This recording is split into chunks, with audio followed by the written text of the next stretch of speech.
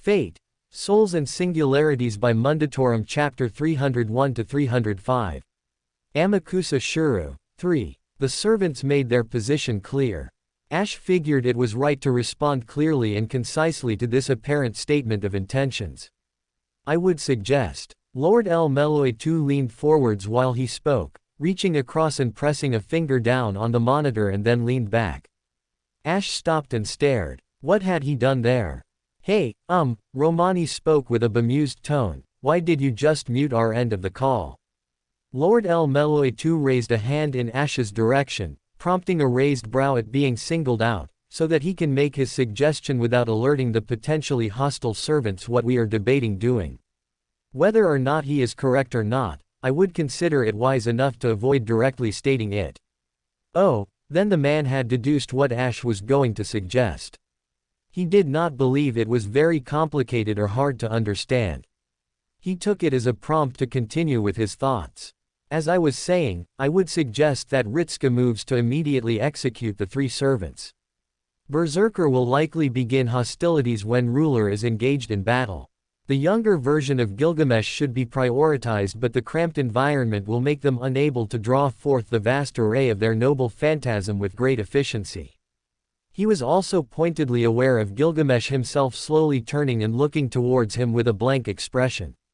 Ash was personally unsure what the problem would be. He had time to consider how to counter every servant in Chaldea. Fighting Gilgamesh within an enclosed space and dealing with him swiftly before he took the battle seriously or elevated the threat level of his opponent was key to avoid a drawn-out confrontation. Now they were all looking at him. Had he said something wrong? Setting aside the fact that you might well be correct, Olga cleared her throat. Why?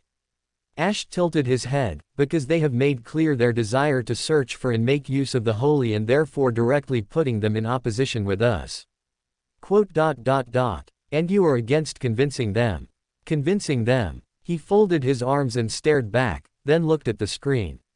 According to the information we have, they have been here for some time and their motive has not changed. If a mediator for a Holy Grail war is actively seeking out the Holy Grail to claim ownership over, is that not a breach of conduct and duty? That was his thoughts on the matter. If a servant could not be trusted for the role they were actively being summoned into and were, once again, putting the fate of the world in danger for personal agenda, was that not reason enough to warrant a swift execution? His opinion had not changed since Francis Drake. Machinations of human greed aside and whatever value it held, he just did not approve of it. There was no real reason for him to elaborate further. Their motives annoyed him and he thought it would be for the best if they were dead so they could not trouble their mission further. Was that not correct? He thought it was. Good thing this is muted, huh? Romani whispered out. Well, we can at least let Fujimaru-kun try to talk with them. I'm sure there could be more to this story than we're hearing, so maybe best to reserve judgment. Ash inclined his head and cocked a brow. I believe the motivations of King Gilgamesh, even a young iteration, are simple enough. He seeks the Grail because he would believe it to be his possession. Believe it to be. Gilgamesh beside him chuckled, low and dangerous. I believe the words you should have used there, mongrel, are, knows it to be, his possession. Yet I am of the opinion of this rabid mutt that you have here. Let the master fight and claim the Grail. This was not what he would have expected. Ash turned and stared at the Mesopotamian king. Asking for an elaboration was pointless, so he would not do that. There would be no answer. Hang on, are you telling us to fight your younger self? Is that really allowed? I am merely telling you to remain true to your agenda, mongrels. Gilgamesh gave a flippant answer to Romani, waving a hand and turning his head. The Grail is indeed mine. I see no reason why it should be pawned off to some alternate self of mine who merely happened to be in the area. Ah, so that was the reason. He did not make sense of it at all. Did it matter if it prevented King Gilgamesh causing problems or starting arguments? No, that was most likely the case. Yet it was strange. The earlier interaction was indication that King Gilgamesh did not approve of his younger self and vice versa. Nothing in the history of the Mesopotamian kings seemed to indicate there was reason for either one to be disgusted by one another. The presence of their clairvoyant eyes should have been knowledge enough for them to understand how they would develop, so what was the point in being angry over something already known? Surely the young Gilgamesh would have changed his ways if he was so burdened by the knowledge of it. It was perhaps a topic for another time of debate. Right now, the Grail took priority. Strictly speaking, Lord El Meloy too spoke up. I do not disagree with the wariness of this engagement. A ruler-class servant actively seeking the Holy Grail ignores the fundamental reason they are in the class to begin with, that being the lack of a wish. If this Amakusa Shuru is seeking the Grail for a reason and holds the class of ruler as well, then it is reason enough to be concerned. Support for his arguments was welcome enough. Except Olga gave a low groan, raising a hand and cupping her face. We could stand here and speak sense all day long. Fujimaru will probably talk all three of them into becoming his allies or something nonsensical like that. Ash let the comment settle for a short time, then found himself nodding. Yes, he said, Ritsuka will probably do that instead. Fuhahahaha. Gilgamesh found that amusing, apparently. The predictability and daring of a fool is always amusing, yet even the knowledge of their audacious actions can never prepare one for the amusement of such a thing. I wish to learn what this mongrel fool could say to such servants. There was a very real mirth in the eyes of Gilgamesh as he stepped up and leaned forwards, grinning down at the screen. Wait, Ash. Romani turned around and looked up at him. You know that would mean fighting your brother, right? Yes. Ash stared back at the doctor, unsure of what point he was making. Are you, all right with that? He could not understand the tone of voice being used there. Why should I not be? Ash tilted his head. I am the one who killed him in the first place. Whether I knew he was my brother or not at the time holds no bearing on it now. If he should stand in our path, I would kill him again myself.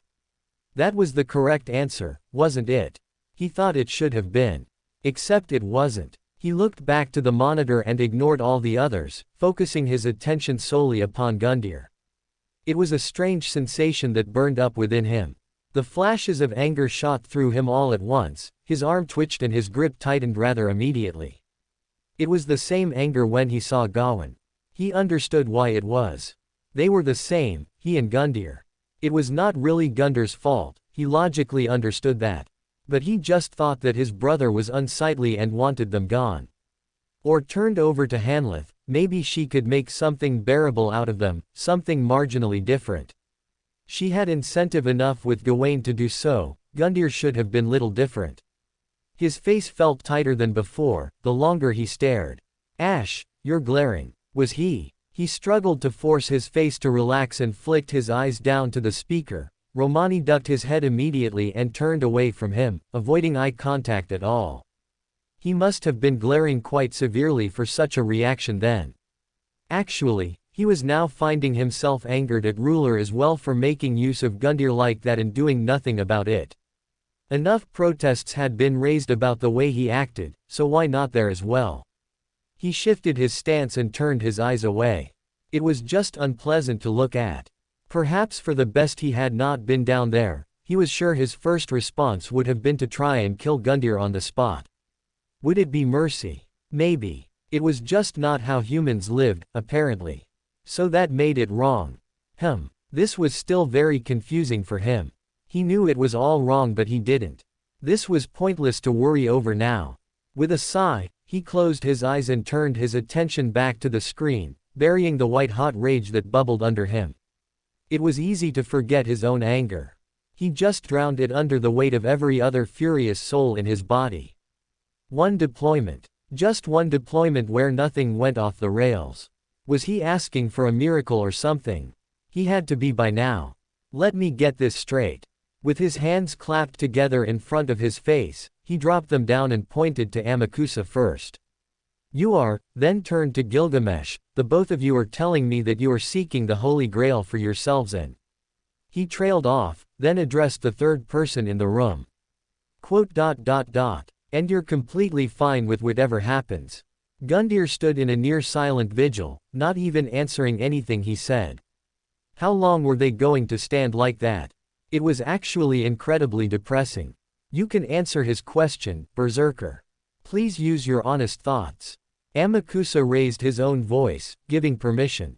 Gundyr replied instantly, I am charged with serving ruler.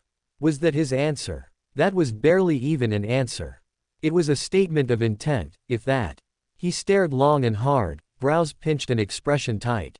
But Gundyr gave up nothing else and Ritsuka was forced to concede that might well be the only input they would have on this entire thing. So he turned back to the pair who had kickstarted this conundrum in the first place. I think that we have gotten off on the wrong foot with this explanation so far. Amakusa started, face soft. Admittedly, our intentions do sound dubious, and while I would not deny the accusation thrown at me by. He stopped for a moment and stared past him. It seems as though I am in the company of some rather elevated individuals as of late, to think that I would have the chance to meet the legendary King Arthur as well. Apparently the remnants of a previous Holy Grail war are returning to me en masse, although I would like to think you are less inclined to fight me than Sir Mordred. Really? He just came out and said it. Ritsuka glanced behind him to Artoria Alter, who just stared down Amakusa with a rather blank expression. Whatever terms you parted with on Sir Mordred are of no consequence to me, but I would tread carefully when it comes to an admission of aggression against them. Regardless of the end result, they were a knight of the Round Table. I could well assume that they fought you for a justifiable reason. Amakusa thinned his lips, then gave a weak chuckle, ah, perhaps it would have been smarter to keep my mouth shut then. I shall get to the point. I'll take the lead on this one. Young Gilgamesh stepped up, hands on his hips. I will say that first and foremost, I don't really have a wish for the Holy Grail. I'm only doing this because it's natural that the greatest treasures of an era should belong to a king, yes. A Holy Grail is dangerous enough, even one as incomplete as this, and therefore, it would make sense that I have it, right? Ritsuka stared. He was missing something here. He had to be missing something. Leaning back, he turned his head towards Mash. I'm not going crazy, am I? That is definitely a huge leap in logic. Mash nodded back to him. I am struggling to see what he means as well, Senpai. If the Holy Grail here is as dangerous as he says it is, then wouldn't it make sense to not have it near him? Young Gilgamesh lowered his arms. Hey. Just because a treasure could be dangerous doesn't make it any less valuable. Consider it this way, it's the duty of a king to deal with these sorts of dangers. I can store it away where it won't ever come back and then no one has to worry about it, right? Except for the fact that he would now own a Holy Grail. That felt like the sort of thing that he really should point out. And what were you saying? He glanced across to Amakusa, shifting his balance and raising a brow at them. He was a little curious what this guy would say. Thank you for at least hearing me out, and I would like to disagree with the statements made by King Gilgamesh here. To the credit of the young king, they took the blunt declaration rather well. Just with this little smile on his face and a slow nod of the head like he had expected that from the very beginning. He probably had, knowing this guy. Naturally, a Holy Grail is indeed a dangerous tool, even one as incomplete as this. Unfortunately it is not quite strong enough to fulfill my own wish. Yeah, that was definitely a little suspicious to him. You have a wish. Ritsuka narrowed his eyes. Isn't that against the rules or something? Amakusa only smiled at him. I prefer to think of them as strict guidelines. Indeed, one should always adhere to commandments, but I feel as though free will allows us to interpret said commands. Mine is not a selfish wish, but rather an all-encompassing one that does not discriminate at all. He clapped his hands together, smiling confidently. For such a wish, I believe it would be wholly acceptable to forego the usual role of a mediator. That sounded wrong to him. Like this guy was really trying to justify himself right now. And your wish is world peace. Ritsuka snorted. Amakusa just remained stone-faced. Oh crap. Oh, you're serious. Ritsuka felt his eyes go wide. I thought that was the punchline of a joke or something. Young Gilgamesh gave a small shrug of the shoulders. I think that would depend on your sense of humor. Though I also find it personally entertaining, so don't feel bad about laughing at this man's ideals to his face. Ritsuka sent them a look. Don't try and make me sound like some sort of jerk here. That's the kind of thing that you hear about when you're really little and being asked to make a wish on a shooting star. Did you ever do that, senpai? Ah, no. He shook his head. I wanted a pet dinosaur. Oh, I see. Mash nodded her head slowly, then tilted it. Why? Because I like dinosaurs. He shrugged again. They're awesome. Like, imagine a fish tank but with a tiny mosasaur inside of it or something. Or a sauropod that's the size of a large dog. I wanted something like that. It wasn't all bad though. Admittedly, that is a rather novel wish, Master of Chaldea. Young Gilgamesh looked at him with an appraising eye. Certainly not one I have heard before. There came a faint huff from behind him. A lion is a far greater beast to have as a pet than a flightless lizard. Ritsuka turned about. Those were fighting words. A lion is just a jumbo-sized housecat though. Exactly. Arturia Alter responded with, nodding her head. They are proud and independent creatures. Full of regal magnificence. Yeah, but I'd like a pet that wouldn't tear my head off. To me it sounds as though you lack courage. What the hell? His shoulders dropped. No, he was not getting pulled into an argument over whether or not it was courageous to own a pet lion or not. That was crazy. Turning back to the trio of servants in front of him, he clapped his hands together and drew in a deep breath, centering himself. All right, so this Grail won't let you wish for world peace because it's not strong enough, right? That was definitely where they had left off, wasn't it? Speaking of which, he still struggled to believe that was a genuine wish. It felt like he was being made fun of or something. Was he being made fun of? Except Amakusa doubled down. That is indeed the case, tragically enough, but even without that a Holy Grail is indeed dangerous, which means it must be sealed away. While it certainly might not present itself as useful as of yet, that might not always be the case in the future.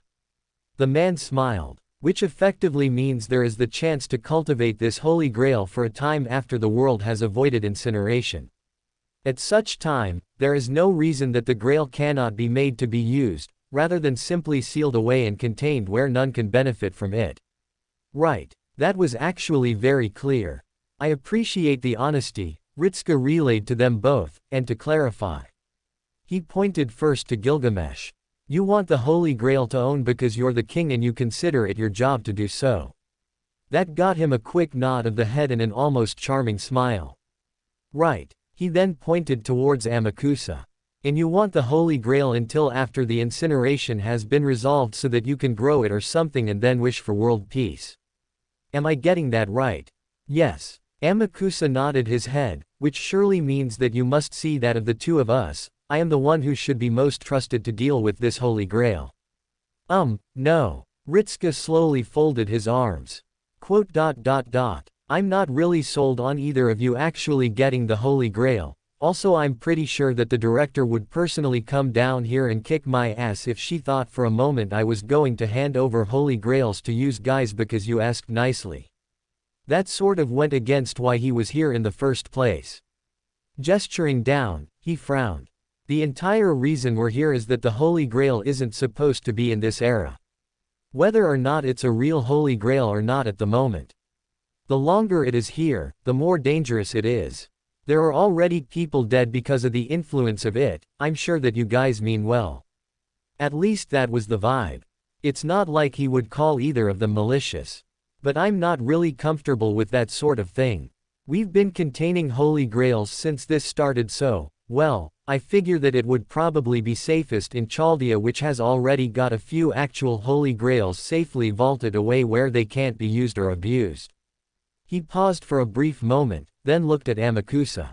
Also, that whole, wishing for world peace, sounds like it would be a straight-up monkey's paw, no offense. He received a short nod of the head from the teen. I am aware there would be some skepticism and I appreciate that you have phrased it more polite than deriding. I assure you that I am fully aware that I am what I am doing with the Holy Grail, though it seems that my words alone will not change your mind. That wasn't exactly more comfortable. But yeah. No. Ritsuka shrugged. Sorry, but I've just known the guys at Chaldea longer and trust them a bit more. No offense to either of you, but we're here to get the Grail and safeguard this era. I just figure that our method puts things less to chance, you know. Young Gilgamesh nodded his head. I am a little offended that you're saying that, but then again, you do have an older version of me there, so I suppose he would probably be upset with you if you just handed off one of my treasures like that. To be honest, he hadn't even considered that in the first place. He froze for a split second. Didn't that sound really bad? Ritsuka quickly shook his head and folded his arms once again. So, do we all understand one another here? Amakusa thinned his lips and nodded very slowly. I believe we do. I am sure that you could not have made yourself much clearer. Then he smiled. Damn it. Ritsuka gave him a tired look. Do not start a fight. Please. Do not. I am not starting anything, but I am sure you understand that I do not quite know when I shall get another chance like this. Seriously. Ritsuka waved an arm past him. You literally just said that it wasn't even a completed Holy Grail though. Not even a few moments ago. There's no guarantee that it would even work in the first place, and it doesn't matter because humanity has been incinerated. Amakusa nodded again. But you are working on that presently, are you not? Assuming you claim victory, and I am indeed offering you my full support in that, I would still feel far more comfortable with the knowledge that I had a Holy Grail ready and waiting for when humanity was restored and I could achieve my dream. This guy was really serious about it, wasn't he? Ritsuka folded his arms and shifted his weight back. You have to know how badly you're outnumbered and outclassed here. It's like everyone was determined to fight to the death or this sort of stuff. His eyes flicked across to the young Gilgamesh, who only shrugged his shoulders. Oh, I am stepping out of this one. It's not like I would win anyway, and if there is a version of me with you, then technically I am still getting what I want in the end. Stopping, the young blonde cupped his chin and gave a thoughtful hum. Well, not quite how I would want it, but it is better than nothing, so, good luck. Yeah, that feels like the right thing to say. You're both doing what you think is right, so I will do the kingly thing and just take a step back and let you sort it out amongst yourselves. That definitely sounded like he was doing this to avoid fighting. Ritsuka gave them a short look, then sighed and looked back to Amakusa as he drew a sword very, very slowly. Second time they met and they were right back here, huh? He looked past them towards Gundyr and frowned. Are you really alright with this? The only response was Berserker stepping forwards and leveling the halberd in a ready position. Great. Just, great. He did very little at the sounds of the servants preparing themselves behind him, the swords being drawn and the arrows being knocked.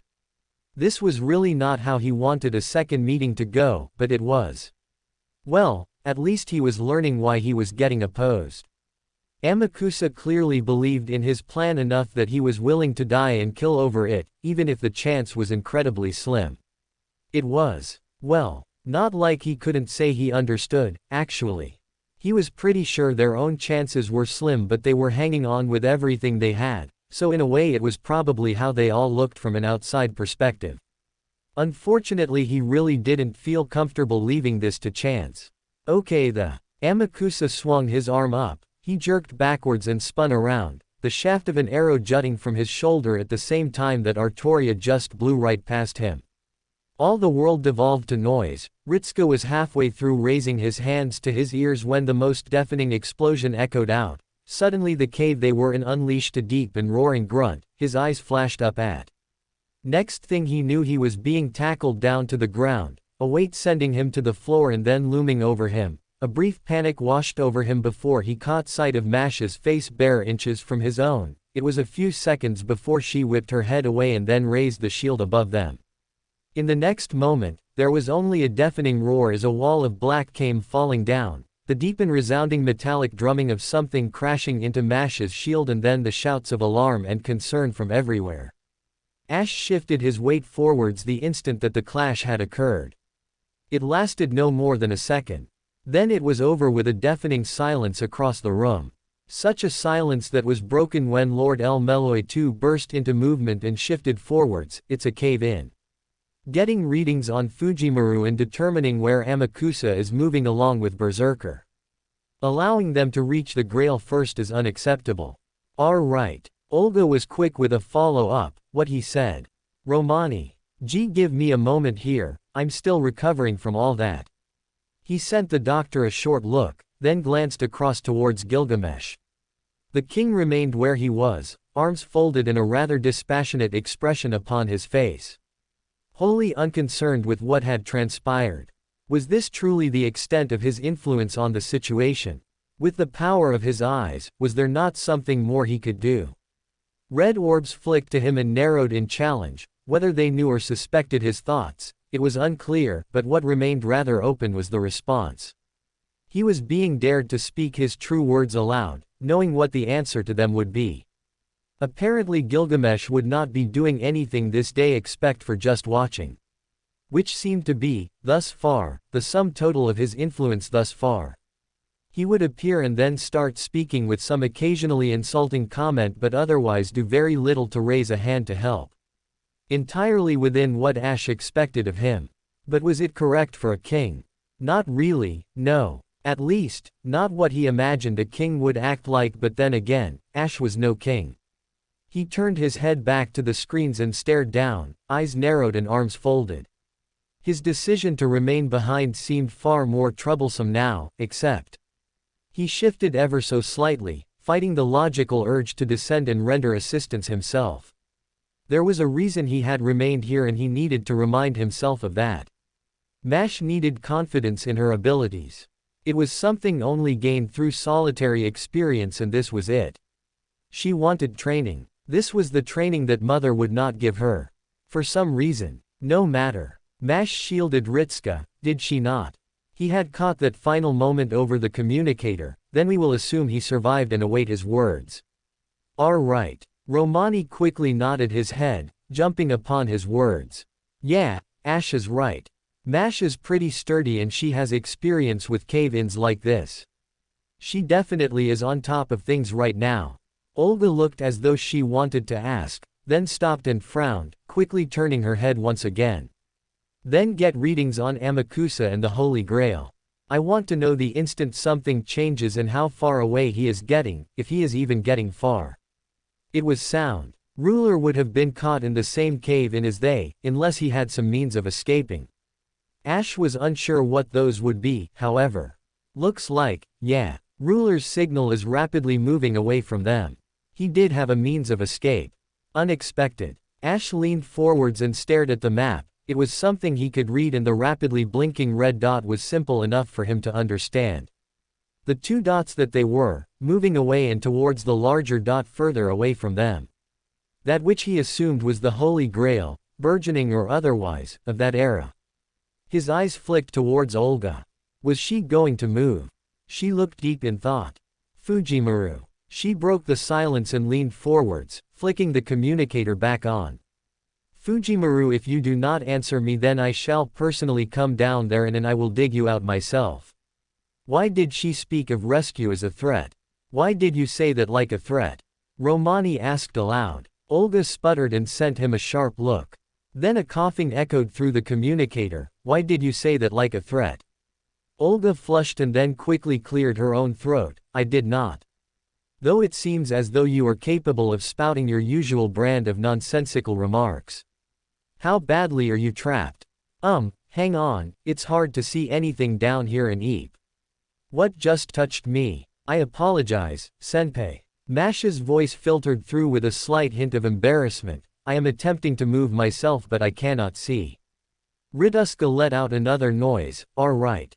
Ahem. Anyway, looks like the cave dropped on us and, yeah, we're alright. Well, me and Mash are. Wait a moment, everyone alright? Jack, you there? Ash shifted and frowned a little at the clear concern. Yes, Mommy. Cat Lady grabbed us. It was barely audible but he heard it all the same. Oh, thank goodness. Ritska breathed out. What do we say to the nice archer, Jack? Ah, right. Thank you Cat Lady. There was a short silence.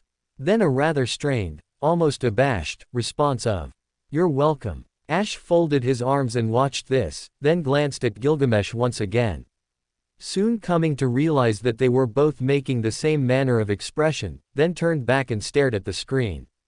Standing here and watching this was Frustrating. Mash adjusted herself once again, then heard another little exhale.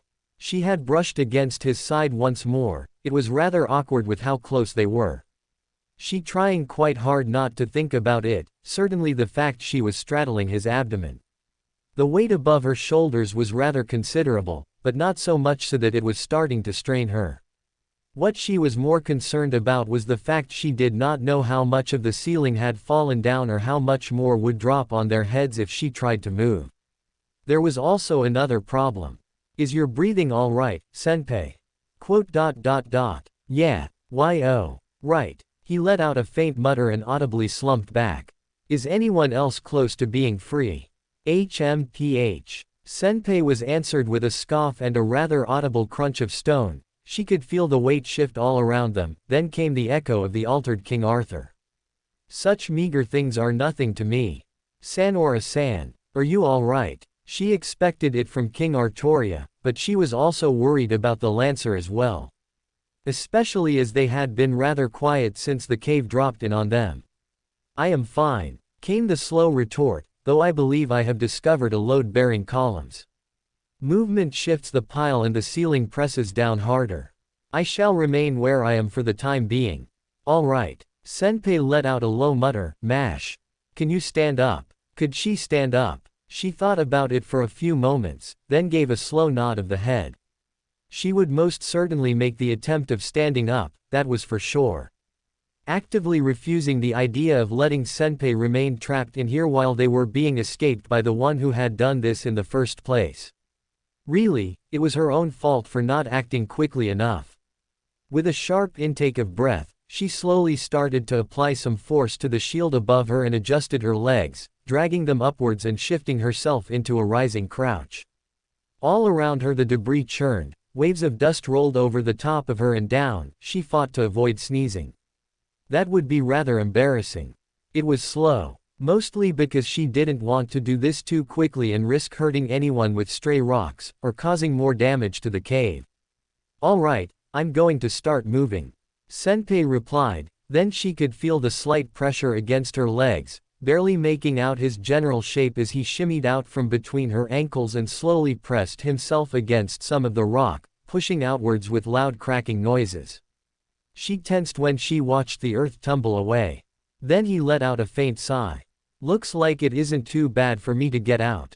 The entire section was knocked aside with a rather loud crash. Mash jolted slightly as the pale golden eyes of Saber shone through the darkness, focusing first on Senpai and then climbing up towards her and giving a low hum. She didn't know if that was approving or disappointing. You seem relatively intact, master. Senpai only tiredly nodded his head, somehow. Not like last time though. I think I took a rock to the head with the first cave in, so I'm 1 for 2 on this. I appreciate the lack of consistency. Do you truly believe this is the time for jokes? There was a faint hum and she got the impression he shrugged. I'm trying to keep myself jolly to avoid freaking out about the fact this is the second time now that guy has tried to kill me and the second time I have also been trapped in a cave in. One moment. She saw the vague shadow turn about. Hang on, Sanora. We're coming. And then he started walking away, but not before he turned and looked right at her, then above her. Okay, looking like there isn't a lot that fell on you, Mash. So you can probably just lower your shield to one side. She did that, very gently, feeling the weight shift and as delicately as she could, lowering herself back down and turning to let the large mounds of rock tumble away and back to the floor, though the largest was easily about as tall as her feet to her waist and about as wide. A rather jagged-looking bit of debris, not alone either. There was a rather clear pit surrounding them where she had managed to block the falling rubble from above. She quickly turned her head. Thanks for the save, by the way. Quick thinking. Oh, I was just doing my role, senpai. Even still, she felt a flash of light shoot through her about the honest praise. She knew he meant it. No, I'm serious. That was some quick work. You as well, Atalanta. Thanks for grabbing Jack. King Artoria gave a faint grunt, ignoring the fact you could have easily gotten off another shot into the servant before he fled. Senpai frowned, visibly. He's wounded now, so it's better than letting him get away unharmed. We at least know that when it comes to a fight, he's not going to be doing that well, unless he knows healing magecraft. Does he know that stuff? There was a short pause. Mash did not think he would know that. There was nothing she knew about Amakusa Shuru to support the idea, unless he knew some sacraments. He was a Christian leader, after all. Though very young. About the same age as Senpei, if she recalled correctly. That was very strange, he struck her as being older. Atalanta gave a rather concerning hum. I am unaware of all of Ruler's capabilities.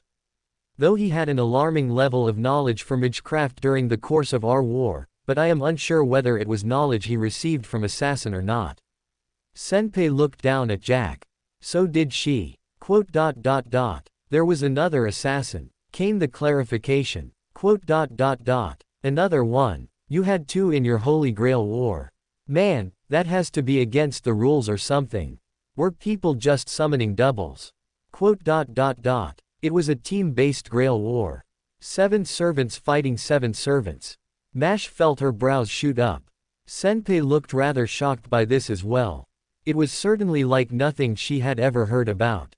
Set aside the talk of Holy Grail wars for another time, the director cut in rather swiftly. Your target is escaping with Berserker.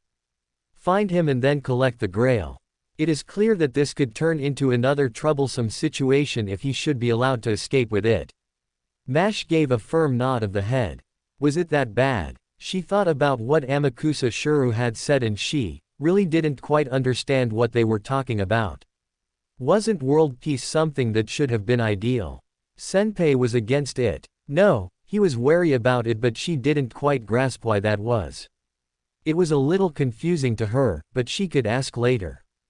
Her eyes returned to the dark cave as she made her way towards where Sanora-san was stood, arms raised above her head and pressing against the rather large collection of rocks that were precariously balanced in her grip. Rather quickly, she felt the grimace form on her face. Lancer had been right. It did look load-bearing. I would advise leaving me here, my liege. Sanora-san spoke rather curtly. I can withstand this for hours. Ruler remains a priority. Senpei was quiet for a few moments, then he folded his arms.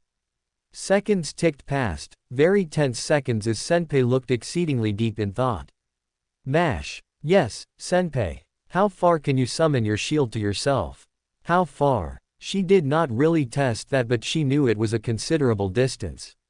Very slowly, she inclined her head. Reasonably far, I think. I have not encountered a limit to it yet, Senpei. All right. Then he pointed. The shield is definitely going to be stronger than Sanora. No offense, so wedge that right where she is standing and then we can all walk out of here, then summon your shield back when we're out. Problem solved. Mash blinked. Oh, that actually did solve the problem very easily, by her reckoning. With a quick nod of the head, she advanced on the Lancer and hefted up her shield. Sanora looked quickly around, then spoke again with a bit more urgency. My liege, I must caution you against this action. I am in no true danger and every moment we delay gives Ruler a greater lead upon us. And I would feel far more confident of success if we were all present, especially if Berserker is there as well. I know for a fact he was tough as a Lancer and I have no idea how much stronger he could be as a Berserker or what sort of skills he could have this time around. Mash remembered fighting Gundyr in Rome. And she was agreeing with Senpei quite a bit. They had attacked him with overwhelming numbers to finally defeat him, and even then, he displayed a terrifying level of battle continuation. Berserkers could be even more ruthless in battle. Sanora stiffened slightly. Mash could read there was some clear hesitance about her posture. Maybe she was worried about the balance of it all. An understandable concern. Don't worry, Sanora-san. Mash nodded her head and moved forwards with her shield. I have some experience with balancing to make sure this works. That was not my concern, came the barely audible grumble. Mash slowly worked her shield forwards. It was just wide enough to match the width of Sanora's arms, pushing a little bit further and feeling the pressure pushing down from above. Stone gave a low and ragged growl as she continued her march and then stopped, glancing upwards and then downwards. With the shield wedged firmly in place, she gave it a single flick just to make sure. It did not immediately fall over, so that was good. Column secured, Senpei. You'll make a fine builder in the future. Senpei replied back without missing a beat. Alright, let's move out. Wait a second, where did Archer go? The other Archer, I mean. Did he also run away? Oh. Mash realized that quickly. She had forgotten about him in all the chaos, her eyes swept around and then stopped. Oh, were you all worried about me? He was at the far end of the cave, leaning against the wall without a care in the world. How? How did you even get there? Wait a second, how aren't you covered in dust?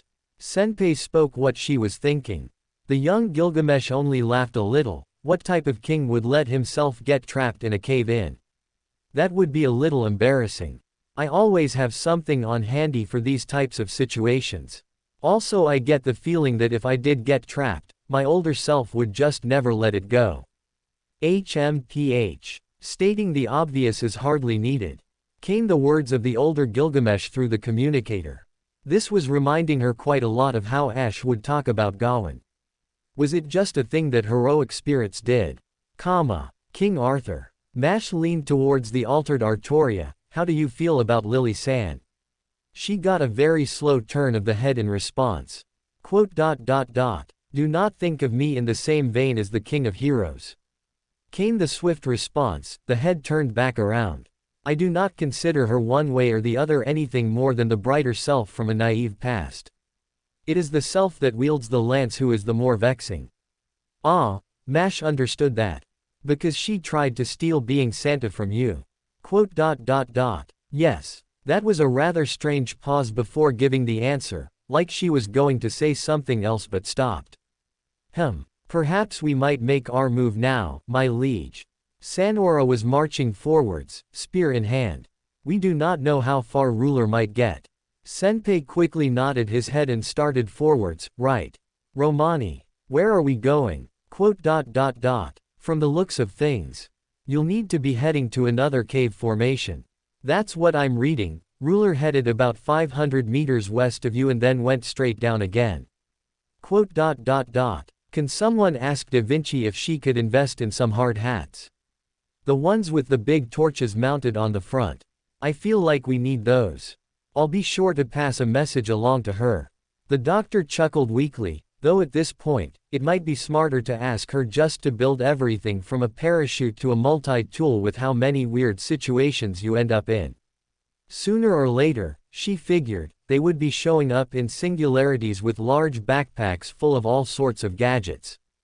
Especially if Da Vinci been studying Ash's box so intently and made more models of it. Actually, it sounded incredibly useful to have something like that and to have a safety feature or item for every eventuality. That way, even in the worst times, there would always be something for her to take out and then use to help Senpei. It was a fairly genius plan. She would work with Da Vinci when they returned back. She made an internal note of that. It was the sort of thing that Da Vinci would like, right? Right. All right, everyone. Senpei called out and started moving. Sanora is right, let's get going before ruler gets way too far ahead of us. I can carry you, Senpei. Beg pardon. She blinked, you said we needed to go fast. He stared at her a bit longer, then gave a short noise. Oh, right. Yeah, I get you. Is mommy going to be carried on Shield Lady's shoulders? That sounds a little funny. Mash did not know how to respond to that. So she said the best thing she could think of. I definitely will not drop him. It got her a rather bemused stare back. Was that not a concern? She thought it might have been. With all the times things ended up like this, he really figured that at some point, they would build some sort of device. Artoria Alter had the right idea, he figured. They really did need something that they could use to drive around. Hopefully it would be portable. Maybe a folding electric scooter or something. No, it would need to be all-terrain, wouldn't it? Well, he would leave that for Da Vinci. Sorry if this is too rough, Senpei. Nah, it's fine. He was also pretty used to it by now. Arms folded, he remained in Mash's arms via a princess carry as she sprinted forwards, accompanied either side by their entire group as they made their way over the hills and towards the next cave. It was fairly easy to spot, Actually, on account of all the fact it just outright felt wrong to stare at. That definitely was not right, was it? Guys. Is it me or does something feel really wrong all of a sudden? He was getting some seriously unfriendly chills right now. It was definitely enough that he was feeling seriously on edge. Like there was something breathing down the back of his neck, something he hadn't felt since. Doctor. He needn't have waited long. This is bad, Fujimaru-kun. Romani's strained and panicked voice echoed out fairly quickly. He jolted and looked towards the face of the man as it stared back at him. The readings of the Holy Grail just spiked massively. It seems as though hang on, what is that showing up on the servant signatures? No, they are too muddled and distorted. Lord L. Meloy too chipped in with a rather ponderous but still wary tone of voice.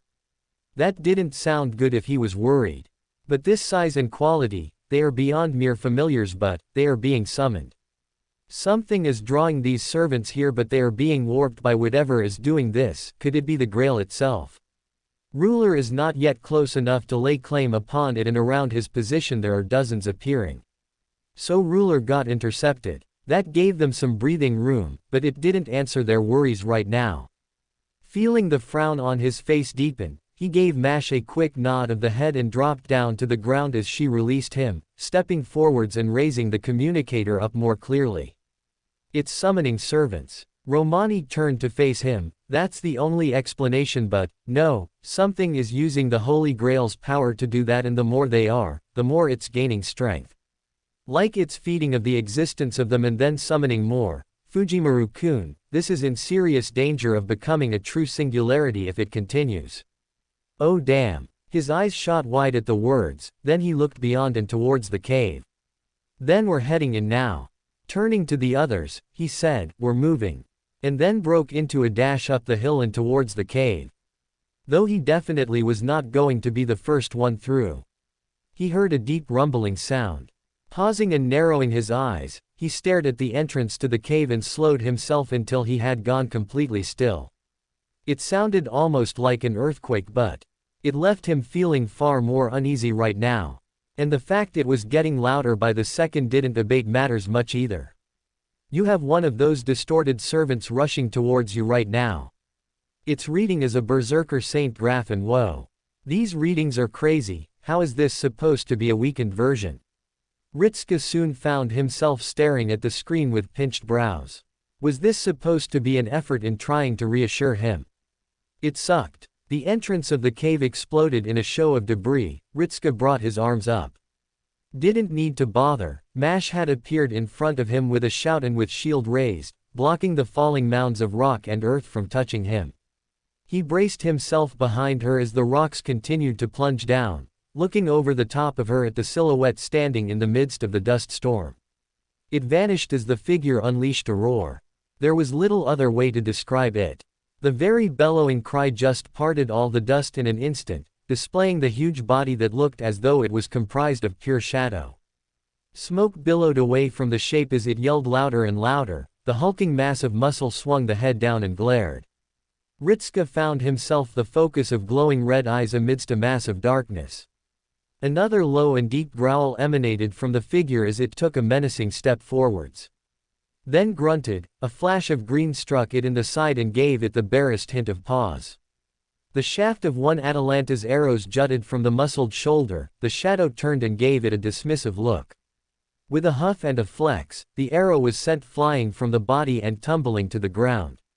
Raising its arm, it revealed its weapon. A large mass of chiseled stone, because that was certainly what it looked like. Just a giant slab or rock which had been sharpened and given a hilt. With another bellowing cry, it charged down the hill. Ritsuka could only assume, as it vanished in one moment, appearing in the next and swinging towards Mash. His shout died on his lips, drowned out by the metallic crunch of the blade meeting the shield. And doing little else, Mash held firm, feet digging into the ground before him as she bore the weight of the strike. He was knocked from his daze and narrowed his eyes. Atalanta, aim for the head and the joints. Mash, block those strikes. Artoria alter, go for the killing shots. Sanora, flank them and keep them distracted. As for the last one, he hesitated for only a moment. Jack, jump around and stab them in the back.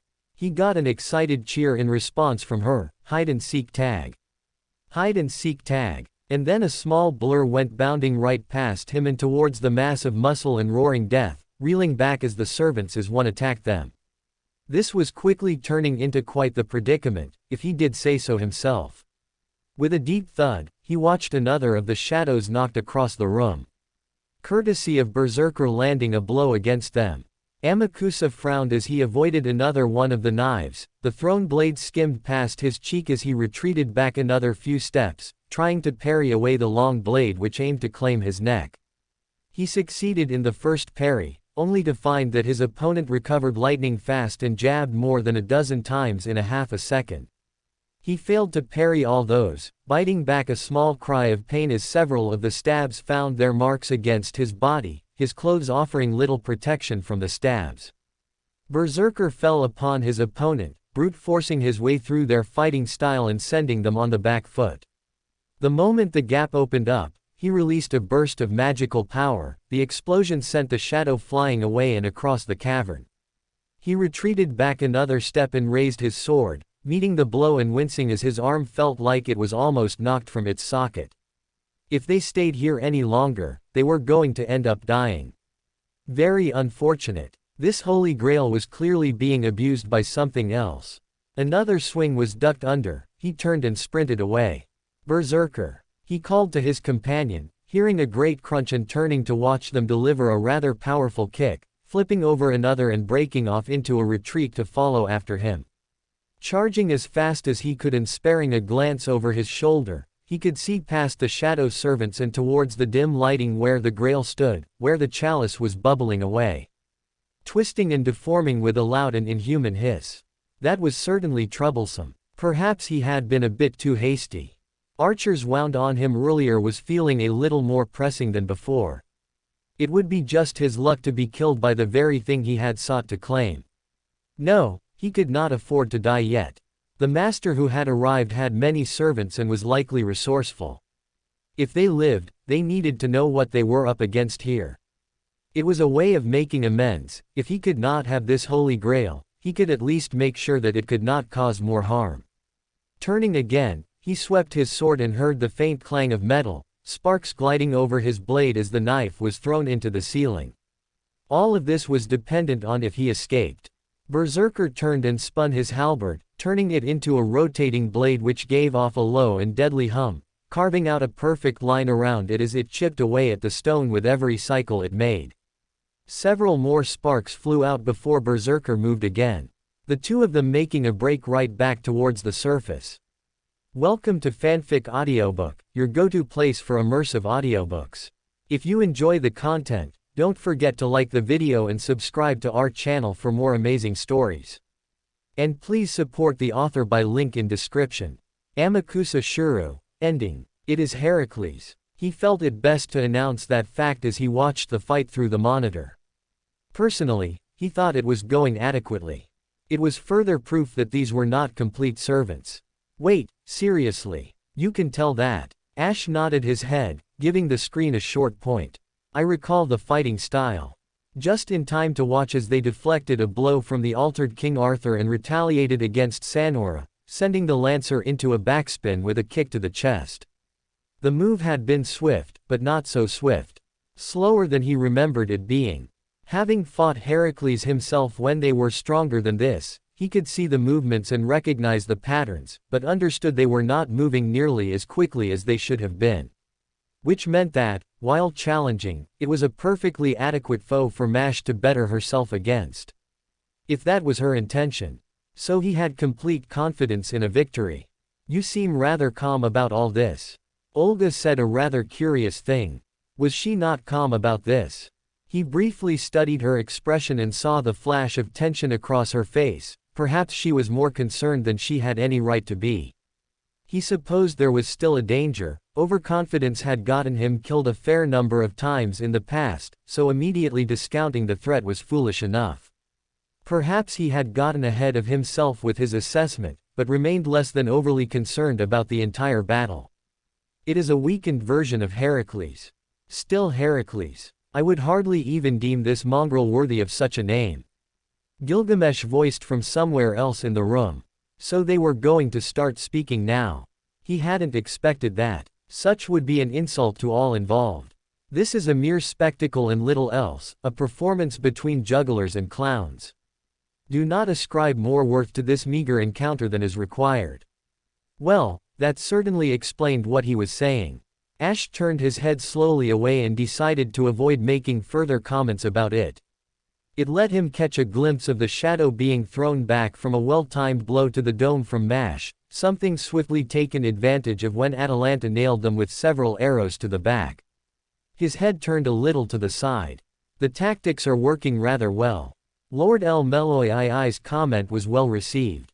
The man gestured down. Though how well they would work against the genuine article rather than this half-baked summon is an entirely different matter, but, at this rank, I suspect even a weakened Heracles would rank on par with the average heroic spirit encountered, so I have no further reason to comment. Really? Ash thought the battle was going on for longer than it needed to be. He nodded his head forwards. If they were to cripple his legs, then he would be unable to defend himself from a multi-pronged assault for long. Distracting the focus long enough to deliver a single and decisive blow. True. Though the only one capable of that would be Assassin, and unfortunately they are not durable enough to take a direct blow from Heracles, even this version of him if the display of his strength is any indication. I can see the reasoning behind Master with this. The man took a short pause before continuing. Death by 1,000 cuts. The length of engagement is dragged onwards, but there is less of a chance of having a servant crippled with this engagement. With the way barred by multiple servants. Ash caught a glimpse of movement. Romani jerked rather suddenly and then shifted forwards. Beside him Olga did much the same. Something on that monitor had drawn both their eyes towards it. What the? Oh no. Romani leaned forwards and pressed the communicator. Fujimaru-kun. Both Ruler and Berserker are heading back your way with nearly half a dozen individual servant signatures like that of Heracles following after them. Got it, wait, we're fighting Heracles. Oh. Yeah, we figured it out. Romani gave the rather clumsy explanation, but just giving you the heads up, they'll be out there and with you pretty shortly. On standby in case you need to summon additional servants. And with that, the doctor leaned back. Ash stared at him for a few seconds, then turned his eyes to the screen. They need to kill Heracles swiftly then. Olga was looking at him rather searchingly. She had not yet said anything, but there seemed to be something she wanted to say or to ask him. Maybe it was why he was still standing here. A reasonable question, if that was the case. He met her gaze without blinking or reacting, holding it there as she continued to stare long and hard. Then she turned away and looked back to the screen, all without speaking a single word. That was that, he figured. He looked back as he heard Ritska start to shout out warnings to everyone else to the incoming additional hostile targets. This would be a considerably greater challenge for them and would either require the use of a noble phantasm, which Arthur Alter had access to, or some other means of crowd clearance. The noble phantasm seemed the simplest option.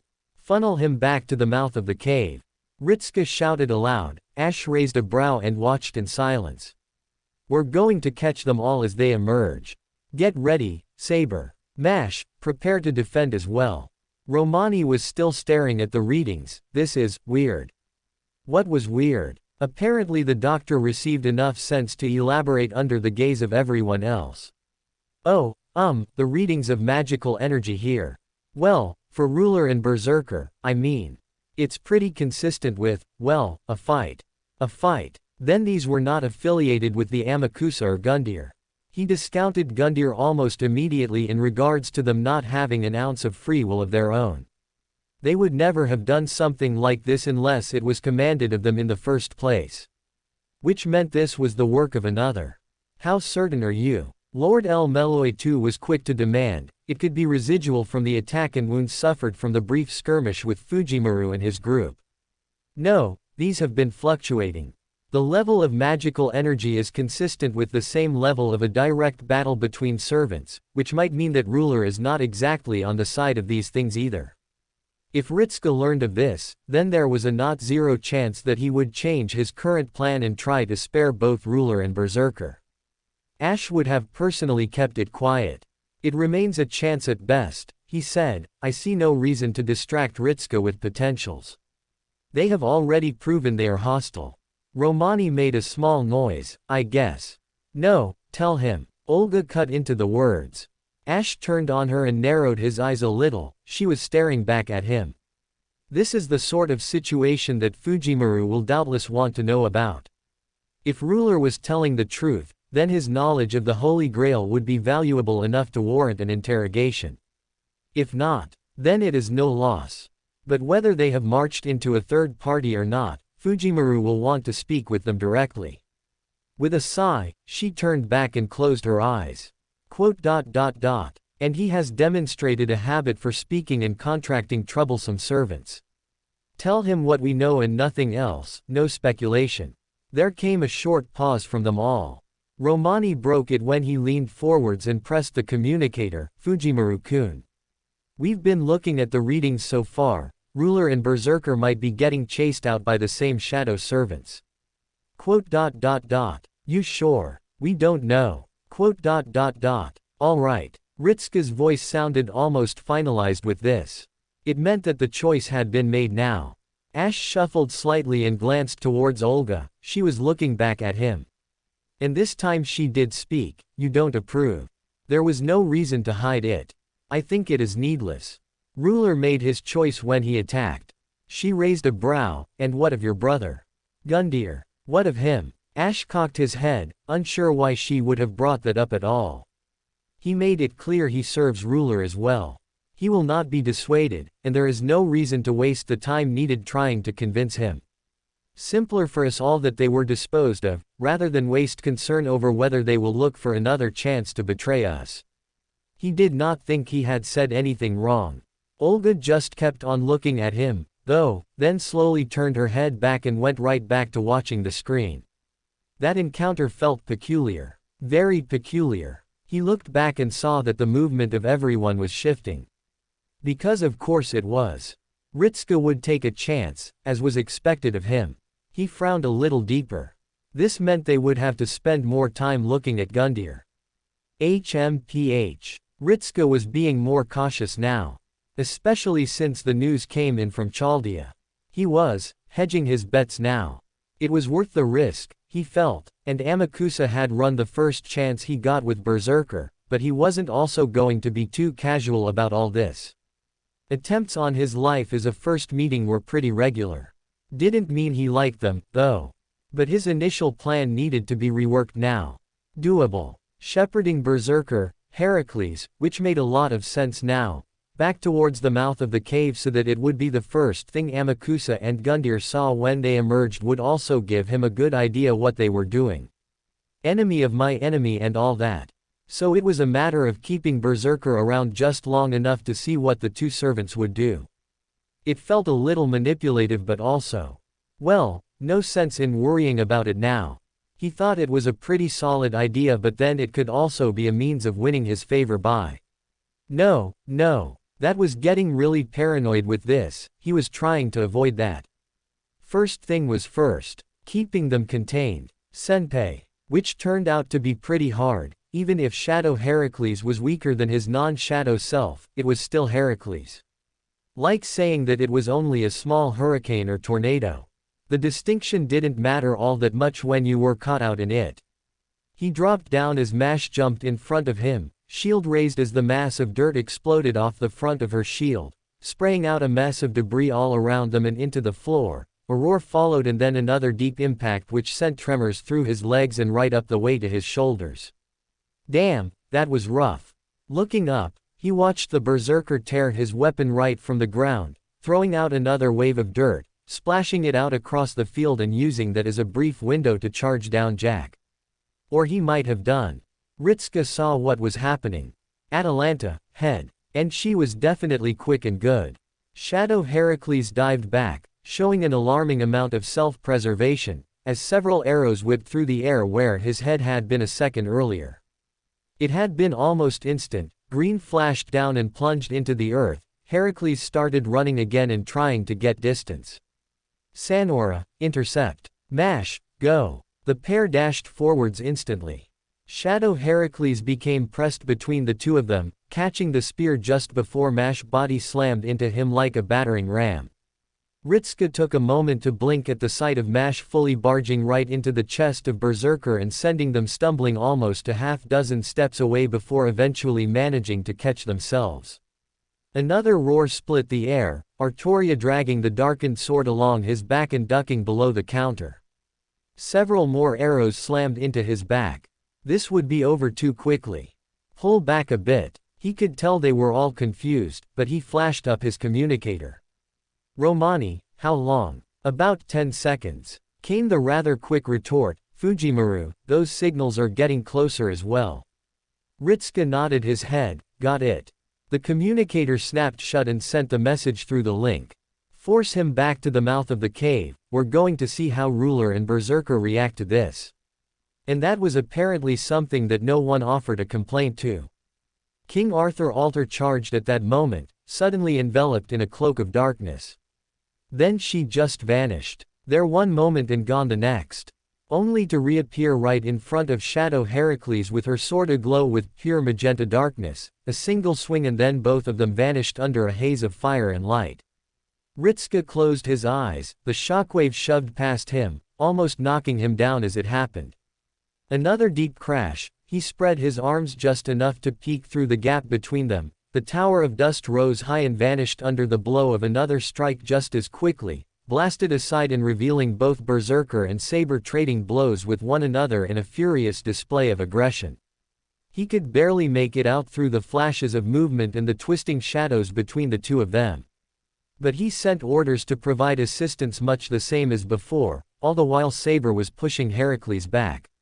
He directed Mash forwards and, once again, she bounded forwards and hurled the shield like a frisbee. With a dull metal crack, it struck Shadow Heracles in the face, followed then by Mash driving it further there with a kick to the edge of the shield, flipping the larger Berserker over and sending them into a spin, crashing back down and shooting up. Surely it would be any second now. An explosion tore across Heracles' back, a roar broke through their throat as a sudden flash of silver slammed right into the back of them, both it and the Shadow Servant were thrown into the ground and bounced a half-dozen times. Ritska tore his eyes from the display and back towards the cave at the figure who came stumbling out, bleeding from numerous cuts across their clothes and with blood streaking down a rather large gash across their head. They jumped down and started to run. Guess that answered that then. He pointed to the cave, they wouldn't be far behind. Saber. Noble phantasm. King Arthur Alter listened and reacted quickly, detaching from the engagement with Shadow Heracles and leaping to the forefront of the cave, standing there fully tense and raising the sword above her head. O hammer of the vile king. A pure stream of blackened magical energy roared upwards. Ritska felt the pressure across his skin in that single instant. Even with the distance he stood, it was akin to standing before an open furnace. And he dared not turn his eyes from the sight. Turn back the rising sun and swallow the light. It was impossible enough. The stream of magical energy from the sword was already impossibly intense. And somehow that strength behind it only got greater with those words. And just beyond, he saw the first shadows stream out. Right into the path of Saber. Excalibur Morgan. And she swung down, dragging the jet of darkness straight down and dropping the pillar right down in front of herself and into the mouth of the cave. Everything else just turned into a wave of noise and light. This time, Ritska did feel himself get knocked down as the explosion wrenched him clean off his feet and through the air. Halfway through before something caught him in the air and dragged him down, he and whatever grabbed him spinning for a short time before landing back down, a weight settling over him and holding him down. All the while, the deafening roar continued to drown out all other noise, the blazing heat and the brightness of the explosion. It was an overwhelming barrage against his senses, and even clenching his eyes as tightly shut as possible didn't completely erase it. Seconds ticked past and then it was over. His eyes steadily opened, and he blinked several times. Spots burned across his eyes as he rolled onto his back, bringing his hands to his eyes and rubbing them. Was there anything else happening? There was a high-pitched whistle in his ears. He twisted and brought a hand to his ear. A sharp sting spread across from the inside of his head and he felt like he gasped, but he couldn't quite hear it over the ringing. White was over his face, staring down at him. He squinted at it and tilted his head ever so slightly. Were they saying something? Who even was that? It looked a little bit, The colored cleared up. Jack was standing over him with her little hands on his shoulder, her mouth opening and closing as if she was speaking. Which he wasn't sure she could be from the fact he couldn't hear her. The stinging pain in his ears suddenly felt far more pressing. To be honest, I'm a little surprised it took this long. There was a time and place for that comment. And it certainly was not here and now and right in the open. She turned her eyes onto Romani, and he clearly displayed his sixth sense once more, wisely ducking his head down and shuffling a little. With a quick cough, he looked back towards her and resumed speaking. Right, well, his mystic code is showing some damage to his drums, so there's some hearing loss there, but the sort you would typically find when right next to a giant explosion like that. Yes, she was aware of that. Olga let out a sigh and shook her head from side to side. Actually, she was a little surprised it had taken so long for something like this to happen as well. They seemed to go from major injuries happening first and foremost, only to get to something like a burst eardrum. It was a trivial injury at best. One they could cure by just sending someone down to heal him and then that would be it. Maybe they should start developing something for instant recovery for a master. Seemed like an easy enough solution. But that was beside the point right now. Romani. Signals from hostile servants. Oh, right. Did he seriously forget or something? Looks like Saber got all of them, which, I would be pretty surprised if she hadn't actually managed to get them all with the amount of destruction she just dropped on the head of everyone there, though it looks like she also opened a path right towards the Grail as well, but it's... Romani sighed, looking disappointed as he shook his head from side to side. That pseudo-Holy Grail survived though, so there's a good chance that it might start summoning things again or dragging in something else from different eras. Unfortunately, the use of such a powerful noble phantasm released a lot of magical energy into the air. Olga could see where this was going. With a sigh of her own, she rubbed at her brow and continued the train of thought, which that Holy Grail is now going to absorb and likely use as fuel to further its own development as well. Romani was being silent. Dangerously so. It was always bad when that man was saying nothing. Lifting her hand from her forehead, she stared at him and raised a brow very slowly and quickly took notice of the way he was frowning at the screen. What is it? There's a reading within the Holy Grail. Her eyes narrowed at that. What do you mean, a reading? Mommy was hurt. She knew that, but she didn't really know how she knew that. It was definitely something that was wrong with Mommy when she stared at them, the way Mommy kept looking like they were hurt, the way they kept reaching for their ears and pulling back their hand. Mommy was really hurt. She could see blood coming out of Mommy's ears as well. No matter how loud she tried to speak, Mommy wasn't talking to her. Being ignored was a little hurtful for her. But she was used to it, at least she knew why Mommy wasn't replying to her right now. Sorry. Jack jolted when Mommy shouted at her, but then Mommy pointed to their ears and kept on shouting. Can't hear anything. My ears are ringing. Then Mommy touched their ears, pulling back their fingers and staring at them for a short time. Jack saw the way Mommy's face changed when they saw the blood on their fingers, the sudden flash of alarm and panic on their face before they moved to touch it again.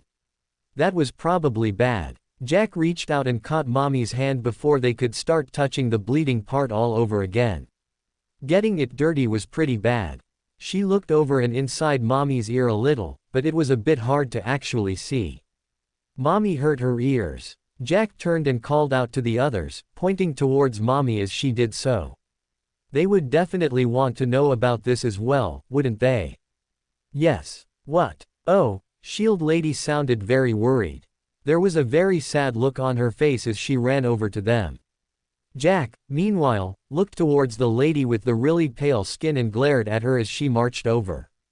She had been the one who hurt Mommy. She made the loud boom which hurt Mommy's ears, she just knew that.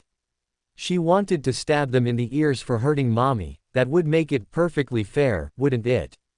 If Mommy wasn't allowed to hear her, then the pale lady definitely shouldn't be allowed to use her ears either, right? Right. Jack shuffled a little bit closer to Mommy and held her knives tight under her cloak, waiting until the pale lady was closer before she acted. Keeping her eyes away from them. It was always bad to look right at the people you were going to stab, they sometimes could tell you were going to do something. Closer. Closer. Close. Jack stiffened when a hand pressed itself on her shoulder with just enough force to hold her in place. Her head whipped up, and she looked towards the hand grabbing her, then to the owner of the hand. It was the cat lady. And cat lady was looking at her like she knew what Jack was going to do. There wasn't any sort of spoken warning, there was just the look that she was giving her that made it seem like it was a bad idea. A pull turned her about and tugged her right back towards Mommy where they were still sitting on the ground, now with Shield Lady saying a lot of things very quickly. "Oh, right. I can just do this, can't I?" Mommy's voice in her head made her jump in surprise. Then she could feel her lips curl into a smile. It meant Mommy could still hear her. "Mommy, are your ears okay?" She would have tried to get closer, but Cat Lady was still holding her pretty tightly. She looked at Cat Lady and frowned at them. Were they trying to keep her away from Mommy? If that was the case, then maybe she needed to stab them as well.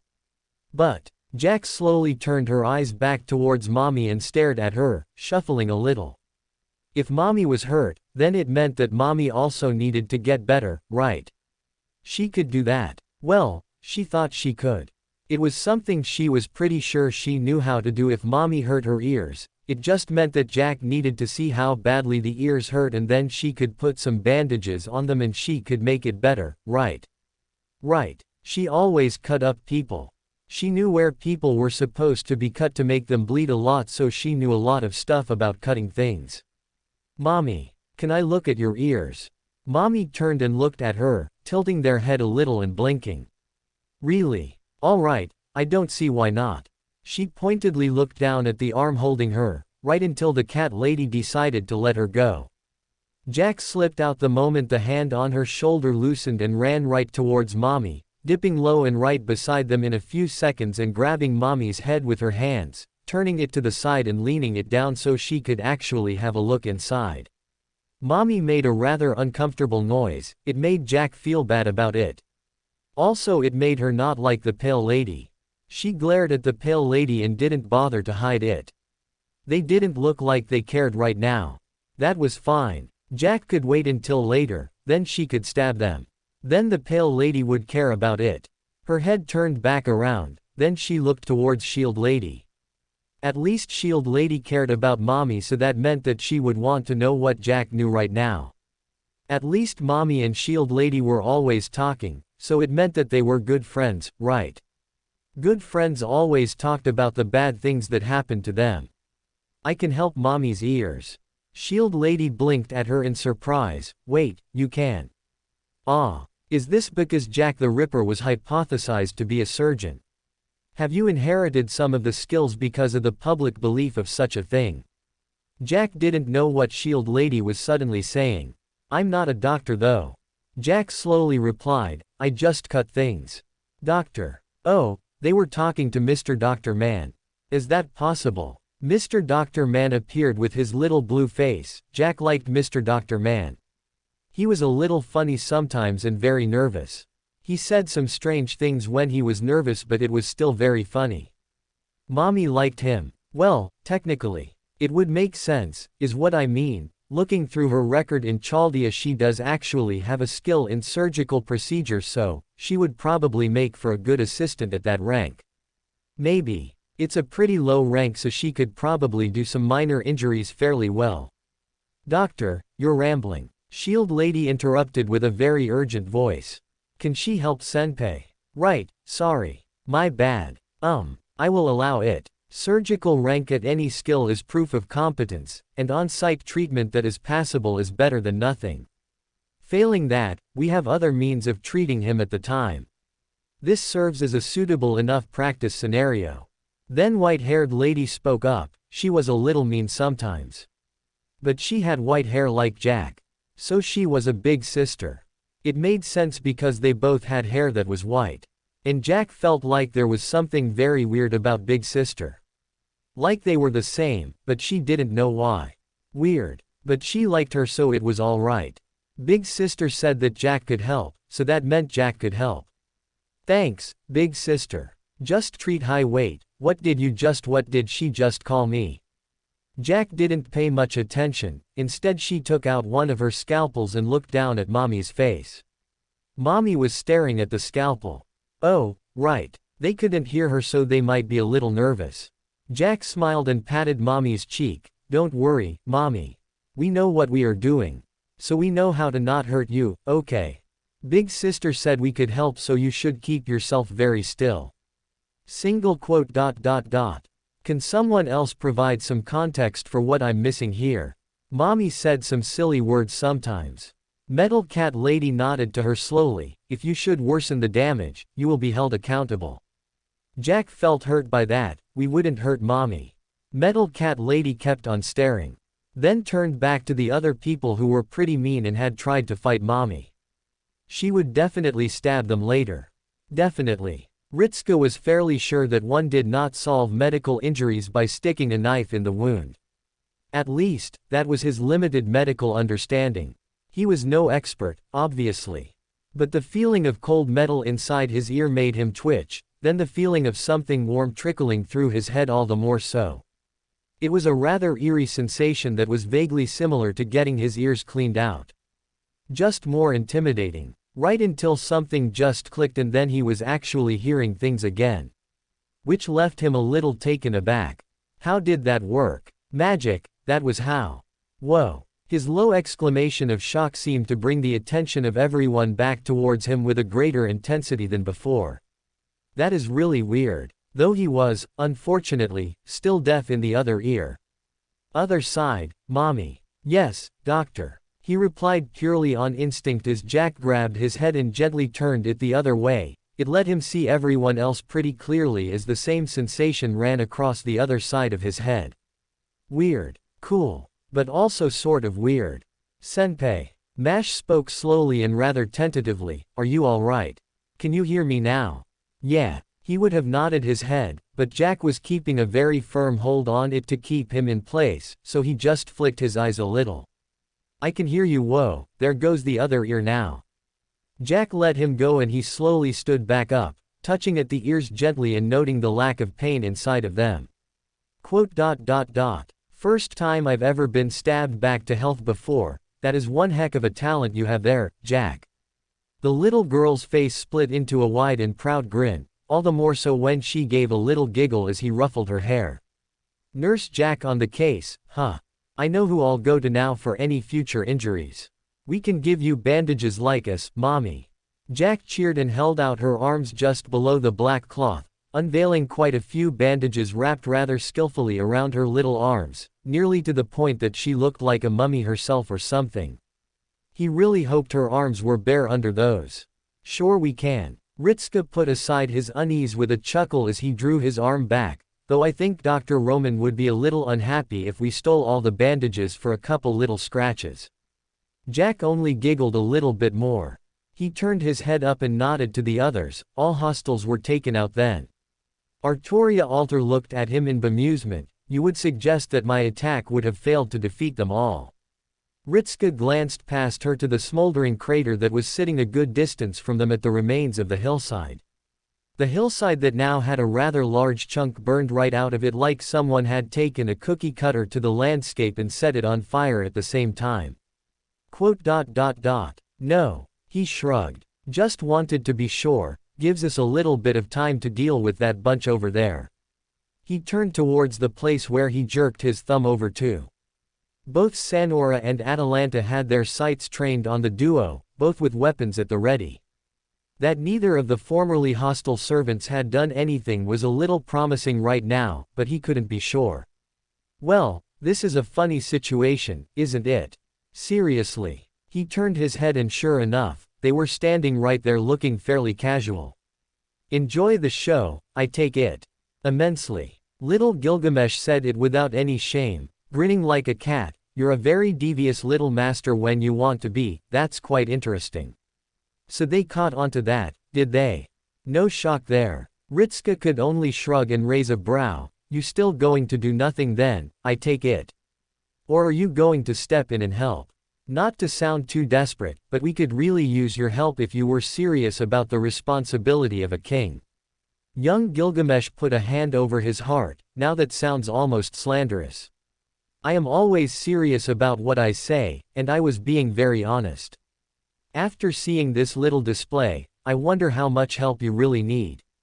He trailed off, red eyes narrowing a little. A few seconds passed before he shrugged. But then it would look really negligent of me if I were to just sit back and watch you do all the hard work, wouldn't it? I mean, what sort of king could possibly sit back and watch utter chaos unfold and then step in when all was said and done and start dispensing judgment on how well people performed in it? Ritska wisely kept himself quiet.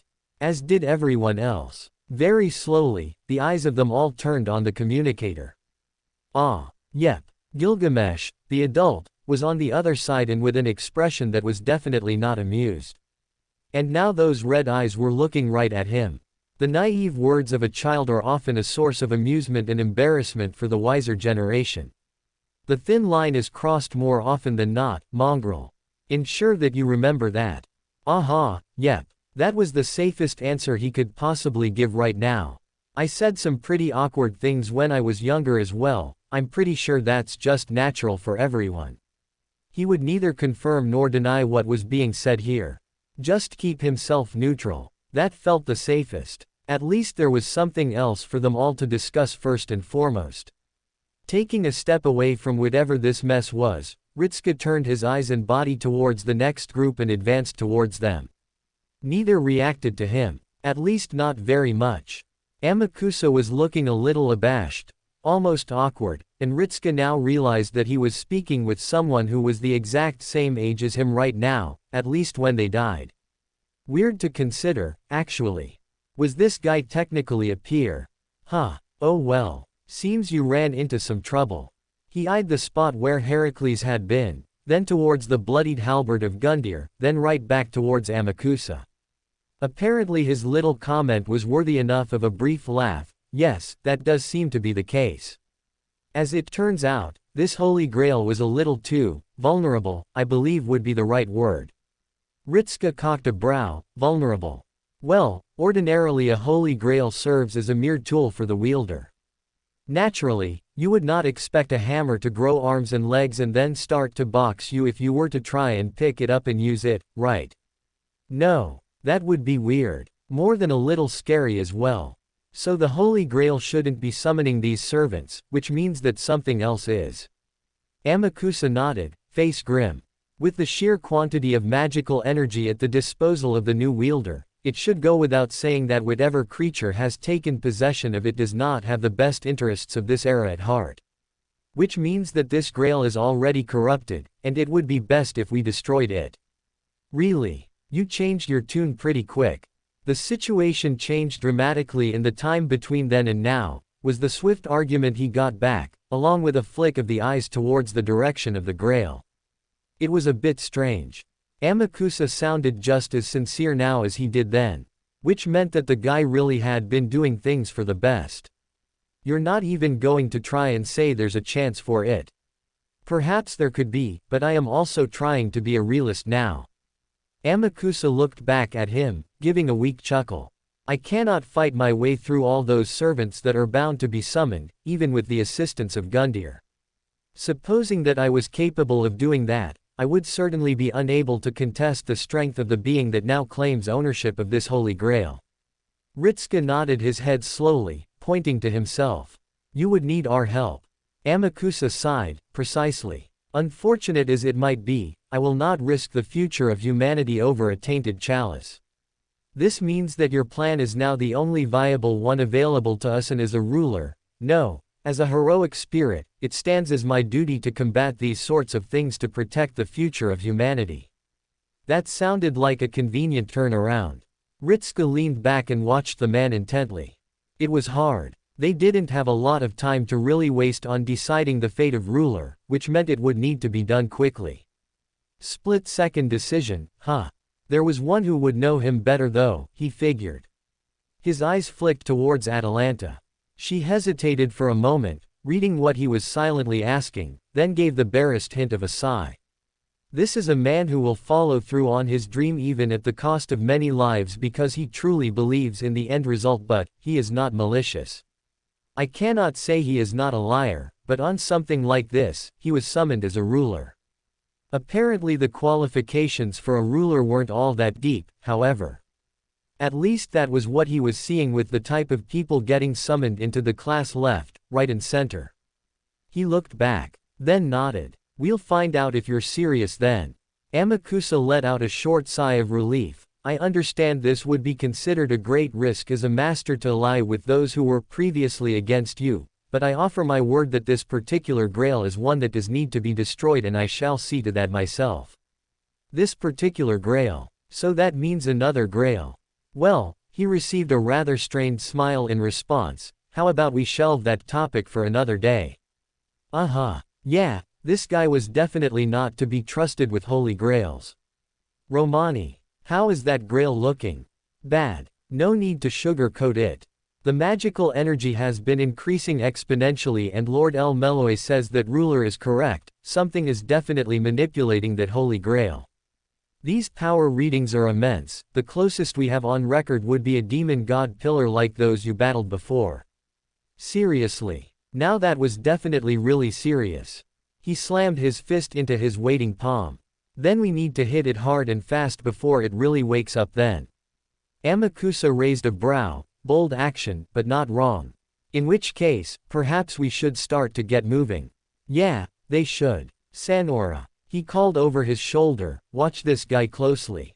Naturally, my liege. Sanora stepped up beside him, the base of her spear thudding in the ground. Should he turn his eye in a way that screams deception, then I shall not hesitate to run him through. Ahahaha. Young Gilgamesh laughed. Then he isn't going to live the next few seconds. Amakusa's face twitched. Isn't there a limit to how much you can slander a person? Is it really slander if it's true? I would very much like to think so, yes.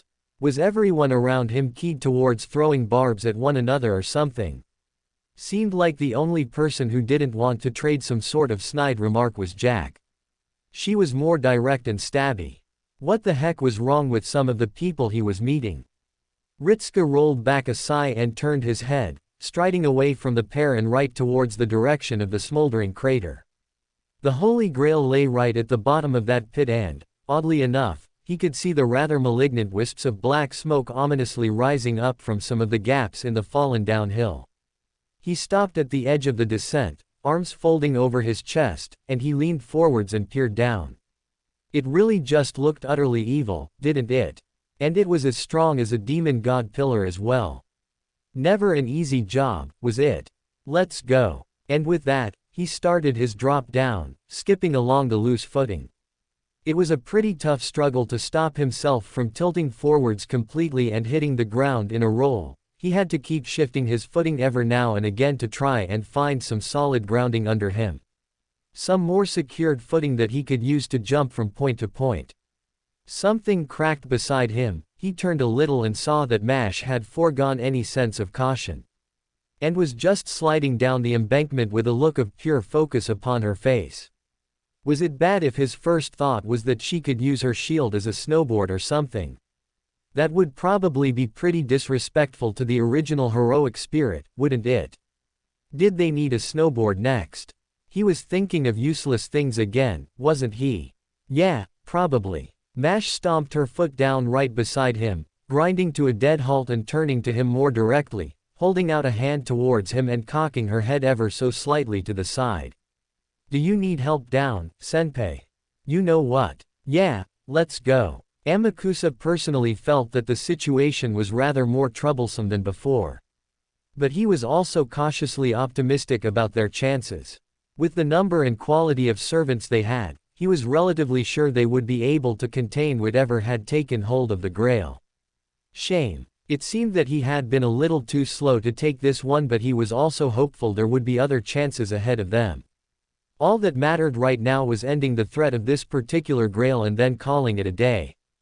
So what could have taken hold of the Grail? He had given that question some thought, which was why he was quick with an answer. But he appreciated it was being asked. There are any number of the things which could have done so, but it would require some sentience to recognize first what it was taking hold of and then how to truly actualize their wish. The young master nodded his head from ahead of him, trekking down the side of the embankment with his other servants close at hand. In this place, the most likely candidate would have been some manner of wandering spirit that was drawn here by the power. It would have already needed to be relatively strong to retain coherence enough to make use of the Holy Grail. The additional power of the Grail now would have only made it worse. How good are you at fighting spirits then? Amakusa allowed himself a brief chuckle. Well, I wouldn't say I had much experience in my life, but at the way my spirit origin is constructed, I appear to have retained some elements from a previous Holy Grail war in which I was rather well equipped to handle spirits and the like. How does that even happen? Another little mystery. Truthfully, I am not certain. It really should not be possible. The closest explanation I have for it is that incarnation came especially close to realizing the third magic, an event that was so grand that it became attached to my Saint Graph, even if I should not recall the how and the why. So you almost got your wish the first time around, huh? The young master didn't sound all that troubled about it, which was curious indeed. Nor did they sound all that relieved. More or less apathetic to it. Or skeptical. He did not blame them. World peace was something that did seem a tad ambitious, he supposed. Amakusa stopped walking and narrowed his eyes. Something was coming. He could feel it. Every single one of his instincts were screaming in alarm, something that could not have been written off. Especially not as King Arthur abruptly snapped her head upwards and glared towards the crater below them all. A deep rumbling echoed around them, the loose footing collapsed and dropped down into the pit, larger clumps of debris rolled away and fell, dragging a trail behind them as scorched earth slid deeper and deeper into the embankment. Within the next few seconds, even without the rather loud shout from the magecraft that the young master wielded, he knew what was going to happen. Mana spike. The Holy Grail is. Earth ballooned outwards and then tore itself open, bursting apart with a shockwave which threw up a pillar of dust high above their heads.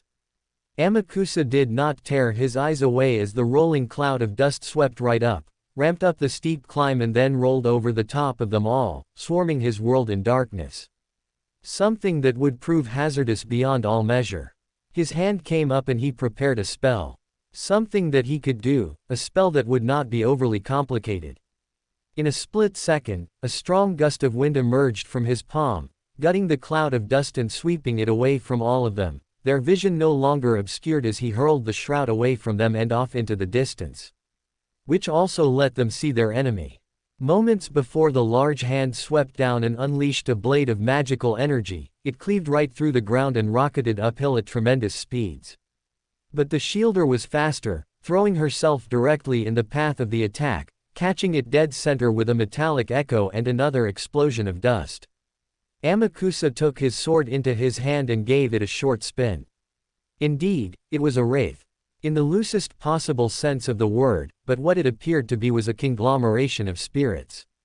There was one, larger than all others serving as the body, but along the outer limbs he could see smaller spirits and figures wrapped around the body, cloaked in ghosts and weaker wraiths.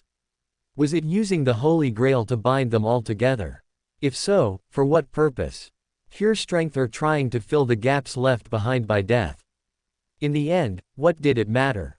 Pitiful as the sight was, it was also his duty to see it put down. Although, wasn't it a little big? He was rather sure that it was certainly very large, and the sheer presence that it was now exuding was certainly the work of the Holy Grail. His eyes narrowed as he searched the physical body for any sign of. Another large sweeping of a massive and skeletal arm dragged out a wave of burning hot magical energy. It was wider than before, not as refined and more focused on scattering them. If it had been the intention, then it worked tremendously. Amakusa jumped and turned back up the climb and rocketed upwards, looking over his shoulder as the wave impacted and tore asunder what little remained of the side of the hill, blowing out great chunks of earth and rubble, sending them soaring high into the air and raining down upon them. Through that chaotic attack, the shouting of the young master became clear enough to him. Retreat back to the top. We need space. Space. Well, yes. They certainly did. Amakusa's legs touched the ground and bent, throwing himself into a roll and wincing as he landed on his wounded shoulder, huffing as he rolled forward several times before thrusting his sword down and anchoring himself. Head whipping upright at the end, he looked over the edge as the others came dashing over. The master being the first one, tripping over his own feet right at the summit and taking a headlong fall down the hill and doing some rather comical flips as he hit the bottom of the hill and rapidly shot back to his feet. It was around that point where another pillar of flames burst upwards and into the air, another metallic echo, and there came the other servants, bounding over the hill as fast as they could and all running down to meet up with them. Going well then. Amakusa sent the young Gilgamesh a rather dry look. I believe that it is going as expected. Ah, I see. Young Gilgamesh smiled and nodded his head, turning a quick eye to the hill and humming. Then I can lend you a hand then. It would be appreciated. No kidding. The young master shouted out towards them, that's kinda crazy, right? Amakusa only looked back and shrugged, it often is. I am confident in your abilities. A voice he did not recognize, but was filled with some rather cold certainty. Thanks for the support. The young master quickly replied back, but it's a giant fire-spewing ghost, ash. It is a barely stitched together mass of souls and spirits. Held together with power, the more it bleeds that power away, the more the spirits will break apart and weaken it further. Truly. Amakusa snapped his eyes back and narrowed them just a fraction. The lumbering spirit emerged over the crest of the hill, an eerie howl spilling forth from the skeletal features as it tossed back the head. The fused spirit bodies joined in the wail, turning and squirming as they screamed. But he could see what this person, Ash, had meant with the assessment. In the very center, as the spirit threw back the head, he could see the golden shine of the Holy Grail. The heart of this monster. They did not need to defeat it, they just needed to force it to expend enough magical energy that it was unable to keep hold of all of the spirits. New plan. The young master shouted to the others, make it mad and make it lash out. The bigger the better, we're gonna make this thing burn through as much magical energy as it can. Then the master turned on him, can you get it when it gets weaker? He allowed himself a smile. Almost certainly. Then that's your job, okay. We weaken it, you finish it. He was being trusted with quite the task, wasn't he? It would be a little rude if he didn't reciprocate, wouldn't it? Understood, master. The young man hesitated for a short moment, then nodded back to him.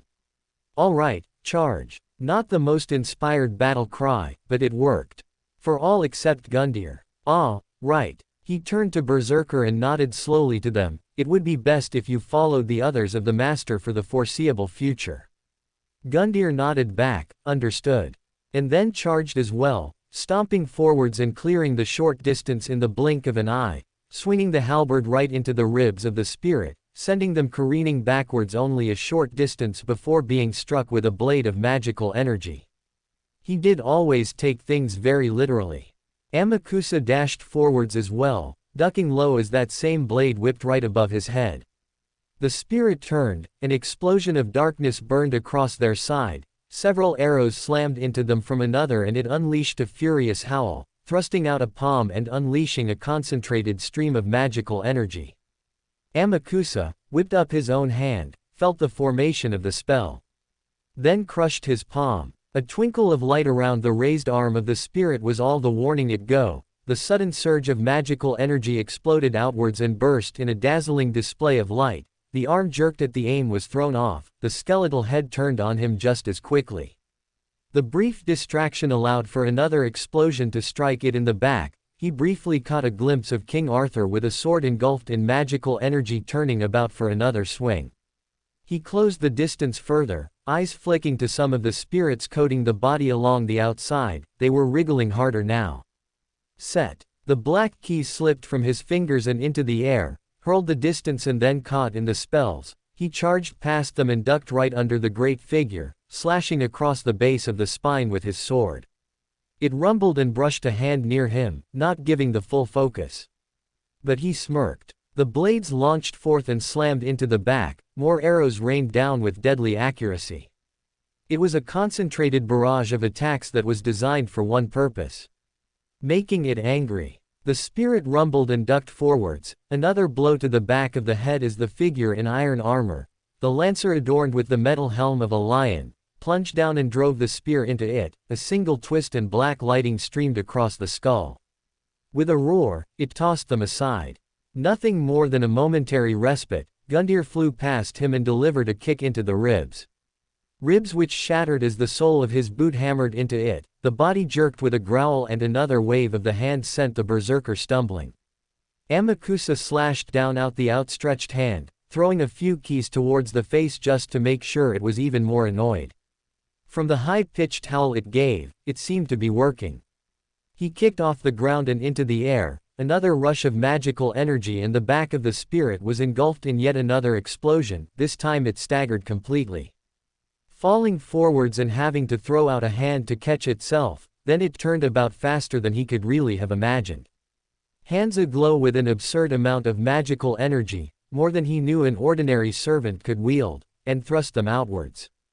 To call it a mana burst would have been a rather large understatement. It was a mana detonation.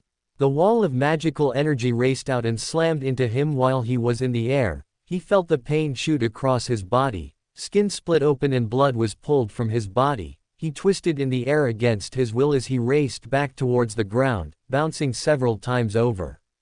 He finally rolled to a stop after a short time, with ringing in his ears and a feeling like someone had driven a hammer into his ribs. He turned his head, though, squinting through the pain and seeing the screaming spirit still standing tall. It was struck in the side by another. He blinked as Gundyr all but tackled the larger figure and knocked them both down to the ground, tossed aside as more arrows rained down upon it, screaming the whole while with an emotion he could recognize: fury. It meant the plan was working. Which meant he could hardly be caught lying around like this. Snatching up his sword, he sprinted back into the fray. Blades soared overhead, golden streams carried them forth and the spirit buckled under the barrage, staggering as each one found a mark in the body that was really too large for its own good, shredding several spirits away from the center pass. It turned, hand raised and throwing loose a bolt of magical energy. Right into the waiting shield of another servant in the fray. Amakusa was little impressed by the speed of that, especially as it looked as though she had appeared. But no matter. A small shape dropped atop the head of the spirit and then came the ear-splitting scream once again. Like a little bug the figure dressed in black bounced across the top of the spirit and left trailing wounds all across it. Tackled once again by Gundyr, then stabbed in the back by the lancer. Amakusa introduced himself blade first into the side of the body, dragging the sword across and leaving a weeping gash of spiritual energy in the body, but this was only scratching the surface of what it was capable of. Ha! A blade of darkness burst through the front, and he ducked low as it just about missed him. Another burst of magical energy widened the hole. He jumped back to avoid the heat as the spirit stumbled. Then was caught in the chin with the halberd of Gundyr, who ducked aside as the front was perforated in blades, spears and axes a split second later. He spared a brief glance over his shoulder, and received a cheeky wave from the young Gilgamesh as more golden portals opened up around him, unveiling more weapons that emerged from the bright depths. He hummed back, turning and dashing forwards as he saw the wound in the chest slowly start to seal up. He thrust his hand right into the closing gap and then let out a burst of magical energy of his own within the body, blasting out a hole clean through until he could see through to the other side. Which also let him see King Arthur halfway through a swing. He chose that moment to turn and run out of the way.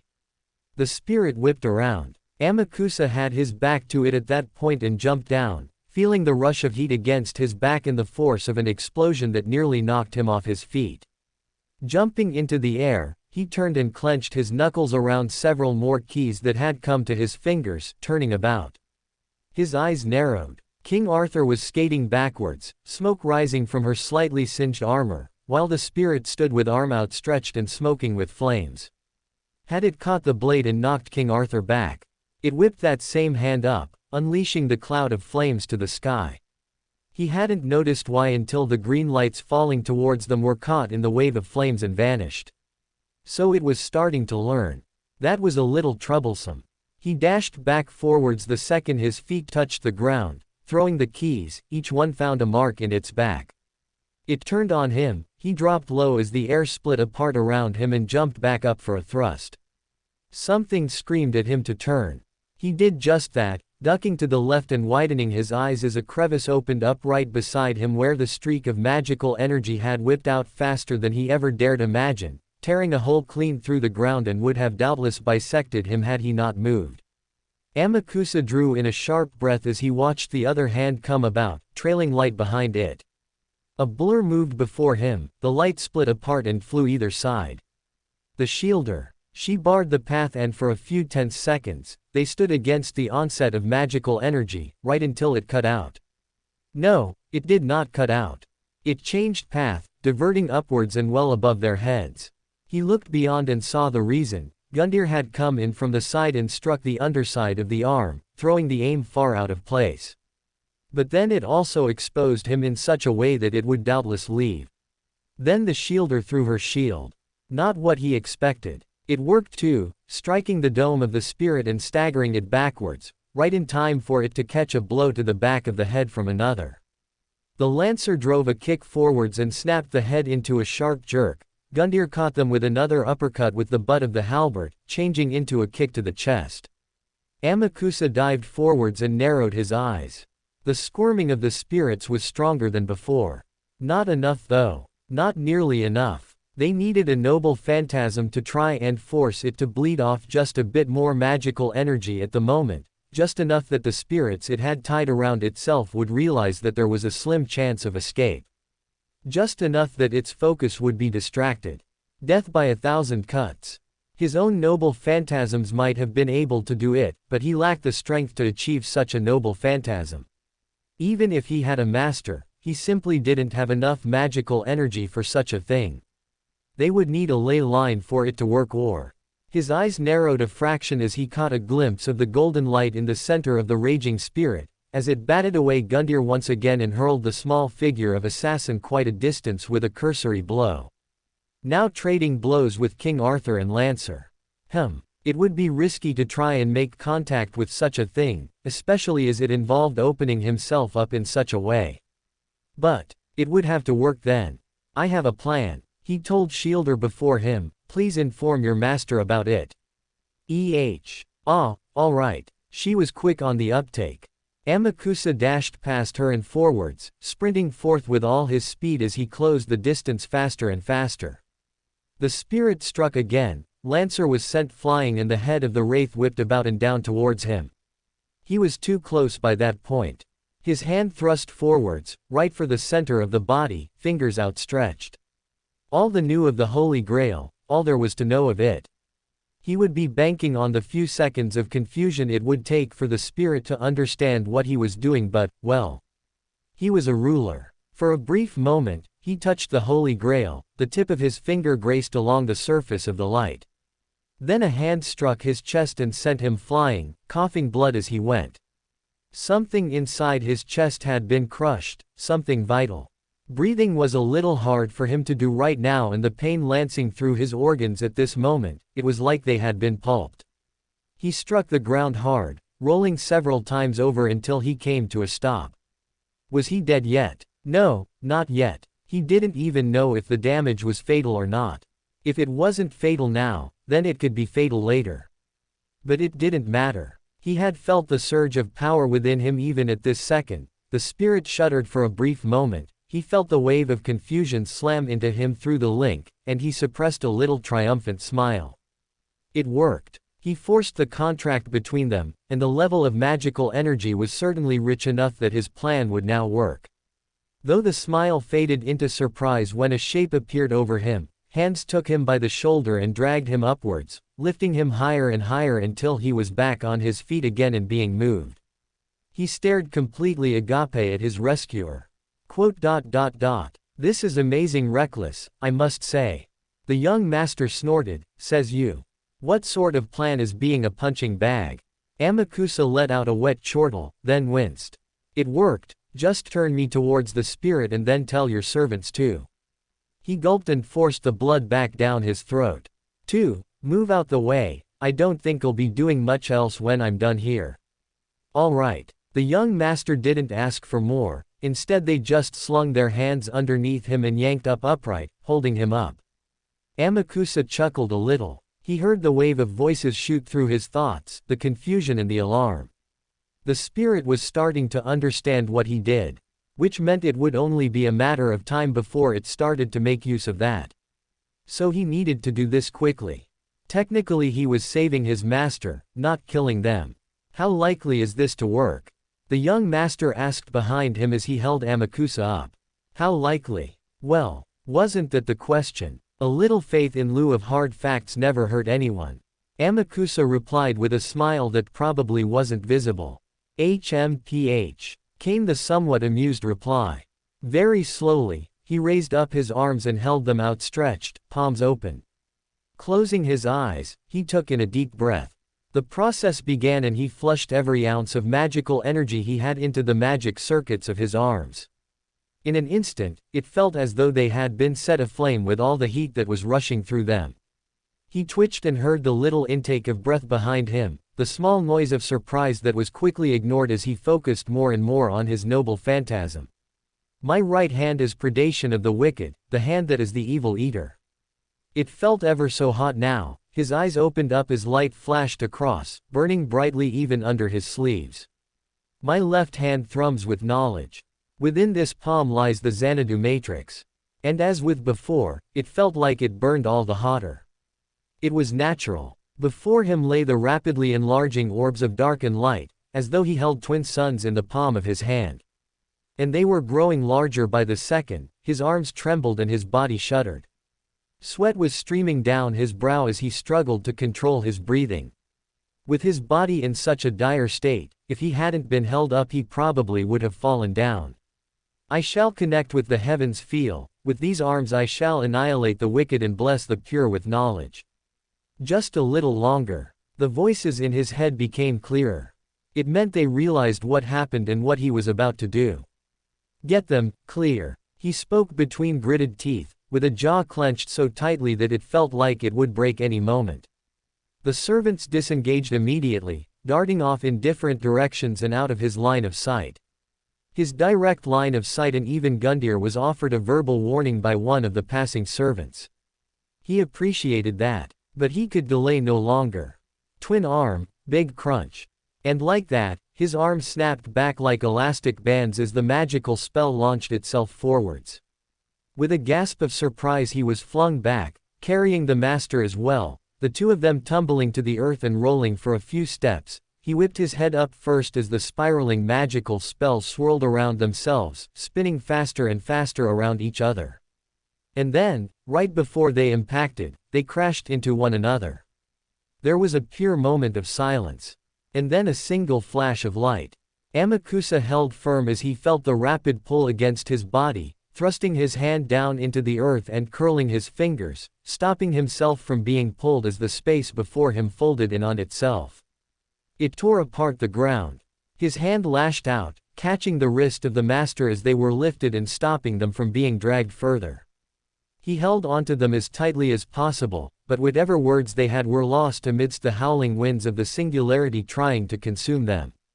And within his new contract, he could feel the drainage of magical energy on his master, not just from his noble phantasm but also from the effort to avoid being pulled in, but it was certainly working. Or so he assumed. The sphere of darkness that now existed right in front of them was a little hard to really see past. The pure void which dragged everything around it into its hold was certainly a rather terrifying sight, even if he had been the one to cast it. But it wouldn't be long now. Just a few more seconds. He gasped as the pull vanished, the tension was lost and the master slumped back down to the ground, now fully able to speak. As the darkness faded away and the singularity started to shrink, he could see just past the horizon of it into where the spirit was hobbled over on one side, letting out pained groans as it tried to rise back up, turning a fraction at a time and slowly staring at them, then gradually started to raise a hand, flames brimming upon it. He couldn't move, which meant that he wouldn't be able to. A shadow appeared from behind it, the spirit turned a fraction of a second too late, A pair of boots stomped down atop the head and drove it right into the ground. The attacker rolled atop and whirled around. The spirit started to rise up. Too slow and too weak from the attack. The attacker plunged their hand and curled their fingers around the golden light and with a single pull, tore it free of the now fragile housing. The spirit shuddered and gasped, making a feeble effort to reclaim the Grail. It earned them a swift roundhouse kick to the head from the attacker, knocking the head clean off and turning the body to dust a fraction of a second later. Then the person turned around, Grail raised up, and called out to them. Grail retrieved, Senpai. Both Amakusa and the young master stared, the two of them panting heavily. He slumped back to the ground, hearing a faint groan not far from him. Good work, Mash, I'm just gonna. Amakusa felt the need to cough but lacked the energy. Then heard a quiet chuckle. Why your plan, your plan was to throw a PFFT. A black hole at them. It was the young master. Despite himself, he felt his lip curl up a little. It worked, I feel the need to say. PFFFTAHAHAHAHA. That's crazy. Ha ha ha ha. Well, ouch, maybe a little. Ritsuka rubbed the side of his head, trying to nurse the headache. Thanks for grabbing me, by the way. Amakusa grunted in his direction, still cautiously eyeing Jack. Not that Ritsuka blamed him. He would also be a little hesitant if he was told that a serial killer would be giving him emergency treatment. It was my own attack that caught you, Amakusa remarked with a faint smile. It would certainly be rather despicable of me to allow you to perish within it. Well, that was nice of them. Really, it was actually a little better. This guy seemed a bit easier to understand now, he figured. Soon as his dream was in sight, he would go for it. But if it wasn't possible, then you could probably count on them to help out, which was understandable, he figured. A bit. At least they were upfront about it. So what happened? Amakusa shifted himself as Jack poked him again with a scalpel. I was a masterless servant, Amakusa said. Without a master, even with a master, that noble phantasm was simply too powerful for me to actually wield. Ordinarily it would have taken me tapping directly into a leyline to accomplish. Well, yeah, it was a black hole. Ritsuka got the idea that people generally didn't start throwing those around for a reason. Oh, now that was rather devious of you. Oh, Lord El Meloy. Ritsuka cocked his head towards the screen and at the face of the man, the barest hint of a smile on his lips. Which meant he figured something out. What do you mean? The man turned on him and raised a brow, think on his words. A noble phantasm that had such a high cost for magical energy that it would require a leyline and yet ruler was able to cast it. I am sure you notice the conundrum of a masterless servant doing that. Hey, yeah. He turned back and stared at them. That doesn't make sense. If it's so expensive, how come you were able to do that? Amakusa wore a rather tight smile. It didn't make sense unless... Wait, something with the wording there. You said you were a masterless servant. Amakusa scratched the side of his cheek. I took a slight risk. Such a powerful noble phantasm as Excalibur might have worked, but the spirit would have fed off the excess magical energy. Likely surviving and then recharging itself as it did before. All other noble phantasms would have been too weak to deal with them effectively, unless you began calling down some assistance. Ritsuka hadn't considered that. But Ruler was right. Big magical energy cost, huh? He shifted himself and crossed his arms. He was starting to get the picture. Lord El Meloy too was right. That was pretty reckless. Mash looked at him confused. He turned to her and nodded his head down at Ruler. He made a contract with the Wraith and used the magical energy they had from the pseudo-Holy Grail to power his noble phantasm. Drained them and then threw that attack back at them, right? Amakusa slowly nodded his head. I truly didn't think it would work, but it did. Ouch. I believe some lessons in bedside manner might be in order, nurse. You buried mommy. Jack replied with an eerily monotone voice. Amakusa clearly thought better of saying more. But that, Mash looked rather shocked by the deduction, then looked back at Amakusa, but they would have been your master. Amakusa grimaced at that, an unpleasant experience, but they lacked knowledge on what I was doing, and by the time they realized our connection, I had already gotten off my attack. A few seconds too late and they might have actually consumed my spirit core for fuel. That sounded horrifying. Ritsuka crossed his arms. Why go to such lengths? He had an idea, but he still wanted to know. I thought it was simple. Amakusa replied, just because I wanted to achieve my dream didn't mean I would be reckless about it. This Holy Grail is tainted and cannot be used, so there is no sense in being careless. He shifted his posture as he watched the man, then slowly nodded his head. He understood that, then held out his hand towards them, earning a raised brow. Oh great, here we go. The director gave a little grumble over the communicator. Ritsuka sent them a playful look for a few seconds, then back to Amakusa, who was eyeing the hand rather curiously. Then he looked up at him. There was definite confusion on his face. Ritsuka just smiled. You helped, that's worth something. He chuckled, and, yeah. Guess that's just it. Figured you might want the chance to make sure there is a humanity around before you worry about world peace.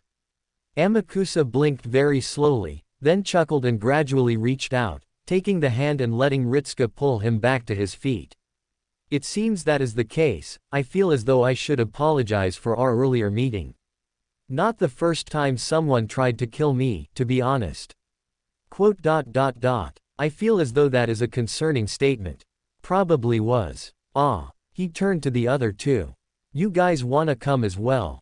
He actually really wanted Gundyr to come. He didn't know about young Gilgamesh. Gundyr just inclined his head, as you order. Young Gilgamesh just laughed. I feel like I need to come with you just to improve my reputation. Oh boy. Old Gilgamesh really wasn't going to like that. Ah well. Udex Gundyr. Servant. Berserker. Height. 200 centimeters. Strength. A. Endurance. B. Agility. C. Mana. C. Luck. E. Noble Phantasm. B. Vindex. Unbreaking Halberd of Judgment. B. Anti-unit max target. 1. Max range. 1 to 3. The weapon is unbreakable, regardless of stress or attack suffered. The Udex. Judgment falls upon all warriors. EX anti-class max target, max range. The Udex who served as the benchmark for all those who would seek to light the flame. He is the one who would slay the unworthy and be slain by the capable. With this noble phantasm, Gundyr can declare that a certain class is being judged at any given time, and from that moment onwards, any and all servants who relate to that class or fall under that Saint Graph designation are listed as specialized enemies. To those belonging to the class, they will now suffer additional damage from any and all wounds inflicted by Gundyr. Though this is something that can occur to all classes, including the extra ones, it is the knight classes themselves which are most susceptible to this, who will suffer further damage from Gundyr. That being said, there is a cost for this noble phantasm, and in turn for dealing additional damage and increasing his strength, Gundyr will suffer a penalty to his endurance which shall allow for those of the targeted classes to inflict harm upon him with the same ease that he does unto them. Class skills. Madness Enhancement. EB. While normally coherent, if removed from the norms of human sanity, the rank will rise considerably if the hold of the puss takes root within him, stripping him of even that detached sanity until he becomes a berserker incapable of speech and coherent thought beyond fighting. Personal skills. Instinct forged from birth. B. His combat instincts have been instilled from a very early age. His entire mindset is geared towards combat and very little else. Gundyr can read the battlefield with greater ease than most others, second nature, and can react accordingly without worry of mental interference swaying him unless from a high-ranked source. Seeped in pus. B. The pus of humanity has taken root within him, allowing for it to be explosively released from his body aggressively, and though it is destructive, it shall increase the level of his madness enhancement and make him harder to control or direct, until it has been removed. It can also serve to act as a brief form of wound recovery, replacing the damaged parts of himself with pus until he has been healed, even going so far as to recover lost limbs. But if it should go far enough, the pus shall take permanent root and claim him entirely, changing him into a creature of the abyss. Hand to hand. B. Even when void of his weapon, he remains a fearsome opponent with his extensive combat techniques. Summoning. Servant class, Berserker. I stand ready to be commanded. Dialogue 1. I am always prepared. Dialogue 2. Do you require my strength? Dialogue 3. We are master and servant. That is all. Dialogue 4. If you have Lancer Gundyr. Our goals and strengths are one and the same. We are interchangeable. Use us both as you wish. Our thoughts are as one. Dialogue 5. If you have the Ashen One, post London. Gawain. I know of him. I remember him. That is all. He remains my superior in fighting. Dialogue 6. If you have Lu. My father. He trained me well. I judge to the best of my abilities. Yet he expresses shame. I do not understand where I failed. Dialogue 7. If you have Guinevere. Mother. I remember my value and my duty. As always, I shall serve ready. Dialogue 8. If you have Nightingale. Healer Nightingale has expressed concern over my regenerative abilities. I see. In that case, I shall defer to her wisdom and keep her appraised of any and all developments with the puss of mankind. Dialogue 9. If you have Gawain. Gawain. That is. No. I was mistaken. You are not Gawain. Dialogue 10. If you have Estrella. She speaks of good and evil, but there is only duty. She can decide what good and evil is. I know that my duty is value to my life. Whether my duty is good or evil does not matter to me. Is that strange? Dialogue 11. If you have Caffrey. Sister. I do not understand. She enforces familial roles on me. It is strange. Dialogue 12. If you have Hanleth. Master. Hanleth has repeatedly brought me to her chambers for gaming sessions, but she has stopped. I did as I was asked and performed to the best of my abilities, but now she complains that she does not win. Did I fail? Dialogue 13. If you have Verndari. She succeeded in her role as Eudex. We performed our roles well. I do not understand her shame in gender. I do not understand. What is the value of gender compared with duty? If she was capable, why does it matter? Dialogue 14. If you have Calamate. He calls me brother. We have never met before. Why does he do that? Dialogue 15. If you have ruler class servants. I am capable of being summoned under that class. I am a judge of combat. If I were to show bias, then I would fail. So my duty remains as it was. All who fight and win are worthy of passage. Those who fail are not. Emotion would cloud my judgment. Likes. Joy does not matter compared with duty. Hates. If I hated, I would not judge fairly. Wish for the Holy Grail. To have a wish would distract me from my duty. Bond level 1. Do I serve you as judge well? That is acceptable. Bond level 2. My wants. I need only my duty. Nothing else. Bond level 3. My functions beyond combat. I do not have those. I was never trained beyond combat, so I have no function beyond such things. Is there an issue I was not made aware of? Do I need to remedy it? Bond level 4. My manner of speech. I do not believe it strange. Should I stop speaking? No. I see. I learned by watching mother and father speak. Gawain taught me also when there were times between training. He said it would be better to speak on their level, rather than force them to speak so that we could understand. He was capable of teaching. Bond level 5. I obey. I continue to obey. I will continue to obey. Yet I stand with completion. I have served as Eudex for you and am faced with value for this existence. So I shall continue to do so for as long as I remain active. Birthday. I see. During an event. Are we to move forwards to another place then? First ascension. I shall judge with greater strength. Second ascension. This means there are no complaints with my performance, yes. Third ascension. We can proceed further beyond this. It remains your choice. Fourth ascension. You have brought me to this state. I shall fulfill your commands to the best of my abilities and face down your enemies with all the strength available to me. Regardless of your foe, I shall slay them as you wish. Singularity 5. Singularity 5. Ta ine amaric. Right off the rails from the get-go. It was a mere darting of the tongue. His eyes had beheld something important. Even more than that. He had that feeling in his gut. Something that was certainly going to happen. Was it? It has been months of grueling war, and yet if this was indeed what they had been waiting for, then he could not afford the chance. So he turned, marching right for the tent and throwing it open. Immediately greeted with dusk, the sun had barely started to rise and shine itself upon their camp. Yet with that trickle of light, the movement was already afoot. There had been many terrible times for him to have been greeted with a sudden revelation, sometimes too late to achieve anything, but this was not going to be one of those times. He would make certain of it. Load everything we can onto the NEM. A voice cut loud across the camp, easily dominating the others. All that can be carried will go, everything else will remain behind. Hurrying his steps, he approached the speaker before they could take notice of him, already standing behind by the time their head had turned just enough that he was within line of their helmet. The slitted visor whipped around abruptly, clearly startled, before relaxing a moment. "You, what is it? You have a rather troubled look on your face." The caution crept into their words, the slow crawl of unease around them.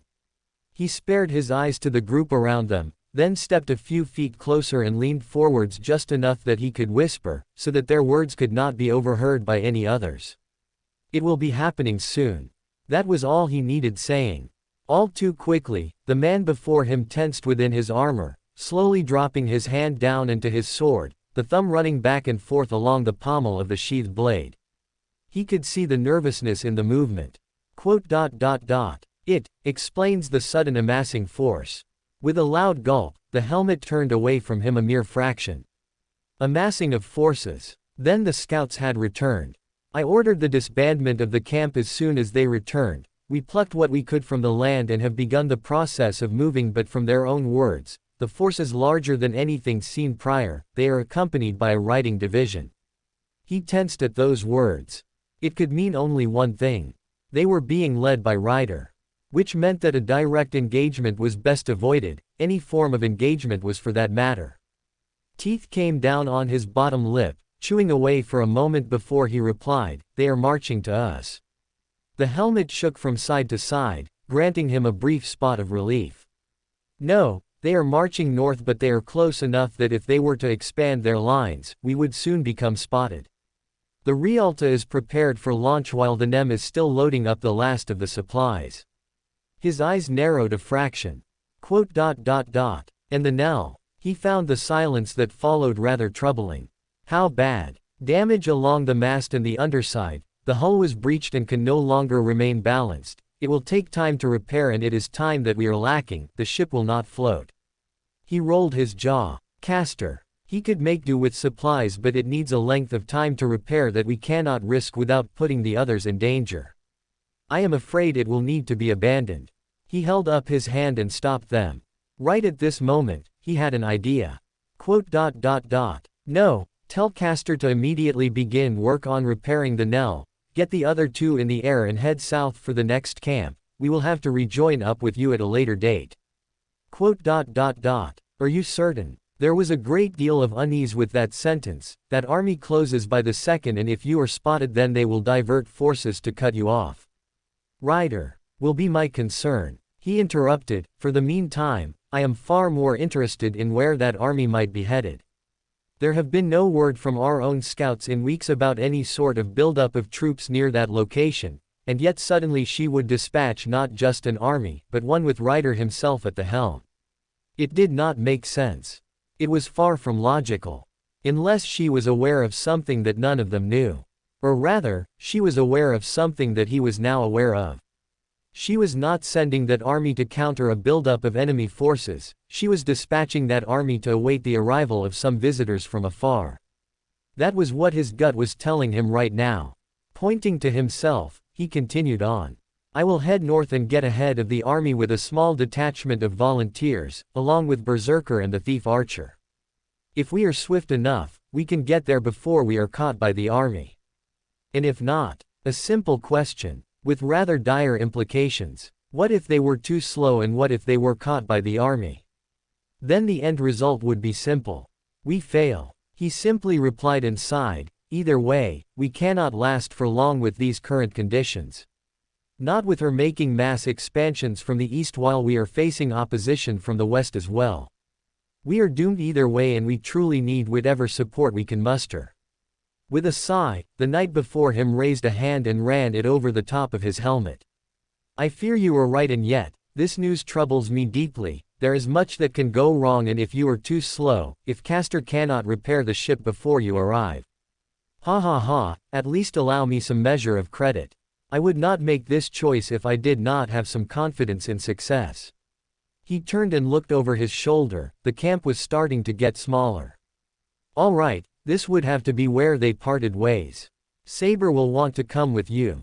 He hesitated for a moment, then turned back.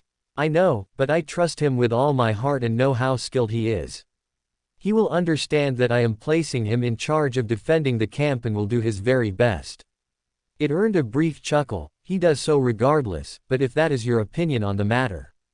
Though I do hope that you will return with aid, hopefully one who can actually match that woman in her rather dominant personality, though hopefully with Berserker traveling with you, she might lose some of that edge. The two shared a brief look, then laughed, though his conversation partner's was quite a bit more depressed than his own. Yes, a man with no luck with women in the least. We shall meet again. He extended an arm towards them, which they clasped and shook, and when I return, it shall be with aid. I will hold you to it. I'm not quite cut out for this role. Did they still think so? I'm not so sure. He smiled back at them. You've done rather well thus far. HMPH. You do not need to flatter me so deeply, but be on your way if time is truly of the essence for you. Berserker was last spotted over there, patrolling the perimeter and going hunting for supplies, though I had someone go out to recall him. He nodded in thanks. I will find Archer and then get Berserker. Good luck. I think that I should be saying that to you. He laughed once again. Ah ha ha, maybe I do need quite a bit more, but then what is life and adventure without a dash of reckless danger? With those final words, he turned and hurriedly made his way back across the camp, the easy smile on his face hiding the unease that was building up within his chest right now. Those words were quite correct. He would need much luck right now if he was to actually succeed here. Luck for not just himself, but for the visitors from afar. With a long breath trickling out of him, he approached the seated servant and raised his hand towards them. Archer. A barely hooded face turned to him, then let out a grumble, oh no. He let out a chuckle. Is that any way to treat a man who greets you? It is when you're the one coming up to me. Yet another groan. Good heavens, it was almost as though this man was troubled by something. You're about to ask me for some help, aren't you? Ah, that might have been why they sounded so troubled. That man did have quite the knack for knowing when he was about to be asked to do something exceedingly dangerous. We are going to remain behind and head north. The eyes under the hood widened a fraction, then he was being stared at as though he was an idiot. You know, I just reported that there was an entire army marching north, right? You do know what an army is, yeah. Like, an actual trained army. Led by an actually trained commander. He nodded his head. We are not going to be fighting the army, if that is your worry. We wouldn't be doing a lot of fighting as much as dying if we get caught out by that army. What are we doing? That army is heading for something and we need to get there first and try to intercept it before that happens.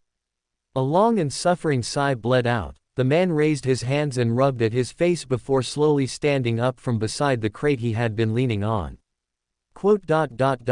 Not like I can really say no, is it? Come on then, who else is coming with us? Berserker. He is a quiet fellow, I understand, and a little unnerving. He looks like he eats people. Now that sounded a little rude. He is hardly that bad. If he is coming, why do you need me? He stared at Archer for a short time. The man sighed again. Fine, whatever, let's just go. Indeed, he could already tell this was going to wind up being a most marvelous adventure. Unless they all died. If that happened, then it would be decidedly less marvelous. Ritsuka rolled his shoulders until they popped. Ouch, he said on pure instinct alone. From across the room, there came a short hum. Perhaps an early morning massage would do your muscles some wonders, Master Sama. An early morning massage. He would be lying if he said he wasn't tempted by the other. Maybe another time, and he meant it. For now though, looks like there is something happening and I'd rather not be late to that.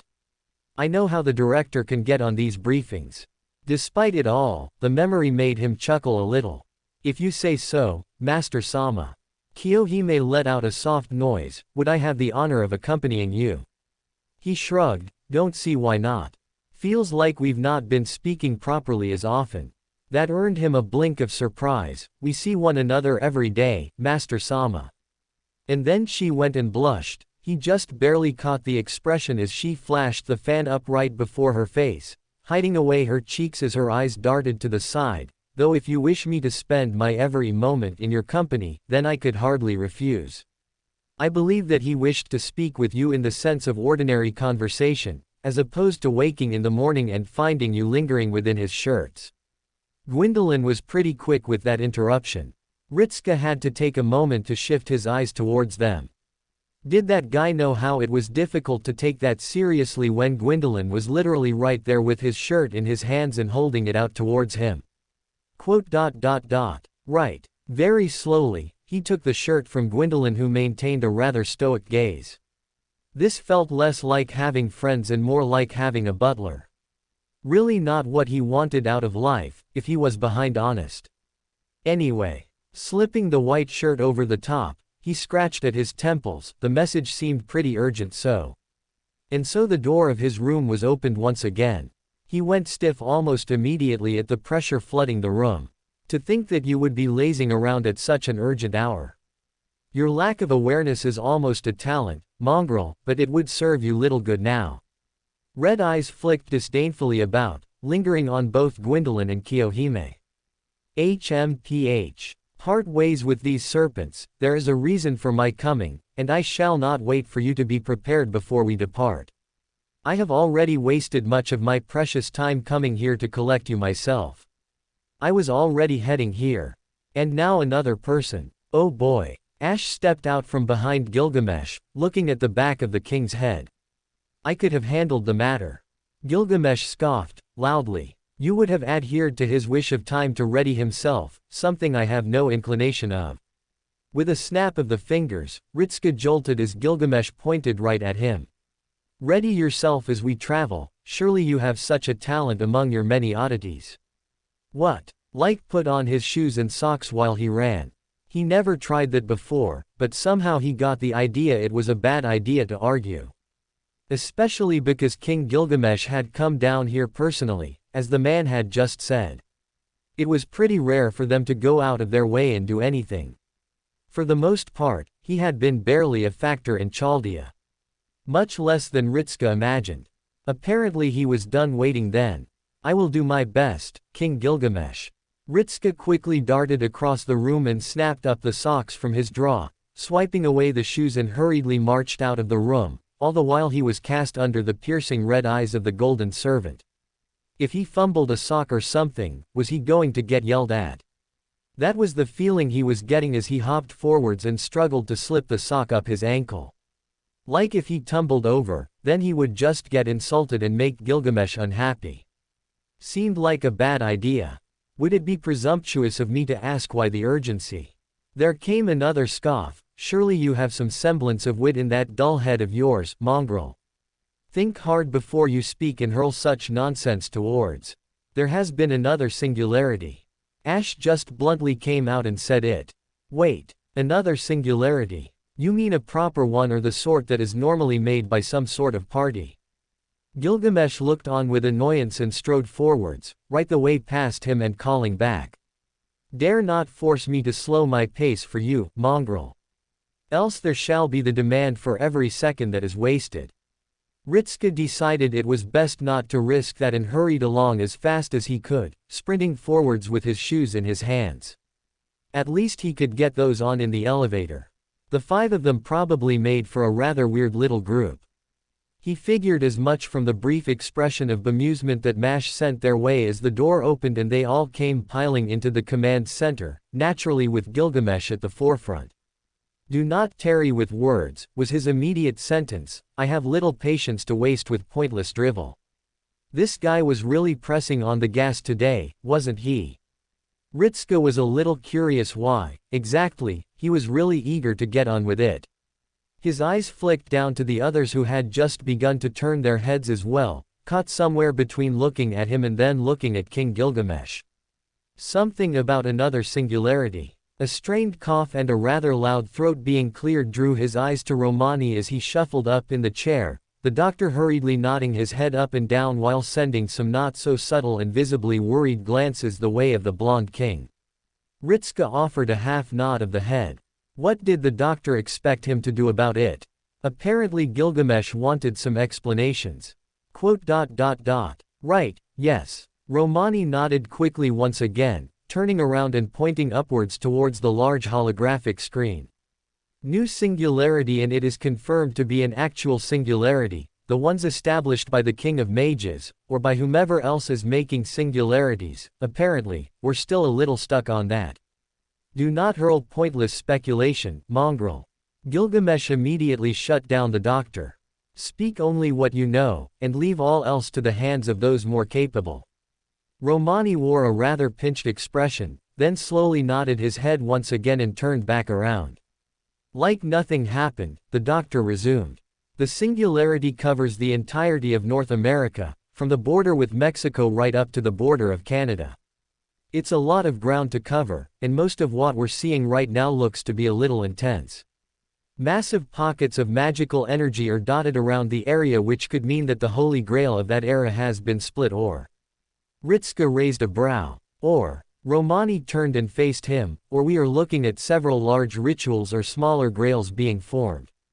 There is nothing to say that two Holy Grails cannot exist within the same era, as the case with Francis Drake proved, so again, it's speculation, but be on the lookout for it. Which is where I, the lovely Da Vinci, shall step in and provide us with a little bit more pleasing news.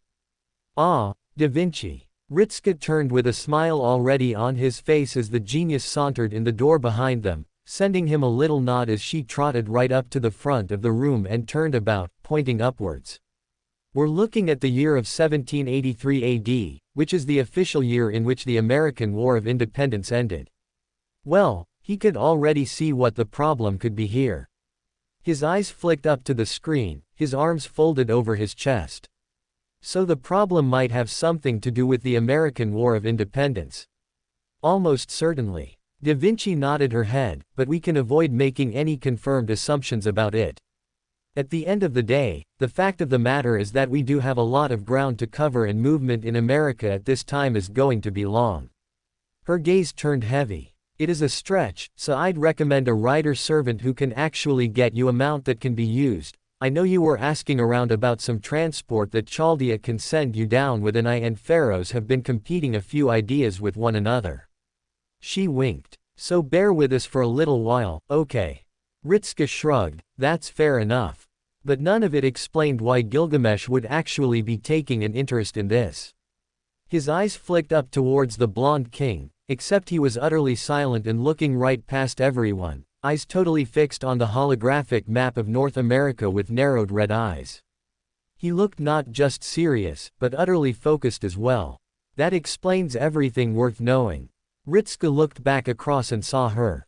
The director. Not that he hadn't noticed her when he came in, but she had been pretty quiet until now. Your first priority will be heading eastwards and then north. You'll determine what exactly transpired. As Mash has been explaining.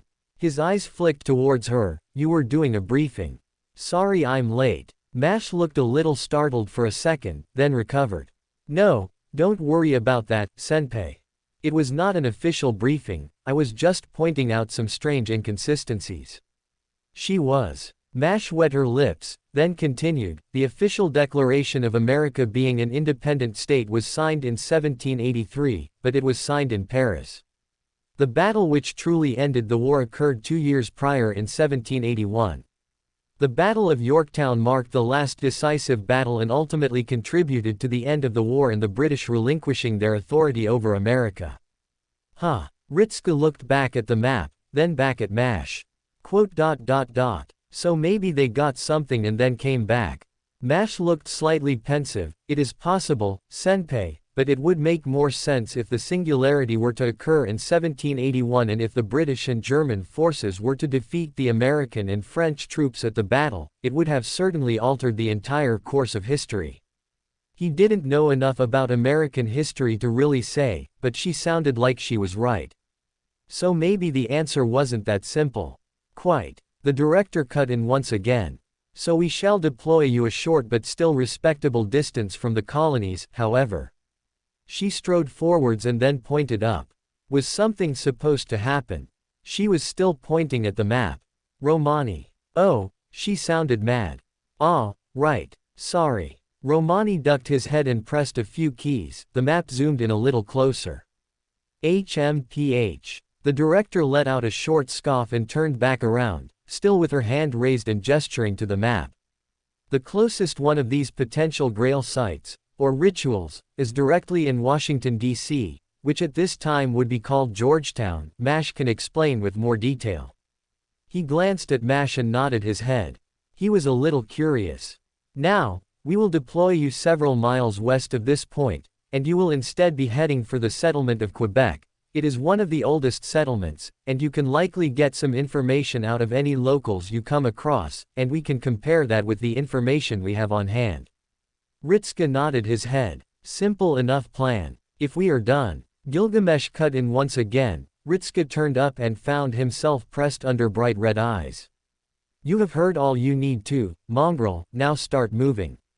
My patience is not infinite. Before he could even think to give a response, Gilgamesh had turned around and vanished into a haze of particles. It left them all standing there in silence for a short time. He turned about and shrugged. Really, he could already guess what everyone was going to ask him. I don't know either, he just came and grabbed me when I was getting up. Guess he's really invested in this singularity. It was a strained guess at best. He was given some rather blank stares. All right, come on, Mash. Ritska jerked his head and started to move. Feels like it's been ages since we've actually had to deal with one of the King of Mages' singularities. Mash hurried upright by his side. Most of our previous singularities have been a result of servants, but don't worry, Senpai. I shall be utterly focused during the mission and ensure that nothing happens. He nodded. Yep, that sounded like her. That being said, his eyes flicked over his shoulder towards Ash, Kiyohime and Gwendolyn who had started to follow.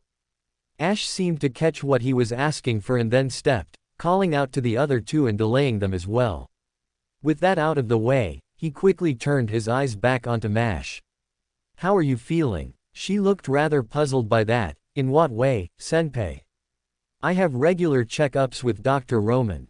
Not quite what I meant. Ritska rubbed the back of his head and sighed. I meant with, I guess you can call me out if I'm wrong, but I'm a little worried that you might be pushing yourself a lot.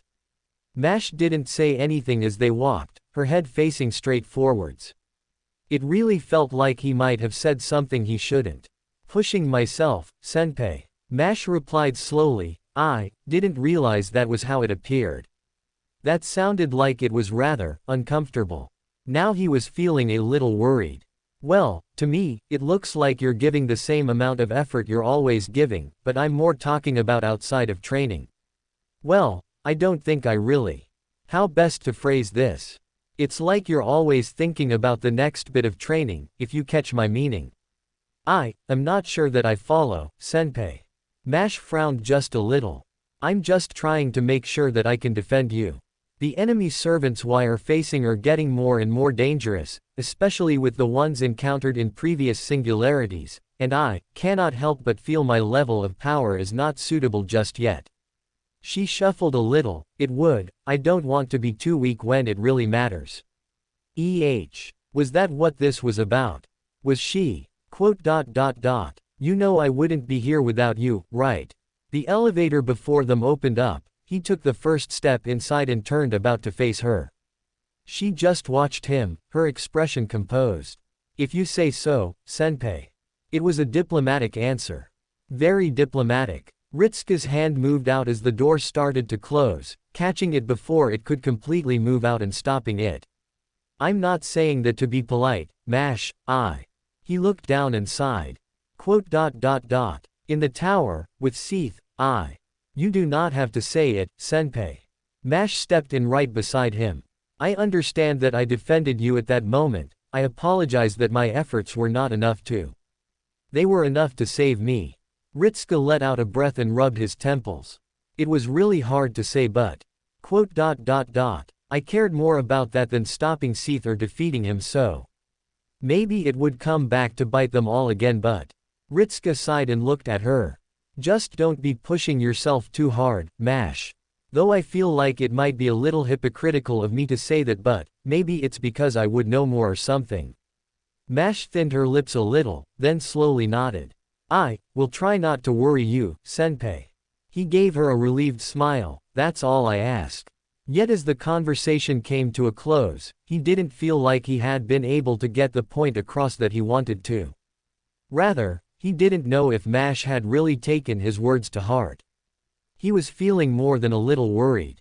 Ash was dubious as he made his way down, rapidly, towards the Rayshift chamber. As expected, Gilgamesh was there already. Impatience was something that he would not have expected from them, given what he knew of their life, but the Golden King seemed to exude that strength aura of it. It had been clear enough with the way the king had acted. Weeks of nothing and then he would suddenly decide to pay an interest in this specific singularity. The king turned the red eyes upon him, a look of challenge. Or perhaps a dare. Ash did not think long about it before speaking. Why do you show such an interest in this singularity? Why do you suppose you are even worthy of an answer? Worth. He almost scoffed and instead walked forwards. It is not about whether I am worthy or not, it is about your interest with this singularity. Apathy at best could describe your actions and indifference beyond that.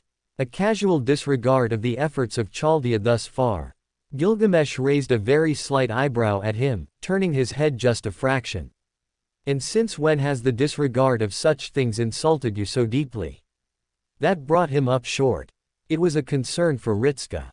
Ash, personally, did not care whether or not King Gilgamesh was personally motivated to put an end to the incineration. He would have been unsurprised if they were uncaring towards it. It was the general attitude they had given. Yet they were also a king. He found the contradiction somewhat annoying. At least with the likes of Artoria, the motives were easy to understand, and even with her different incarnations and altered selves, they all operated along the same basic principle, even if it was all interpreted differently.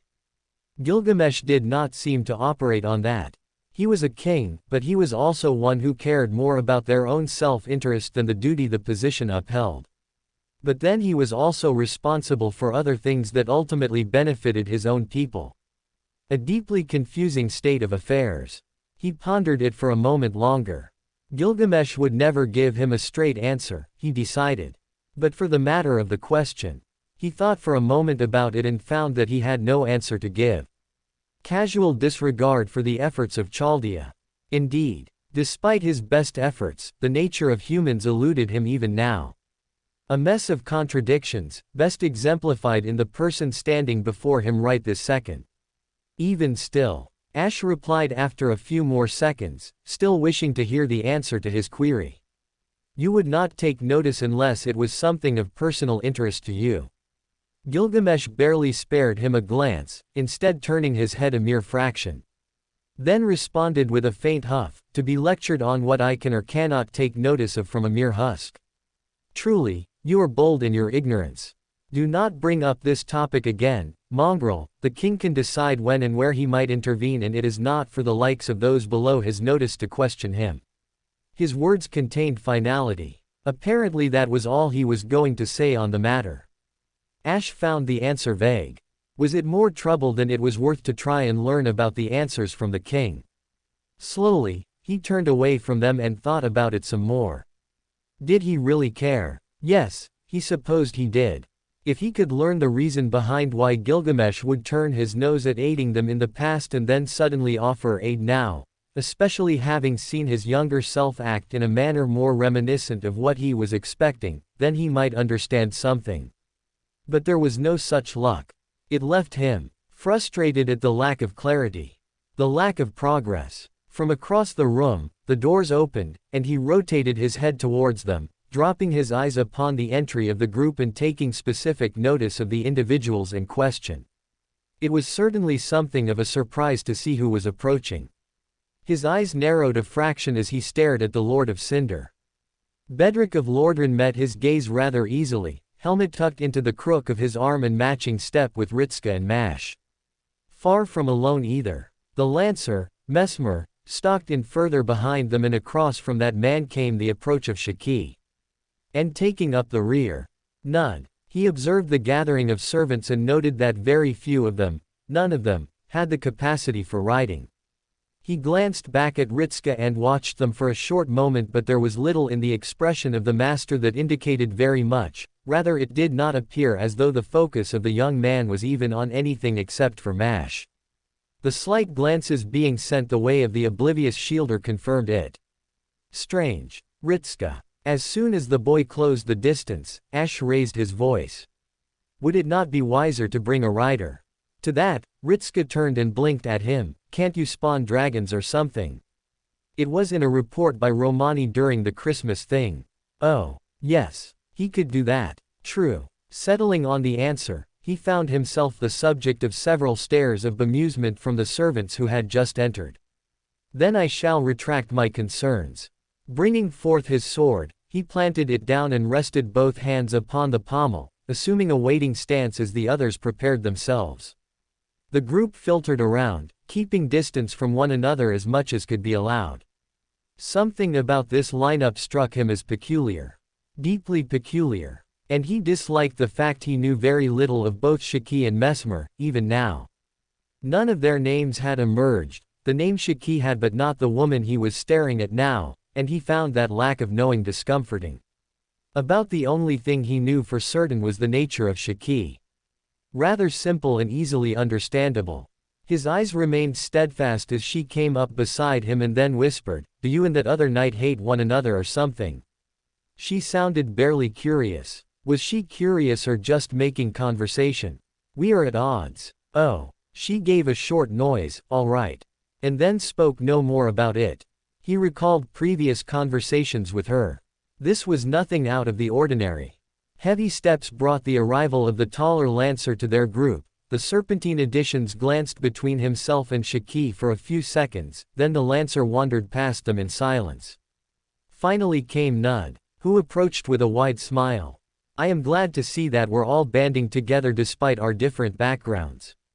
Banding together. Shaki talked like the words themselves were unfamiliar. I don't think it's that friendly. Nud's smile faltered for a moment. Well, I was trying to lighten the mood and ease some of this tension, but it seems I was less than successful. Though I do not believe we have had the chance to speak with one another. Did you want to speak with me? Perhaps. Nud folded his arms and nodded. Suffice to say that I was rather curious to meet someone with eyes such as yours, given the novel experience of encountering Balur and his potent eyes. Why? Yes, Ash was similarly confused as to why he would want to do that. Nud shrugged, it is merely my own curiosity as to how you use them compared to him. Shaki watched Nud. Then Ash found her eyes flicking up towards him, her head angled just slightly. Is he always like this? He nodded in response. Yes. Oh. She turned her head back. Right. Nud furrowed his brows. I am left with the distinct impression that I should feel a little bit hurt by that little exchange of words, but also happy that the two of you are finding some common ground. I shall endeavor to look upon this positively. With that, the saber turned from them and strode away and off towards Bedrick. Ash watched him depart silently. Once again, he was confused as to why it would even matter to Nud whether they were all on friendly terms or not. Did he care about it? Not really, he found. Eyes flicking back down, he tilted his head. Ritska asked you to come. I asked. Shaki responded, not a lot to do around here. He grasped what she meant, the simulator does not offer the same satisfaction of killing. Yeah, she confirmed it easily, then looked at him with an unspoken question. I do not feel the flow of life into my body when I slay the constructs, they are odd. He muttered and shook his head. They fight and they die, but there is no movement of souls. The entire experience is unfamiliar. Shiki made a small noise. Huh. All right. Romani's voice boomed above them. Preparing for ray shift. We have established the coordinates and are preparing to go. Good luck down there. Ritska rubbed his brow as light flooded his eyes. Blinking out the spots, he dropped his arm back down. Near a forest, which didn't really help all that much, but it was, at least, something. Everyone all right? He called out to the group and waited for a response. Turns out he didn't need to wait all that long. Present, Senpai. Rustling through the bushes, Mash shoved aside some of the stray branches and marched out into the small clearing he happened to be standing in. Ray shift appears to have been successful. She seemed to fumble for something behind her shield, then pulled out a small disc, not unlike the communicators, before giving it a single click. Ritska blinked in stupefaction as a holographic map just seemed to appear out of the small device, floating up and then highlighting a little blue dot. Quote. Since when did we have that? Mash looked up in surprise. Did you not know? I thought Da Vinci-san would have told you about it. Well, he figured this had something to do with Da Vinci, but he never expected something like that. Guess I missed that memo. Oh. Mash didn't seem to know what else to say, then cleared her throat. Well, we all appear to be in the nearby location, Senpai. Which means that the others should be around us. I have found no faults with the ray shift so far. Which was good. It was always nice when things went according to plan. Ritska turned away and looked about for a couple of moments, surveying the woods that they were all standing in. Quote. Do you suppose we'll have to deal with wolves and bears? I do not believe they will pose a great threat, Senpai. Ritska glanced back and almost laughed at the fact that Mash was absolutely correct in that. He was now stuck with the image of her boxing a large bear. Weird. Fu on you. She blinked momentarily, then nodded her head and looked down and behind. He could instantly see the little white ball of fur come sauntering out of the undergrowth and vaulting up the back of Mash, settling on her shoulder with a rather imperious gaze. Like he was always looking down his nose at everyone. Truly, this was the location you decided. Ah, there was Gilgamesh. He turned just in time to see the man swat a branch clean off a tree, a rather clear look of disdain on his features. To dump us all in this filthy woodland swamp. Swamp. It wasn't even that wet, but, somehow, he didn't feel like arguing. I am surprised to hear you complain about the woodlands. Nud's voice cut clear through as he similarly emerged. Did you not spend your youth on grand adventures through the forests of Mesopotamia? To that, Gilgamesh gave a rather disgusted noise. To even compare the towering trees to these mere weeds is an insult to my kingdom. As with all things, they were greater than they are now. I would consider these not even a pale imitation. Ritska eyed the trees for a couple seconds, then back to the king.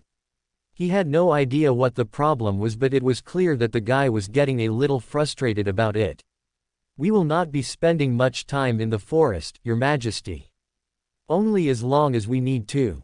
Now if only the others would arrive. There came heavier rustling. One by one they all emerged out into the open. HMPH. Shiki brushed down the stray leaves off her coat. I should have brought some bug spray. Ritska wordlessly turned to Mash, then leaned in and whispered. Do we have any of that? Mash gave a sudden look of utter seriousness. We do, Senpai.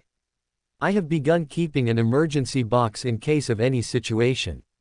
Unfortunately, we are still lacking in many of the necessary items, but I do have bug spray in case of mosquitoes. Good on Mash. That was a level of forethought that he did not have. You'd be amazing at camping, you know. Ah, well, Mash looked a little startled there. We have been camping out before, and I thought it would make sense to be more prepared. He opened his mouth to continue. Then stopped as Ash walked right past him, batting aside the undergrowth with a lazy swing of his sword. We are assembled and should begin moving. Ah, right. Yeah. Ritska nodded his head and jerked to the others. Yeah. Mash, keep an eye on the map. I'm promoting you to map reader. I will do my best, Senpai. That was a lot more enthusiasm than he was expecting her to have over the role, but as long as she was having fun. Was she having fun? Probably best not to think about that for now and just get moving. He just about spied Mash as she slipped the helmet back on her head, Lancelot seriously made some sturdy stuff, didn't he? And started to walk. And then suddenly Gilgamesh was just walking right past him, all in pure silence. And then he walked right past Ash. Ritska took a moment to ponder that before deciding it was more trouble than it was worth to call out and tell him that they should stay together. Actually, it might be insulting. Unless he phrased it right.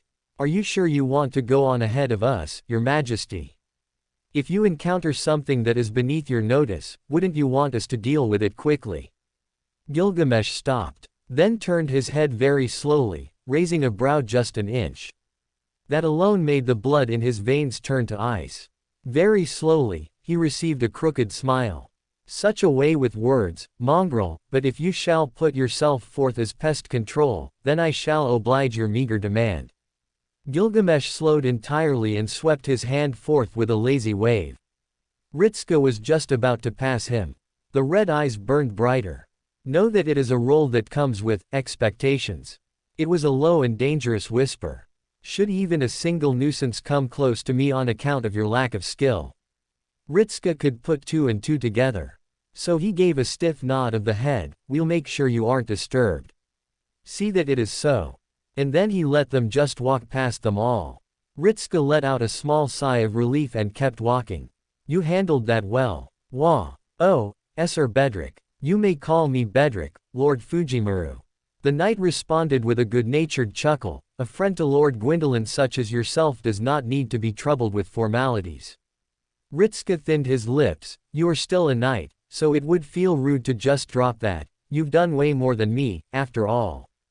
Bedrick turned and Ritska got the impression that from behind the helmet, he was getting a very odd look. You believe so? Why was that being phrased as some sort of question Bedrick had another answer for? As far as Ritska was concerned, it was everyone else around him doing the work. He was just, along for the ride, so to speak. HMPH. Bedrick let out a short hum, then slowly nodded his head. Well, setting that aside. I hold my words true, you handled that well enough.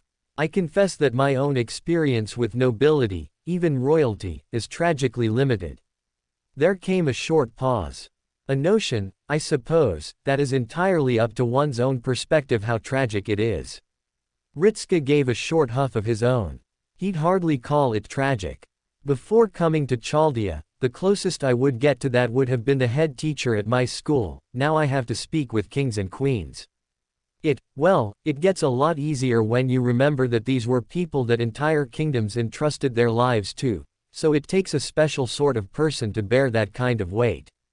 Bedrick slowly nodded. That is indeed some wise words, offering the respect they deserve for that position, regardless of how capable they are, or what they did with their position. They still bore the weight of a kingdom upon their backs and the wishes of the people who made up that realm. True enough. Ritska nodded. I figure you can't be some sort of king or queen if you're not a little bit intimidating. And most of them were, actually, intimidating. Even Marie had her moments when he thought to try and watch what he said. She might not have cared all that often, but he figured it was still polite to not treat her like her position didn't matter. Unless, she was fine with that. Maybe it was just his upbringing or something. That might have been it. His thoughts trailed to a halt as he felt something shift. He wasn't really sure what it was, but it just was this weird feeling. He frowned a little and squinted ahead of them. The path that Ash had been clearing by just sweeping his sword back and forth, showing a frightening level of disregard for the wildlife, had stopped advancing, leaving the Avenger stood there with his sword half raised and turned ever so slightly. Ritska knew he felt it as well. Mash. He called over his shoulder, are we getting anything fr? He wasn't really sure what happened. Only that the forest just exploded. He caught the barest glimpse of something moving in the trees. In the next moment, he was flat on his back and staring up at the sky. He didn't even register anything hitting him, just that he was looking up. What even happened? A thunderous boom flooded his ears. Ritska gasped as all other sounds were instantly drowned out. It was a thunderclap that brought a ringing down upon him. His hands jumped up and clamped down hard across his ears, rolling to the side and letting out a shout as he stumbled upwards. Something, or someone, grabbed him by the back of the shirt and yanked him along. He felt it next. A blazing surge of heat and saw the flicker of light in the corner of his eye. It was a mere flicker that surged. In less than a second, in such a short length of time it might as well have been instant, the forest was suddenly alight all around them. Ritska coughed out as the first waves of smoke trickled down his throat, grasping at his neck and coughing again as the hand on the back of his neck pushed him down into a hunched crouch and continued to drag him across, leading him. He didn't hear much else, just the continued explosive blasts all around them. Wait, were those impacts? He felt them on his skin, one after another from all around. Like the air itself was striking at him with a barrage of furious blows. Flames fanned in all around, the heat and the smoke draped over his body like a blanket. Was someone saying something? He felt like someone was saying some. He saw the flames part not far from them, a shape, no, not just one, burst forth and instantly pointed towards him. They wore armor, he could tell, but it was different from what he had seen. Brilliant silver, it reflected the flames like a mirror, so polished that he could just about see his own reflection at the distance. More followed through the flames, all of them marching in step. The armor was like that of a knight, perhaps the simplest one could imagine, if they were asked to say how a knight would look, and with an image utterly at odds with the fact that the second the helmets took sight of Ritska, they all brought up guns and aimed right at him. It was so utterly unexpected that he stood frozen as he heard the click and then the flashes of light. Mash was in front of him, shield raised, and he heard the metallic thuds of the bullets bouncing off. Except there came another set of blasts, then another. And another. Without pause, Mash stood with her back to him, shield raised and with the aegis rattling from the continued blasts. Ritska jerked back into awareness and raised his voice. We need to get out of the woods before they burn down around us. He coughed out another lungful of air, keeping himself hunkered down behind Mash. Mesmer. Bedrick. He turned and looked around, searching for them as he sent a message through the link, break up those gunners so we can start to move. Mash, Shiki. You're with me. Nud. What can you do about the fires? They are expanding rapidly. Nud called back through the link, as long as Ash maintains his fighting, I can do little to quell them, these flames react poorly to powers born of the divine. He was afraid of that. Help Mesmer and Bedrick, we need to get moving quickly. Understood. He dared not try and give an order to Gilgamesh, he assumed they were already doing something. But there was something else. Something he could see past the thick plumes of brilliant orange fire that were dancing around from all angles. It was the specks of black flame that were cutting through also. Which meant Ash was fighting something. Or someone. Ash, report. Occupied. That simple answer came out as a rush of thoughts and then abruptly cut off. Ritska looked around for the next thunderous crash and watched the wall of fire suddenly beaten inwards. A stream of dark flames burst through and twisted, suddenly launching themselves upwards.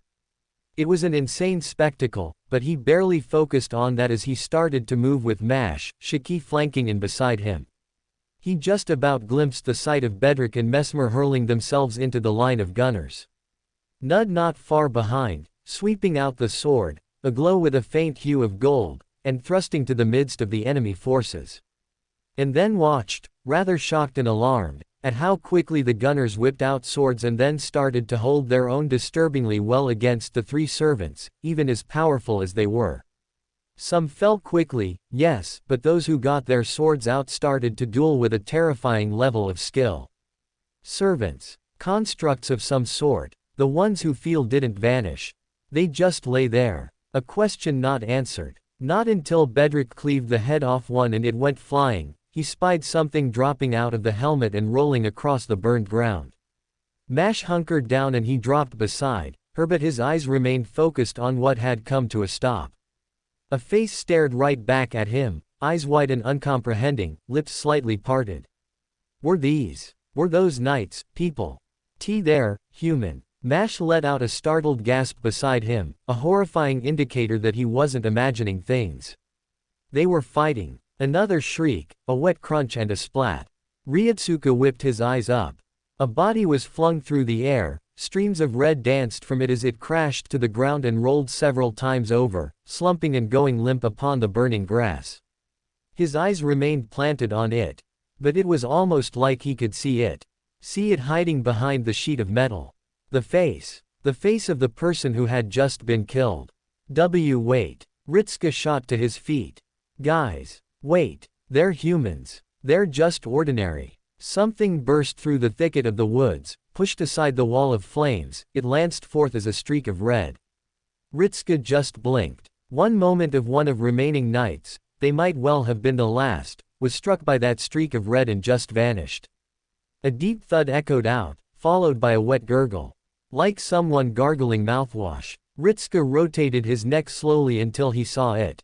The spear, dulled red, impaled not only through the chest of the knight, but also through the tree they had been nailed onto.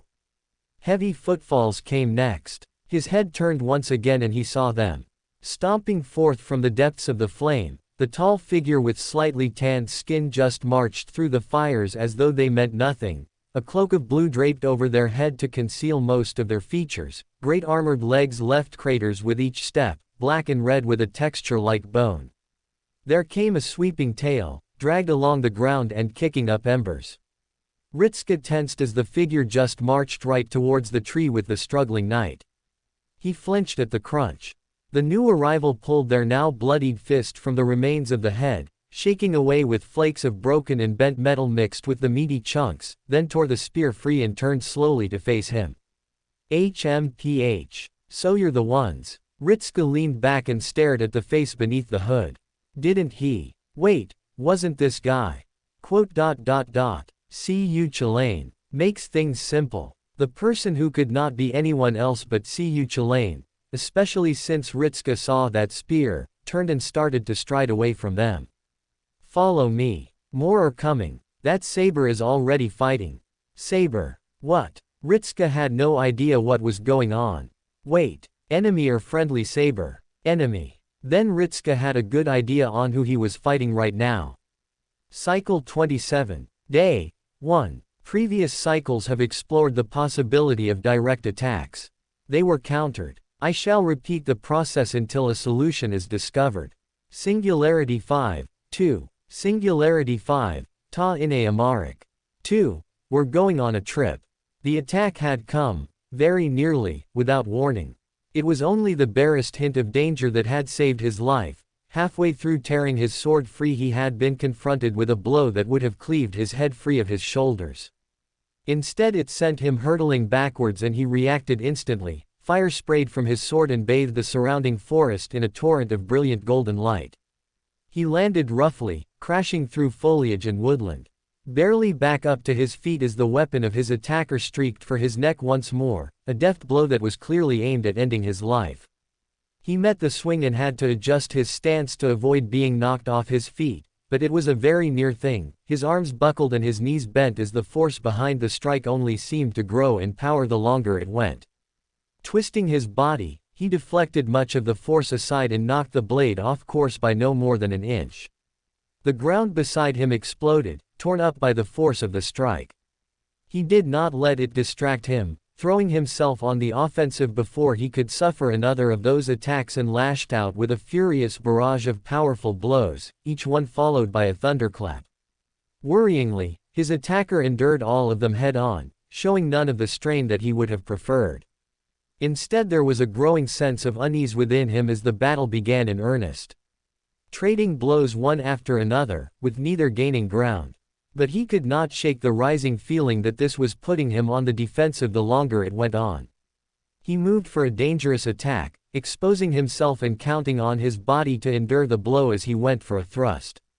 It should have encouraged the attacker to swing for him, to open him up. If they had done that, then he would have thrust through them and ended the battle then and there. His attacker did none of that. Instead they unleashed a powerful burst of force. It was a sudden blast of such raw power that he was thrown back and misstepped, stumbling ever so slightly as his footing became uneven. The very earth under his feet felt as though it had been churned inside out and thrown back up. And then his attacker moved. He stumbled back at the rasp of metal and the flash of muted sensation across his side, barely able to turn his own sword to stop himself from being cut in half, but the edge of the blade still slashed through rolled armor as though it was tissue paper. He knocked the sword back and jumped away, putting distance between himself and throwing up his left hand. The flames surged forth, dark and malicious. Great orbs of that consuming blackness spilled forth and blocked sight of the attacker. He hurled them without restraint and without concern. The moment his feet touched the ground, he twisted about and swung his open palm into the ground. The heat from his fist scorched the earth black and then tore it open. Cracks peeled across mud and steam hissed up from the evaporating moisture. Rivers of black flame snaked across the ground, twisting and turning as they slithered right towards the location of his attacker. He whipped his hand free of the ground and turned, pivoting his body and performing a full circuit. His sword blanketed itself in fire once more, a pure and brilliant roar of flame. It swept out and snarled like a hungry beast, surging free of his weapon as though it was led off a chain, charging forth to consume its prey. The trees that blocked its path, the bushes which were caught in the way. All of the greenery vanished amidst the tide of fire, the mixture of golden flames and midnight black. But his senses did not stop screaming warnings into his ear. His body did not stop and the tension of his sword arm would not leave. His eyes scanned every inch of the curtain before him. It had been an attack that was so concentrated that he was sure that even a servant with his own level of power would have needed to defend against it. But he was still searching for it. This attacker was dangerous. That was all he could confirm to himself, feeling the sting in his ribs where the sword had managed to pry into his armor and glide across his flesh. It was too dangerous to dare and look at the damage. All he knew was that it had not hampered him and would not do so. He decided it was acceptable. Stance shifting, he pulled back his sword and held it beside his face, tip pointed forwards into the flames. Glimmers of white danced across the edge of the obsidian blade, blending in with the trickles of fire that still clung to the weapon. He was counting down the seconds of movement. They would come again, he knew it. All he needed to do was wait. He felt that surge of power once more and he turned, swinging his body around and driving his weight into a thrust. The brilliance of the sword exploded forth, a stream of glitter tore from the tip of his sword and hurled itself towards the flicker of movement. He guessed correctly, the curtain peeled apart in the same instant that he moved. Another blade, equal in length to his own, cut through the flames as though they were a solid mass. The owner broke through in a dash that was so swift, their legs had not even touched the ground in the time it took them to close the gap. Gold flew. The stream was shattered like glass, and Ash widened his eyes in alarm at the speed. The attacker had been moving before they had even cleared the flames. As though they had not only expected the attack, but had been counting on it as well. Not good, Ash decided. He yanked his sword back and gripped it with both hands and held it up, catching the falling blade as the battle began again. Clashing and swinging with his attacker with renewed determination to gain some distance, but it was already displaying itself to be a battle that was against his strengths. Flames burst, a flash of light burned across his eyes and he swung at the moment that should have been a distraction for any swordsman. His attacker was undaunted and unmoved, knocking aside his hasty slash and countering with a dozen well-aimed attacks of his own. Ash almost tripped over his feet as he stumbled back to avoid them, hastily swinging his eyes around and moving his sword just as quickly as they came one after another. It was a display of power and skill that was hauntingly familiar to him. Each blow rang with some level of similarity to another. He stomped his foot to anchor himself, determined not to lose another inch of ground and focusing his mind. He was too caught up with the skill of the attacker, he needed to try and change it.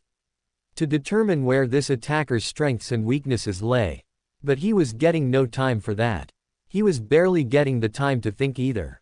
Another blow rattled his arms and stumbled him back, his eyes narrowed beneath his helm, and he lunged with his own blow. Forcing as much strength into his arms as he could muster at that moment.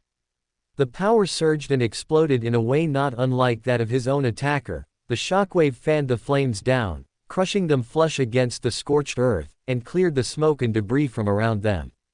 His attacker skated back, feet carving out twin trenches in the ashen earth with the sword held flat with both hands. It had given him a distance of no more than perhaps half a dozen meters. Maybe less. And his attacker had recovered quickly. He barely caught the glint of their eyes under the dark hood before they charged him yet again. The distance was closed in less than the blink of an eye, golden sword clashing with his own. Ash was coming to a deeply uncomfortable realization. He thrust down, flames burst from his free hand against the ground and he saw it. The moment the flames failed to even reach the cloth of his foe, stopped by an invisible force and harmlessly dispelled. Magic resistance, his mind supplied.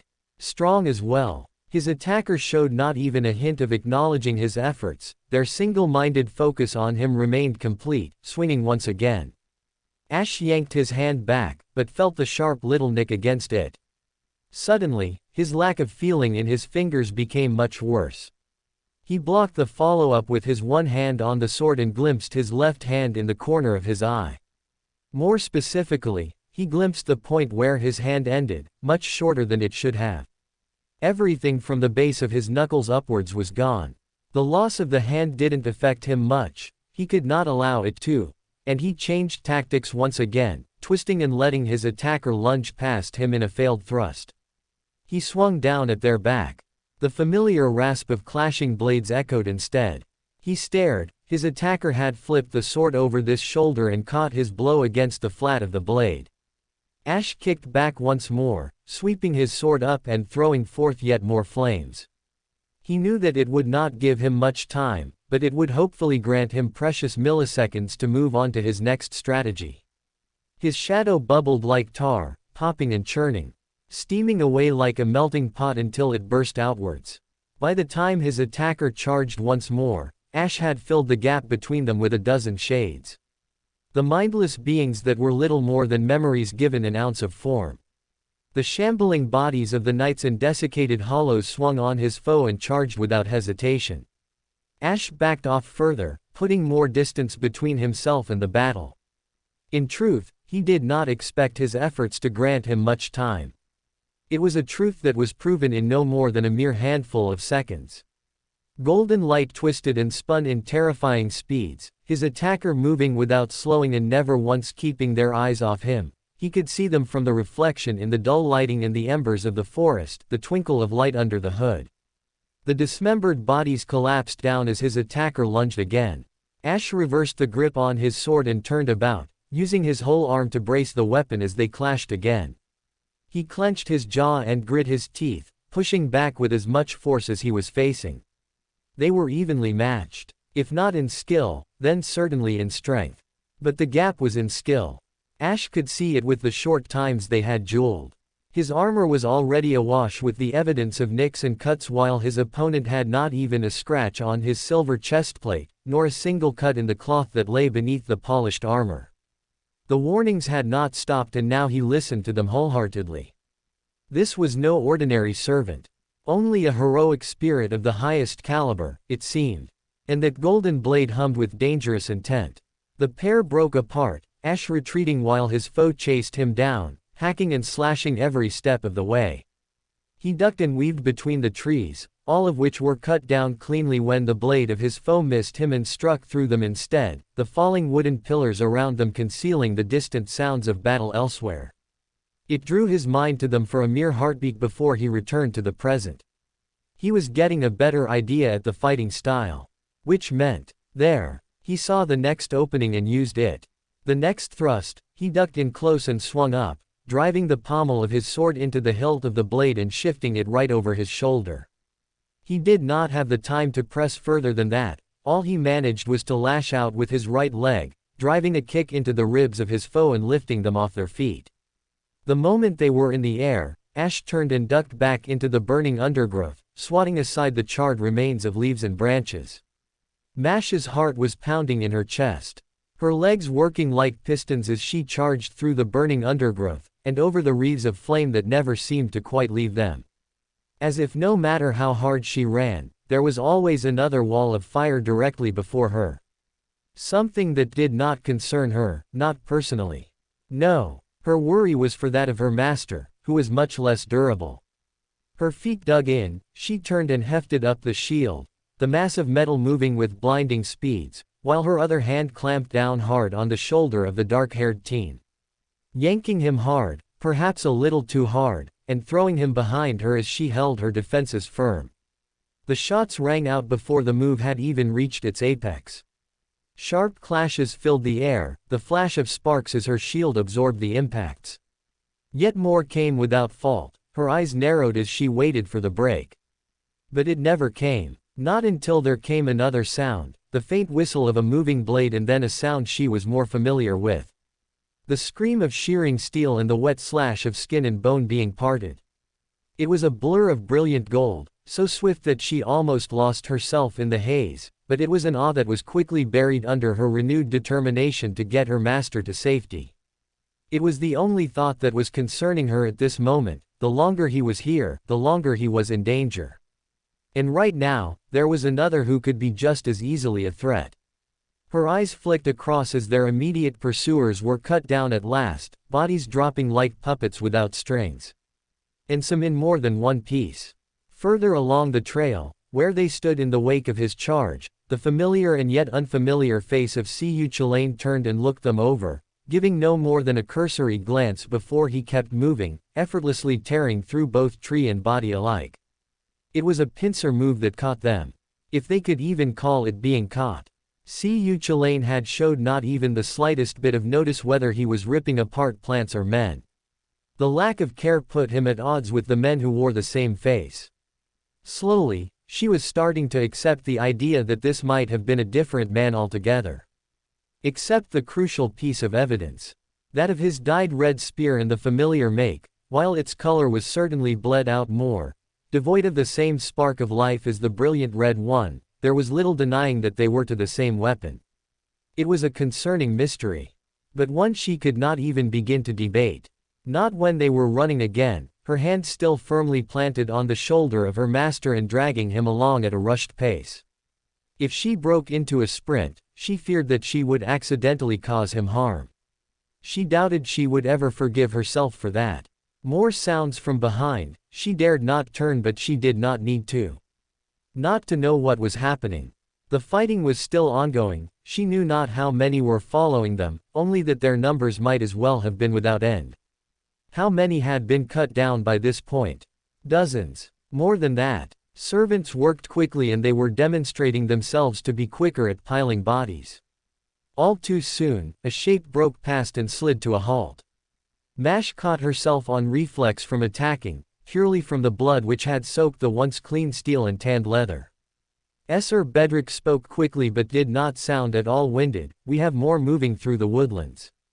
They are skirting the flames, keeping a distance, but they move to intercept us." His head turned about, fixing itself ahead of them and into the undergrowth.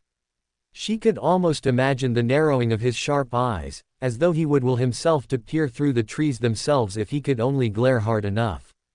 "Or to cut us off, without a clear direction and without instructions. We can only run, but I do not believe they shall give up pursuit." Mash had not even begun to consider any of that. It left her with a deep sense of shame as she realized another shortcoming of hers. "Master." Sir Bedrick pressed again, voice cool. The words seemed to spark something within her master. All too quickly he started to move under her grasp and pulled away, standing up on his own 2 feet. She very nearly grabbed him and pulled him down again. The fear of weapons hiding in the bushes was a very real one. His hurried words ended that train of thought. Those were people. He sounded aghast. Mash realized as well that she was similarly shocked by the revelation. She had merely been trying to avoid thinking about it. Later, Master. Sir Bedrick did not sound even slightly concerned, but perhaps a touch sympathetic. "For now, we should move to escape this trap, until the commander of this force comes upon us." There was little wonder who the enemy commander was focusing his attention on at this moment.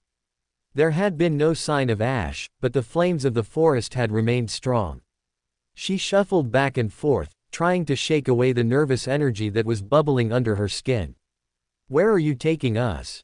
Her master spoke curtly, addressed not to any of them, but to Siyu Chalain. Or the man who looked like him, at least. That man turned and gave a very short grunt. "Somewhere safe." "You want to stand here talking about it?" His words were blunt and his expression blank. It was almost as though he had never expected anyone to even ask him something like that in the first place. Or he did not care much about speaking.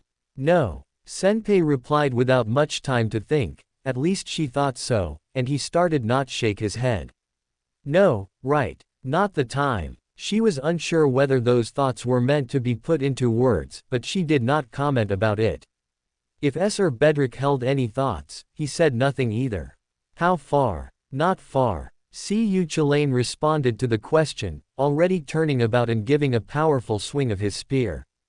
The forest howled as more trees fell, clearing a wider path for them, and without turning back, Cu Chulain moved faster still. Mash stiffened and readied her legs, but did not move until she heard the words of her master. We're following him. He's, at least, not tried to kill us. Right now, she imagined that was all they really needed. Fighting retreat, he said next and started to move, under his own power and breaking into a rapid sprint. Rapid for him. She kept pace with ease. Keep an eye out for ambushes. She nodded and shouted her own acknowledgement, keeping pace and swinging her head on a pivot, her eyes roaming the forests as the sounds of battle behind them got all the more fiercer, never clearing that much. It was a daunting thing to consider. By now, someone should have noticed how many were dying. How many the servants were slaying. Yet they kept pressing onwards. It was not as though these were servants, they were ordinary people. So then why would they go to such lengths for this? Why chase them so zealously? She dared another rapid look over her shoulder, drinking in every detail she could. From the comet of Mesmer sending corpses flying to the rapid steps of Shiki leaving behind dismembered bodies in her wake, right towards the golden streak of light that was Nud. Mash brought her eyes back around and focused on something else. None of this felt quite right to her. They were supposed to be here to protect human history. Yet within moments, they had been ambushed by humans and attacked. Humans they were supposed to save from disaster were now being killed by them. It brought about a sudden feeling of sickness deep within her. I am down a hand. The sudden words broke through her thoughts like a hammer, she had to force herself not to react. Senpei was very different, what? There was shock and horror. I am retreating. Ash continued, voice unbothered by what had preceded it. They are in pursuit. I shall endeavor to keep pace but also prevent them from catching you. Absolutely not. Senpai's refusal was hot. Rendezvous with us and we'll fight them. They are matching me. No, I am outclassed at the moment. They wield a powerful holy sword. She stiffened slightly, shoulders tensing. A holy sword. A weapon of awesome power and one that would often belong to only the finest heroic spirits. Those who could be called of the same caliber as King Arthur. And whomever Ash's attacker was, they wielded such a weapon. Not just that, they wielded it with such skill that Ash was being forced to retreat. It was a chilling revelation. All the same, Senpei was adamant, however, and his tone brooked little argument. Join up with us. We're following a servant out of the woods. We've been attacked by some type of local AR. She caught a glimpse of movement in the corner of her eye. Only a glimpse. And it was not even for that reason that she moved. No, she had been moving long before the pinprick of polished metal caught her line of sight, her feet pressed forth and she darted with incredible speed. Jolting right up beside Senpei as he was in the midst of his words and moving her shield up. The crack of thunder and the rasp of gunshots against her shield came next. A sound that was swiftly followed by screaming. Her defense dropped as Cu Chulain had abruptly turned about and set his eyes on the group. What followed could only have been described as a bloodbath as he fell upon them like a savage beast, twirling his spear and cleaving away limbs. Mash felt her throat dry as the sound of screams filled the air, panicked yells as the soldiers were effortlessly, and mercilessly, cut down one after another. So swift that she did not even realize it was over by the time that she opened her mouth to lodge some sort of protest. Cu Chulain came marching out, covered head to toe in a new crimson blanket. He inclined his head a mere fraction as he peered at her, then huffed and kept on walking. Not even an acknowledgement. Her eyes remained fixed on the remains of the battlefield. It was a level of brutality she would have expected from the sort of people they had come to a singularity to stop. Right now, she could hardly even consider that they were on the right side. Truthfully, she just felt ill. Ritska coughed, a cloud of ash burst from between his lips as he kept marching. At the moment, all that really mattered to him was getting out of this fire and away from danger. It was the sole coherent thought he was having amidst all the others. But then he stopped and turned his eyes upwards at the sudden shriek of above. It was like a sound he was intimately familiar with, but at a much deeper rumble. One that had him on alert in a mere instant. It was that instant that proved valuable. Above the canopy of the trees, just through the smoke, he saw the barest hint of a large shadow passing above them, blocking out the sun and moving on. The deep sweeping sounds followed after it. A single though pushed through to the forefront of his mind. Dragon. At once, his blood turned to ice and his veins went cold. His legs became stiff and his body motionless. Then another voice raised itself, above us. It parroted his own thoughts, and suddenly he was moving again, trampling vegetation underfoot and no longer giving thought to the surrounding flames. He understood that those would be nothing to the dragon if it breathed fire on them, and he did not hope for a moment that it was friendly. Confirmed for him as he saw Cu-Chulainn ahead of them turn about and look up. He could just about make out the expression of something sharp on his face, a flicker of intrigue, but then it was dashed just as quickly. The red spear flicked back in a blur of motion, then rocketed up and through the tree line and out of sight. It flew back a moment later, barely having given enough time for Ritska to get closer, and slammed back into the waiting hand of its wielder. The taller man turned and bounded forth once again, suddenly reaching for something else from around his hood and yanking it forwards. Ritska did not see what it was, but he heard the voice clear as day and calm as still water. "The army caught us. Currently heading your way." Then came the reply. "Understood." A voice he did not recognize. "I'm getting them ready for takeoff. I'm heading your way now. I can see the first signs of the airborne warriors." Ritska let the information of the conversation wash over him, catching what little he could as he bounded forwards, only to wince as the rest became deafened under a deep and terrible roar that echoed out above him, shaking the trees as the shadow dropped through and closer. Flames parted, the massive shape tore through and went clear above his head. He threw himself down to the ground and felt something else land atop him, but he cared little for that as he heard Masha's voice breath in his ear. "Stay down, Senpai." It was a quiet tone, but no less stern. He did exactly as she said and remained there for as long as the weight on him remained, then he was back up and moving the second that it was away from him.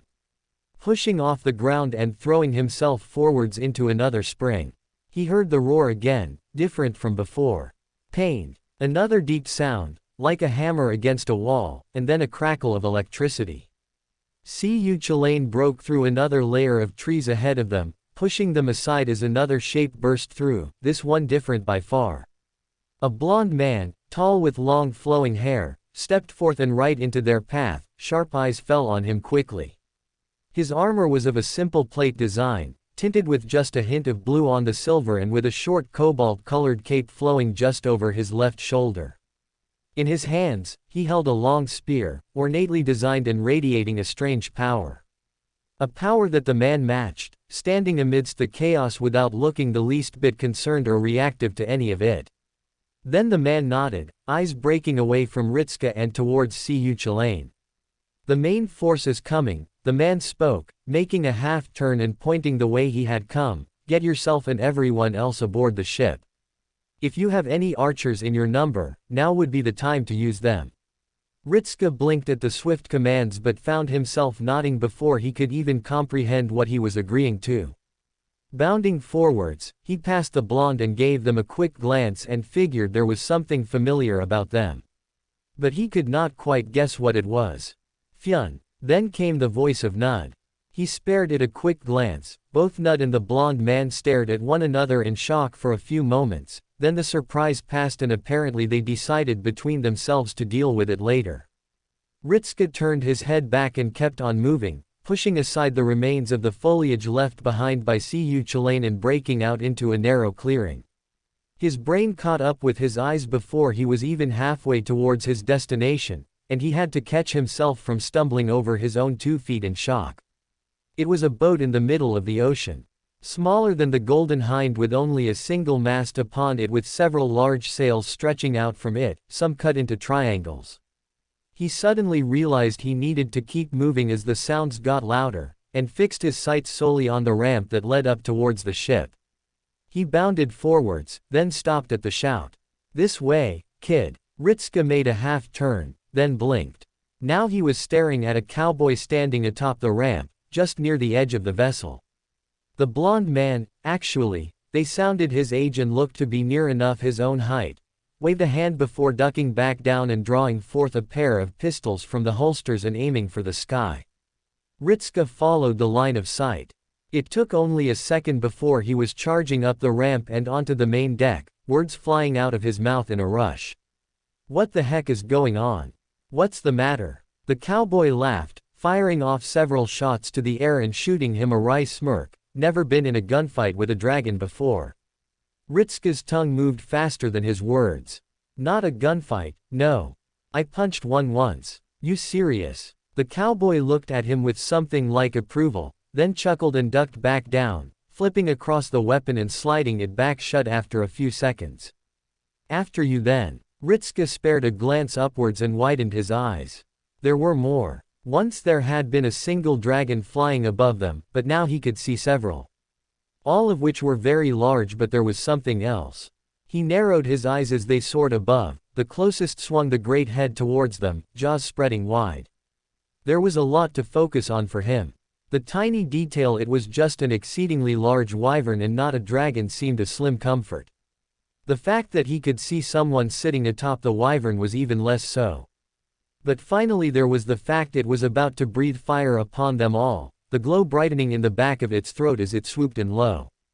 A lance of golden light burst from the ground, striking its underside.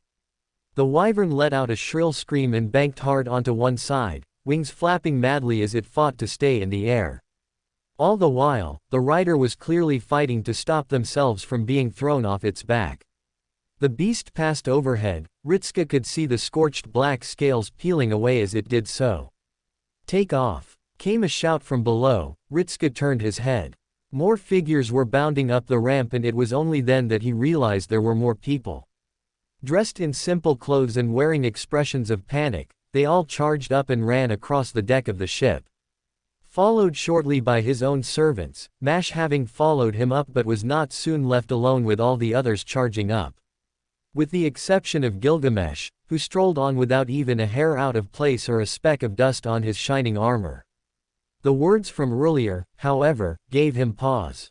His head whipped about and straight down to where he saw the new servants bounding towards them, clearing the length of the ramp in only a few steps and onto the deck of the ship. "Get us in the air." The air. Ritska blinked hard, then realized the problem. He still had servants out there. "Ash, get to us now or I'm using a command." The entire ship rocked and lurched. Ritska was kept only on his feet by the quick hand of Mash taking him by the scruff of his shirt. An undignified noise jumped from his throat as he clung to the arm. A tremor shuddered around them, and before he even realized what was happening, the trees started to drop down. No, that wasn't right. It wasn't that the trees were falling. It was that the boat was rising. Taking off. This ship could fly. The thought alone should have been absurd, but it was countered only with the madness of everything else he had gone through until now, and then he realized just how likely it truly was. Ash. Frustration bled into his thoughts at the lack of a response. A mere handful of words and then silence from the Avenger was not good enough for him. Not nearly enough. Ritska pulled away from the ironclad grip and rushed to the side, ignoring the rising wall of black smoke that was encroaching around them. The ship started to turn hard, twisting and pulling away as it was drawn higher and higher into the sky. His eyes fell to the ground below and the thick plumes of flame. Then he caught sight of a shape burst out from the thickest patch of flames.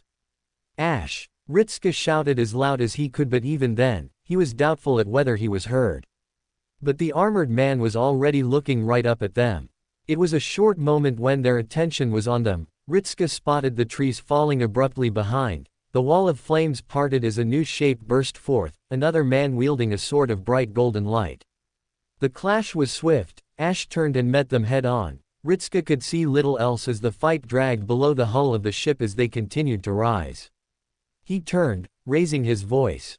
"Below us. Getting their attention was vital, waving his hand and gesturing down. Ash is fighting below us. We need to. His words tumbled into an incoherent gasp. Stumbling back and gripping the railing tight to stop himself from falling over, the vessel lurched heavily to one side, boxes and crates tumbling across the deck with a loud clatter of movement. Just barely he managed to keep his center of gravity, but that became the least of his worries as the shadow soared overhead, the larger wyvern rising from where it had thrown its mass into the boat. He was thrown back on the defensive, surroundings darkening as he fell below the shadow of the rising ship. The glow of the sword served as more than enough light, consistently fending off the unbroken string of attacks, one leading into another with little time for him to even so much as think beyond defending. Ash broke and rolled to the side, attacker hot on his heels, and rose back up to lock blades once more. The golden sword sliding over his own and slashing out, he just barely moved his body to the side. Not fast enough to avoid the blow completely. His shoulder pulled open as the tip of the sword gouged a chunk of armor from him, sparks and metal flew as he jerked backwards. Fortunately, it had been the arm of the hand that was unusable.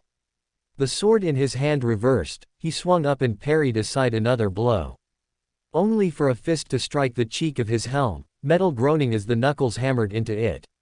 His head jerked with the strike, ears ringing. The sword of his attacker rose again, falling down in a clean arc. He stepped to the side, raising his leg and stomping down to trap the blade against the earth as it missed. The moment his boot made contact, a sudden force sent him flying off his feet, a burst of magical energy which hurled him perhaps a dozen meters into the air, falling back down and rapidly searching for where the next attack would come from. His mind warned him and his body moved. A wide and powerful swing, the rasping of clashing blades echoed loud as he fended off the attempted finisher. The hood of his foe shifted just a fraction and showed stern features. Streaks of bright blonde hair fluttered in the wind, the hood dropped and Ash swung his head forwards. His weight was thrown at empty air, he caught the pommel strike to the gut and forced his way through it, countering with his own kick to the shin. Parting once more, Ash raised his sword and readied himself, eyes flicking up briefly to the gradually shrinking hull above them. He needed the chance to teleport away. His attacker dragged their sword up, holding it with both hands and taking in a sharp exhale. In the next moment, they vanished in a burst of speed. Eyes widening, he turned about and ducked his head, air rushed above him as the sword streaked through nothing, he lashed out with a swing of his own. Metal hissed as the tip of his sword glanced over the breastplate, leaving behind a long, thin scratch over it. His attacker having stepped back just before he could cleave them in two. Ash used the swing to drag him forwards, lifting his leg up and completing the circuit. His armored heel cracked into the side of his attacker's raised arm. Though they had blocked it, the force still knocked them away from him. Before his foot had even touched earth, Ash unleashed another river of flames from his sword. The inferno lashed outwards and provided enough of a distraction for him, already preparing the teleportation. Not a moment too soon. As he was vanishing, he saw the golden sword pierce the curtain of fire and cleave it asunder, the tip of the blade poised to run him through just as he was carried away. Ritska blinked at the light flashing outwards in the corner of his eye, swinging his head onto it just as it vanished. Ash stood in the fading traces of the light, helmet turning about and sweeping over the array of people. Ritska, despite the relief he felt at seeing the Avenger, knew they had more concerns. And as he turned back, he could see those concerns easily enough. Wyverns. The large flock was back and in greater numbers. And they were on a slow-moving wooden ship in the sky. Being a military genius was not needed to see where this was going to go, Ritska understood. Can the cannons up here prepare for? No. Came the shout, we shall only serve to waste ammunition. He agreed. From the speed the lizards were moving, Ritska was unsure they could even hit one of them in the air, and supposing they did, he wasn't sure if a cannon would have achieved much of anything against one of them. We shall handle this. Sir Bedrick's voice came through. Ritska nodded and turned about. Ash, Bedrick. Half turned, he raised his finger and pointed to the sky and the wyvern pursuers. Take them down. His swords found their homes in the sheaths. Flipping up the lid of his bottomless box. Wyverns, and he was inclined to agree. Though larger than most he saw, they reminded him more of the hellkites that roamed the skies. Yet these lacked the blood-red scales, instead they were a more bleached sort, far more jagged scales across their heads and running down their long serpentine necks. But his eyes fixed solely on the riders of the beasts and how they were keeping pace and keeping control. It was not something he expected and not something to be distracted by. His hands found the right weapon and he slowly drew forth the large frame of the crossbow. One designed by the Karam snipers. And for dragons, there was only really one type of bolt to be used. The weapon was primed with a bolt in place. He took a deep and steadying breath and fixed his eyes upon his target. His finger squeezed, a deep thud and the weapon jerked into his shoulder as the bolt flew free. Free and true, the attack struck just below the bright breast of the closer wyvern, but he could not tell whether it was the shock of the lighting blessing or whether it was the impact itself. But the beast lurched and snarled, but remained airborne all the same.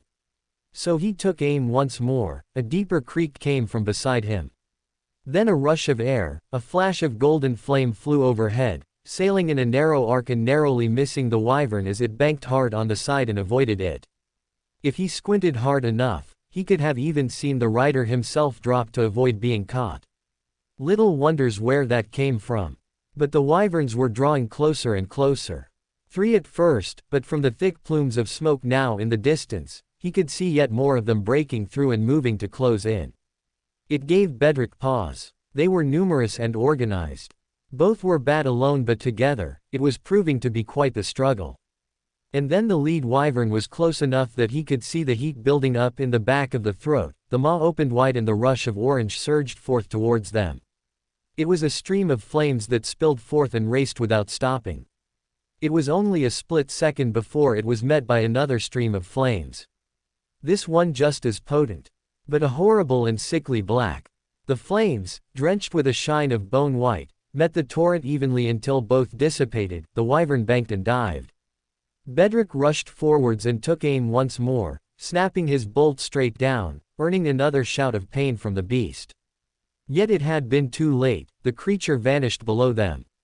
More sounds from all around, sporadic and loud. Eerily similar to those firearms that were used by their attackers. He made a short turn. The blond man in the hat was pointing small curved pieces of metal in both hands, squeezing down and bringing forth a loud bark of the weapon with each movement. Flashes of light came next. He dismissed it quickly and turned back to those he could still see. Another orb of flame soared overhead and for the wyvern, striking hard. It screamed, twisting about. Bedrick seized the moment it was caught in a state of panic and called upon something different. Something more potent. Reaching for his talisman, he drew it out and took in a deep breath and closed his eyes. In his mind's eye, he could visualize the old legends.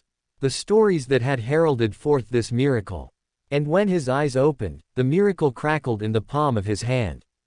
Turning his body, he drew back his right arm and tensed himself, keeping his feet steady amidst the shaking and shuddering that went on all around. In his palm was the golden shine of the sun itself. The spear crackled and hissed, light glanced along his armor and sparked across his helmet. And then he pivoted his body forwards, the spear freeing itself from his grip and hurtling forwards with a crack of thunder. The howl of the spear was matched only by the scream of its target. It struck true and firm. The left wing of the beast was blown apart, the thin skin which stretched between the wing burst into flames and peeled away into dust. The bleached white scales burned black and broke apart, the spear of sunlight carving a line clean through and out the back of the winged creature. And then it fell, now silent and limp. He watched the rider fall free of the beast, but not so far, as though tethered, and they both vanished into the trees with a distant crack of splintering wood. Bedrick drew his crossbow back up and took aim again. He caught sight of something else, eyes widening. Master. He paced forth to the bow and leaned forwards, hands resting on the railings. The hum remained in the air, the crackle of lighting. Sir. He kept silent as the voice spoke behind him. Report from Captain Finley, he says they were attacked and suffered heavy losses. Words that spoke what he already knew to be true. His eyes drifted down towards the burning forest below them. Saber remained down there. He made a note to have one of their escorts retrieve him.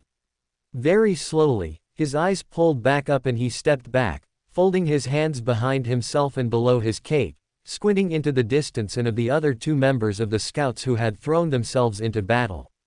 One had been felled already and by a single blast from something powerful. He inhaled and exhaled. It was still the crackle of lightning in the air that brought a very thin smile to his lips. And very nearly a laugh to the world. But he contained that immediate desire to instead allow his mind to offer him a tactical insight into the situation. It came to him with only one conclusion. They had been too late. The foreign master had found refuge with the resistance. Fortunate, he supposed, that it had not been the Western states. He turned and strode past the captain. The man stepped aside for him, and strode along the deck and back within the interior of the closest tower, sweeping across to the magical artifact. And already, she was there. As though she had expected his call. Too slow. He nodded. You seem untroubled by this. And you are smiling. She pointed out, tone flat and expression equally bored. This time, he did laugh. Throwing his head back and giving a booming rumble, arms coming back around and spreading wide. And should I not? From your own words, this is a master who has proven himself in the art of battle time and time again. I yearn to test myself against him and to show him the heights to which he should aspire to. Such was the nature of conquest. His words, tragically, got barely a reaction. Instead, the woman on the other end slightly started to straighten herself out, the image showing her fixing herself on her throne. Pull your forces back. Saber has already failed to eliminate the unkindled and the Chaldean forces have brought a far more potent roster than I anticipated. As you are now, you are ill-equipped to face them. Words said without cruelty or insult. Merely a fact. Yet what he wanted was to do nothing more than keep pushing forwards and see what he was facing. And yet, his mind turned back to the sight of the dragon blown from the sky by a bolt of golden lightning. The lightning that could only be wielded by the gods or those blessed by them. Reckless charges were hardly the nature of a good general, after all. So he found himself reluctantly agreeing. Very well, he said at last, but his eyes narrowed. Is there something more? The woman watched him for a short moment, then made a small noise. No, that is all. Return to your previously assigned position. The Western states are making another push south. I am directing the twins to shore up the defenses. He let out a sigh and nodded his head. The magical conversation cut short. Yes, he had his orders. Yet, there was something else. The thought remained with him, and his smile remained. Allowing his enemy to escape was one thing, but any commander would assume they were being allowed to withdraw. With such information, he turned back to the captain and waved a hand. Prepare for a bombardment, sight the target and open fire. I am curious to see how they shall defend themselves. The captain saluted, at once, General, then turned and marched right out of the room. Pulling a hand up, he scratched at his chin as he narrowed his eyes. The swiftness of the Chaldean response was impressive, as was their level of firepower. Saber had failed to eliminate the unkindled, the one that he had been told was the most pertinent threat, but he suspected that it was not merely them. He did not doubt that for Chaldea to fell several great opponents before arriving, they would require more than just raw strength. A strategist, perhaps, or someone with a fair bit of luck. Either way, he looked forward to finding out. Striding past the door and back into the open, he fixed his eyes on the distance as the ship slowly turned, the horn signaling for the others to join them. It was a haunting sight. A fleet of ships in the air. In the air, Ritska stood there, arms fixed by his side and eyes straight ahead as the fleet started to turn, flanked by the sight of dozens, perhaps far more, of wyverns of equal or greater sizes to the ones they had been fighting. He realized just how close that had all been to them and his knees felt rather weak. He propped himself up by shifting forwards and pressing down on the railings, but through it all, his eyes remained fixed on the gargantuan block of the vessel that headed that fleet. Something that could have only been the flagship. It turned and showed itself to be taller than all others, its escorts were narrower and looked more like the typical design of a sailing boat. Not this one. This one looked to be a block of wood, lined with towers along its deck. Slowly, they gained more and more distance from the sight of the army, and Ritska was unsure which it was. Whether they were faster, or whether they were being let go. But then he saw it across the side of the larger vessel, the sudden sparks of light. Mash. His words fell through too late for humans. Not for Mash. She had cleared the way of the ship, brushing past him and standing with shield raised. Lord Chaldeas. And with shield slamming down, the translucent wall appeared. In the instant she had spoken the words to the moment the barrier appeared, the entire section was engulfed in a surge of heat. Ritska jerked backwards, the boat rocked below him from the shockwave of the blasts. But he felt not an ounce of fear or worry. Not as Mash stood there, arms braced against the shield and her stance unbroken. The smoke vanished as more blasts came in, the distance growing by the second. Yet the wyverns had since retreated and Ritska was unsure what to expect. Had they fallen back to avoid being caught in the blast or not? Either way. He turned to Bedrick, then spoke. Is that boat still in your range? To that, Bedrick gave him a very short nod of the head. His command was without words, his intentions must have been clear enough. Sir Bedrick strode forth like and reached for the talisman once more. Ritska was beholden to the sight. But it still stole away his breath and left him feeling stiff. That sensation of burning skin, that smell of charred hair. The moment the spear of gold fell into the waiting palm of the saber to the moment it was hurled forth like a javelin. Ritska had not even realized he had been holding his breath until a single explosive gasp burst from between his lips. He was unsurprised to see the light of the golden javelin intercepted by something. He understood it would have been simple.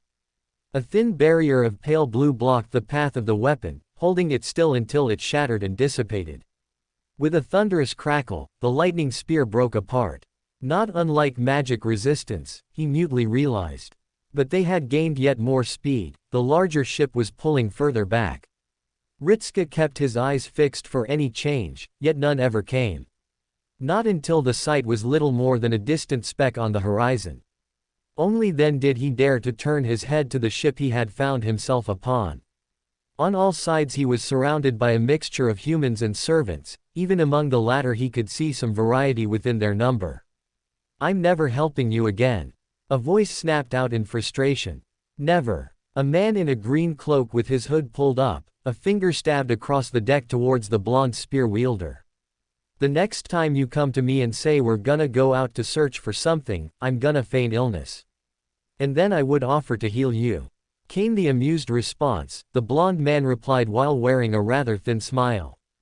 The man in green froze for a split second, then groaned and turned away, pacing up the length of the deck and moving across towards the back of the ship.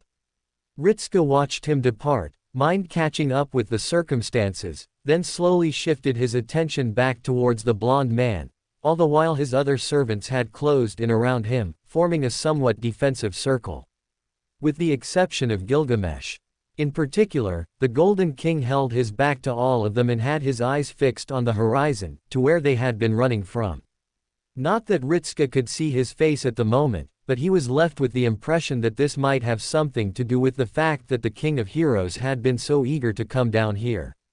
Well, someone cleared their throat. Ritska turned across, the blonde spear wielder had approached but kept a distance from them, lips pulled into a small but friendly smile. I believe that some introductions are in order, and I would like to offer you the chance for relaxing. I doubt they shall be trying to chase us down, it would draw them out into the open and there is no doubt that others would capitalize on such a misstep. He lacked context for much of that sentence. Thanks for the rescue, is what he said instead, searching for the only thing that he could confirm.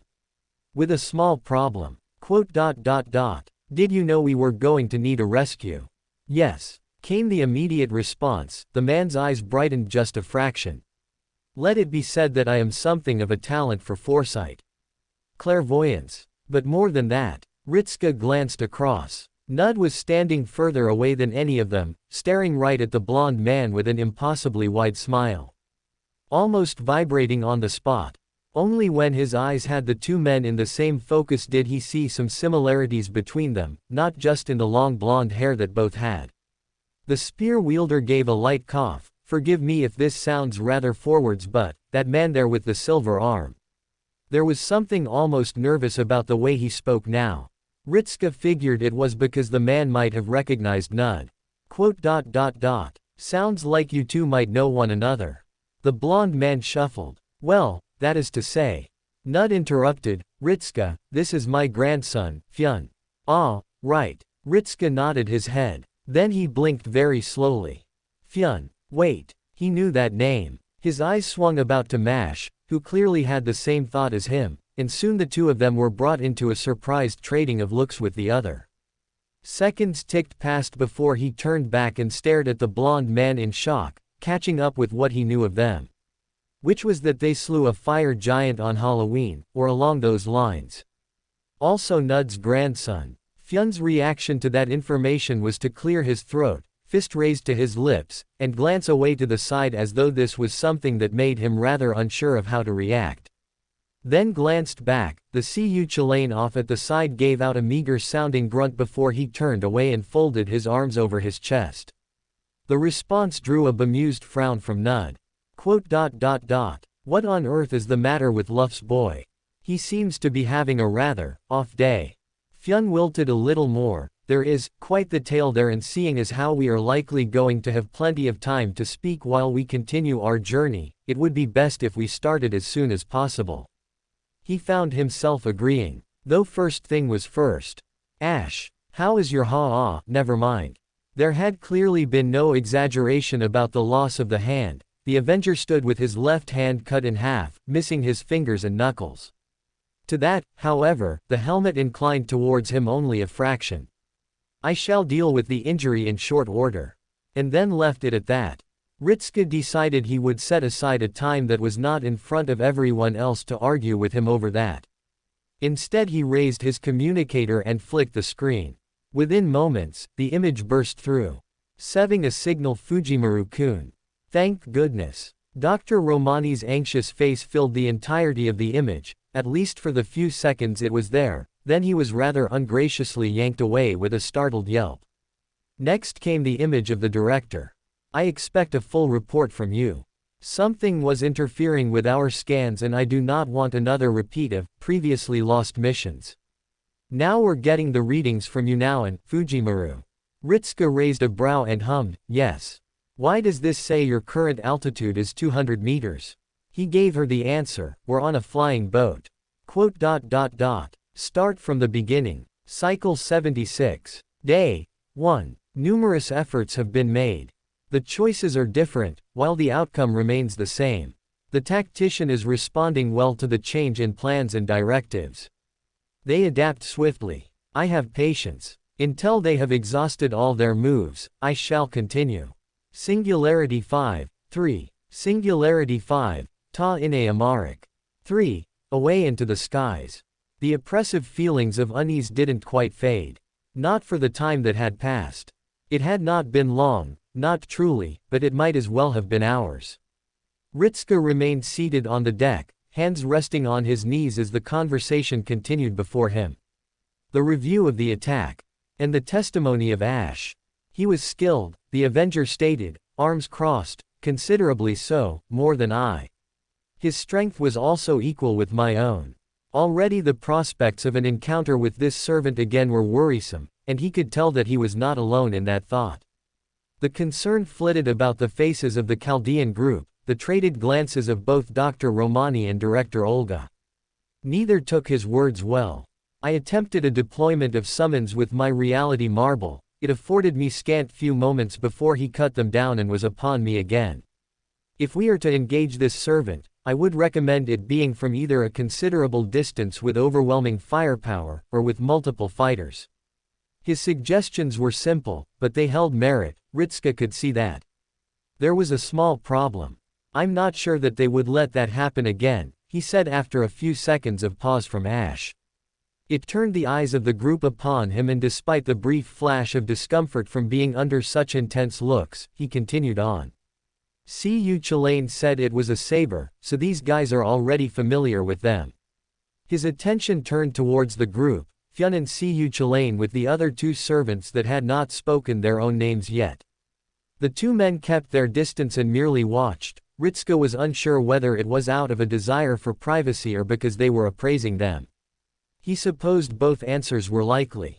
As he turned back, he felt his lips curl down to a more distinct frown. I think this has been going on for a while. None of this really feels like it's only been a short time, to be honest. Though it might have been premature of him to assume, it was the impression he received. From the sudden formation of a group of humans attacking them, that weighed on his mind heavily, to the groups of servants and the fleet of ships that had given pursuit. Ritska felt as though he had wandered into the middle of a long war. Olga's eyes darkened, her shape leaned forwards in the image and let out a ponderous hum. Possible, it would be best to confirm with the servants that have at least gotten you away from the conflict, but I am similarly alarmed at how quickly it was that you were attacked. Within moments as well, with such an overwhelming force, not to mention that Ash was separated immediately. Her words brought a stillness to his heart. She was right. Ash had been at the forefront of their group and had been attacked first and pulled away. Separated from a master, and then they had been ambushed by soldiers amidst the chaos. Had Ash been the target? His eyes turned on the Avenger, watching the face of the blonde intently for any reaction to this implication. The response was typical, a flat expression and one that lacked any urgency. Ash turned slowly and nodded his head. Some form of clairvoyance then, or information provided ahead of time. As I understand, Flauros was briefly aiding Aldrich prior to his death at the hands of the saint. That had been a noteworthy point, Ritska found. Turning his eyes back and pinching his chin tightly, you think it might be another demon god that was here? It would definitely add up a lot, wouldn't it? Looks were traded, uneasy and alarmed. Ritska turned about, right for those who had stood at the far end of the ship and raised his voice to them. Fyun, could we ask some questions? The blond man looked right at him, then gave a short nod of the head and approached with only a passing word spared to Singularities. He did not wait long, the casual gait of the man brought him to them within a few steps. Is this the far-seeing magic that you used to speak with your allies then? Fyun placed a hand upon his chin, rubbing back and forth, his tone containing intrigue and appraisal as he leaned forth. Impressive. I would require some potent water to accomplish such a feat, and yet, it seems that Chaldea is indeed the place of mystery that I had foreseen. Foreseen. Ritska caught that quickly, and from the glint in the eyes of the man, he caught it as well. Yes, I had come here for you, and I was not the only one. The frown deepened on the face of Fyun. The taller man lowered the hand from his chin and gave a weary sigh. The tale is complicated indeed and would take time. I suspect your concerns are focused on the more pressing worries at this moment. Such is the nature of our attackers and the saber servant who challenged your own. Fyun turned, his eyes landing on Ash. Then his expression twisted for a brief moment. Ritska saw it easily, but it was gone just as quickly.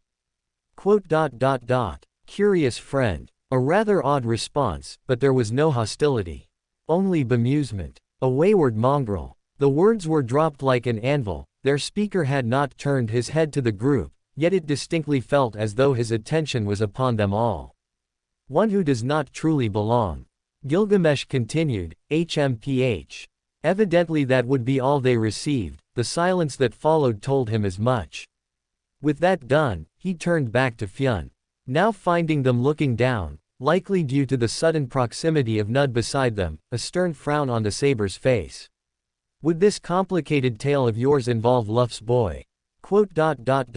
I will remark that I was not present for that at the time, Fyun defended evenly, I arrived only after. Ritska found that strange, glancing back the way of Singularities. Yes, he could see there was a difference in how they carried themselves. Far colder and less outgoing. More brutal as well. It was eerily similar to Ash in some ways, a far cry from the Singularities he knew. As though, a stray thought tickled his mind, an answer to the query that drew a sharp breath to him, eyes turning about and landing on Fyun. Is he an altar? Fyun's expression turned tired all at once, eyes meeting his own and slowly nodding. He is. Alarming, Ritska imagined, as all altars he had encountered had come from direct contact with the Holy Grail first and foremost. Whether or not they appeared again in later events or not, they had all first been sighted near Holy Grails. The nature of Cu Chilane can be debated another time. Olga's words came sternly, keep on topic. She was right, he understood, and he gave her his thanks with a nod. Fyun cleared his throat, quite. Suffice to say that the history that would have been is utterly erased thus far.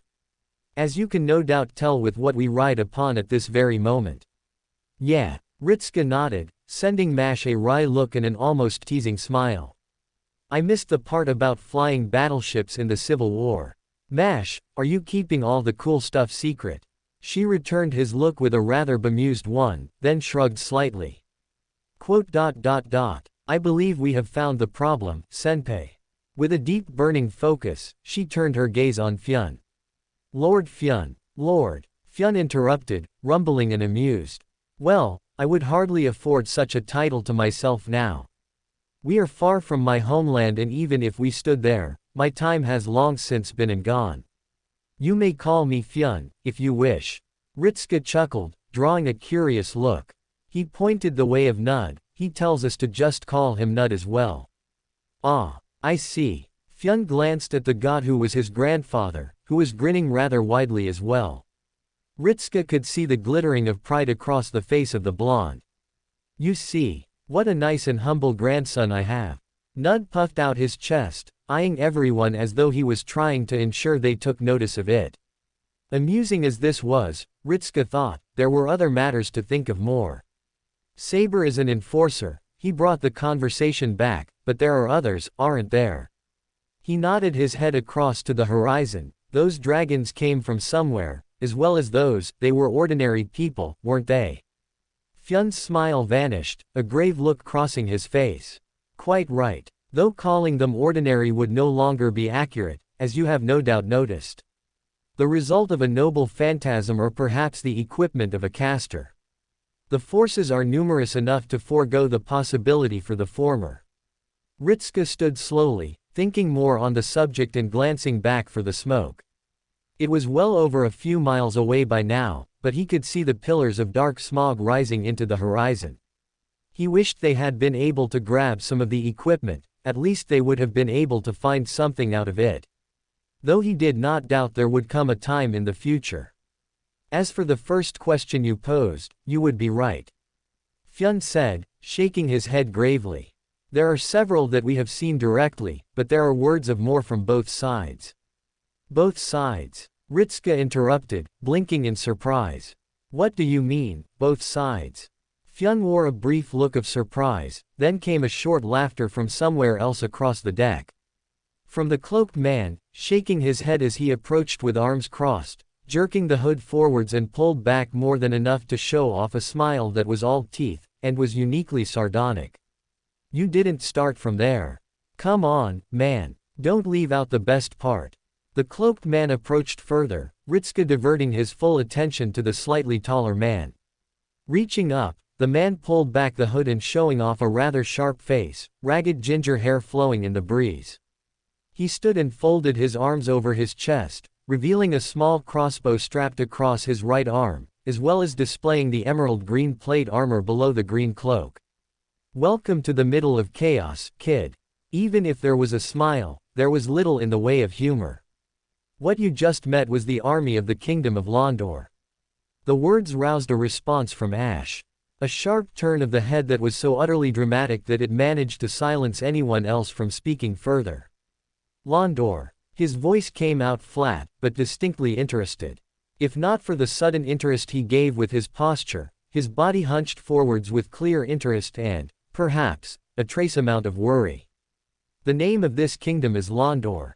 Yep. The fiery-haired man responded, now regarding Ash with a more watchful gaze. I suppose the name means something to you then.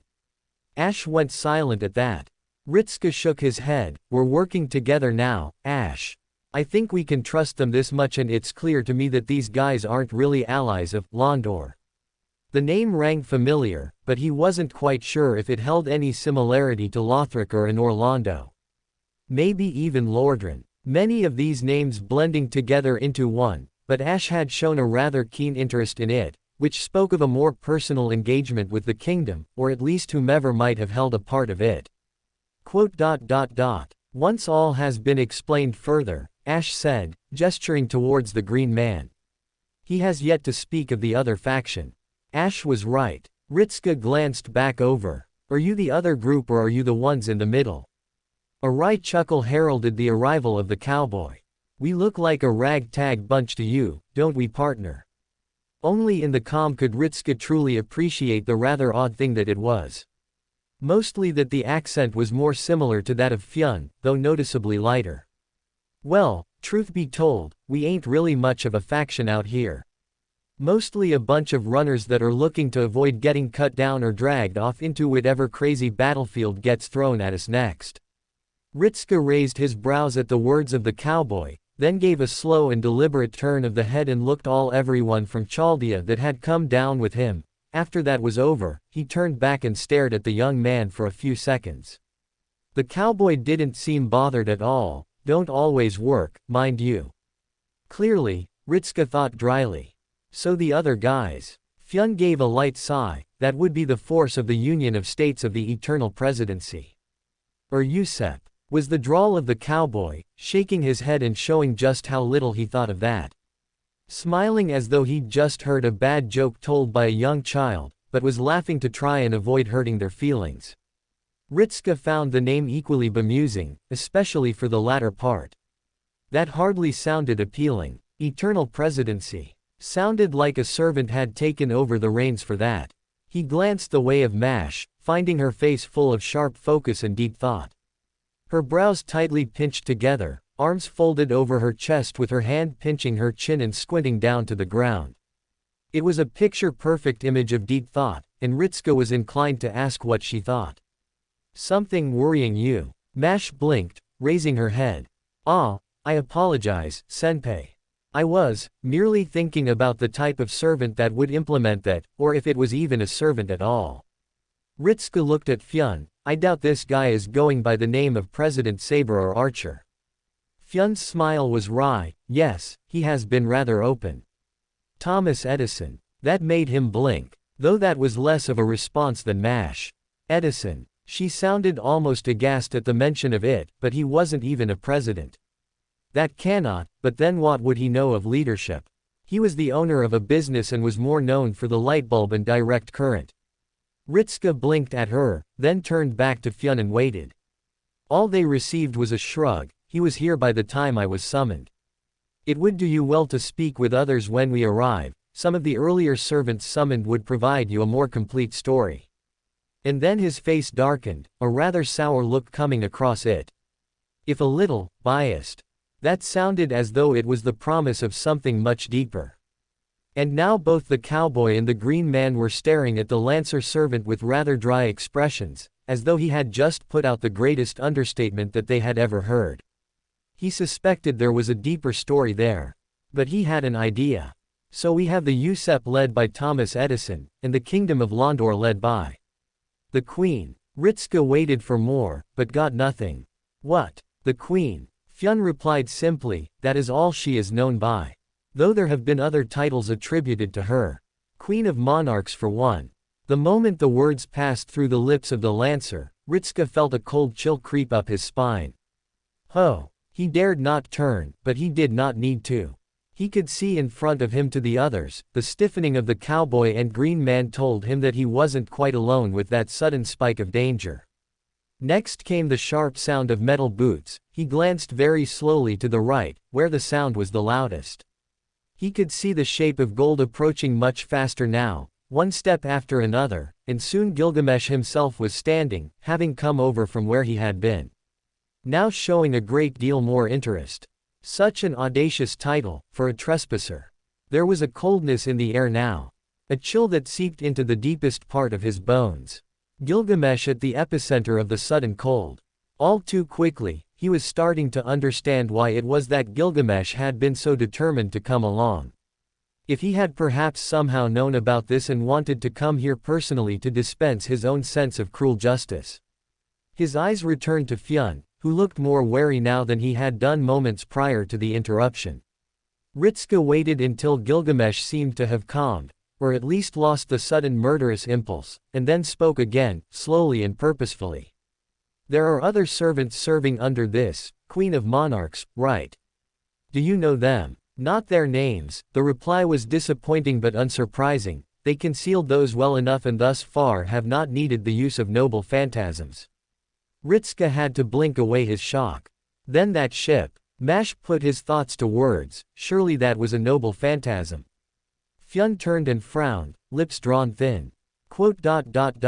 I cannot say for certain as I did not recognize it, unless you have information to provide. I am of the impression that the lot of you are rather more informed of this than we are. Rituska turned on the call to Chaldea with a silent question in his eyes.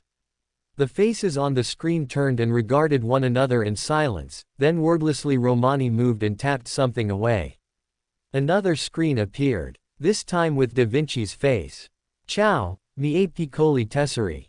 The immediate response was warm, a smile immediately formed on his lips by the sheer energy of the introduction. Da Vinci. Ritska inclined his head politely to her, arms crossed. Did you watch the footage? Yep. Rather worrying. She frowned at that, especially the image of the pursuing vessel. The distinctive image of the side profile lent some credence to a certain servant being an enemy of yours. She held them on edge with bated breath. Archimedes. Ritska had heard the name before. It was difficult to not to. Especially given that it was the closest he had ever heard, at any point, to the concept of someone using a laser beam before. Which was why he was more surprised than anything else at the idea that he had anything to do with that, frankly, massive and daunting dreadnought that had been chasing them down and firing on them. Unless he was thinking of a different person. We are talking about the mirror guy, yes. Ah, you know him. Da Vinci said, looking and sounding pleased. Indeed. The mirror guy, as you call him, but he was rather capable in very many other fields, and that specific profile details one of his other more famous creations. Her expression hardened, the cheer vanishing abruptly. The Syracusa, claimed to be the largest transport vessel of the era and at around 240 BC, it likely was. Designed by the Archimedes himself, even if built by another, Archias of Corinth on the orders of Hieron II. Unfortunately, while Da Vinci certainly seemed invested in her lecture, he understood very little of what was being said. Certainly nothing beyond the fact that it had been designed by Archimedes and had been lauded as an exceptionally large ship. Except there was another word that stood out. Transport vessel. Ritska murmured in disbelief, thinking back to the broadside it had opened up on them. Guess someone decided to change the intentions. Da Vinci shrugged through the screen. If it's there, why not? Especially if they have the means to do so, and right now, those escorts sailing beside it point towards a decidedly more Greek design. Quadrirem, they were called. An interesting name, Ritska mused. So were fighting Greeks. Even as he spoke the words, he didn't believe them. Not fully. It was too simple an explanation. And those gun-wielding knights had about as much to do with ancient Greek military as he did. To say nothing of the dragon riders that had been hounding them. A mixture of servants then. He decided upon, more confidently now. If Archimedes is making the weapons for them, or maybe improving them. He ventured, earning a slow and approving nod of the head from Da Vinci. It made him feel the same swell of pride as though he'd answered a question correct in school. Though, this was about as far from a classroom as possible. He was about halfway through his next thought before a voice interrupted. Cold and thoughtful. Wasn't this creator a tactician? Ritska turned his head and looked up. Mesmer had his back to them, still with his head across and facing to the horizon, but with the serpents turned and looking towards them all, tongues flicking out every few moments as their small wings fluttered and stretched. Ritska repeated the question, pardon. The Lancer had been silent until now.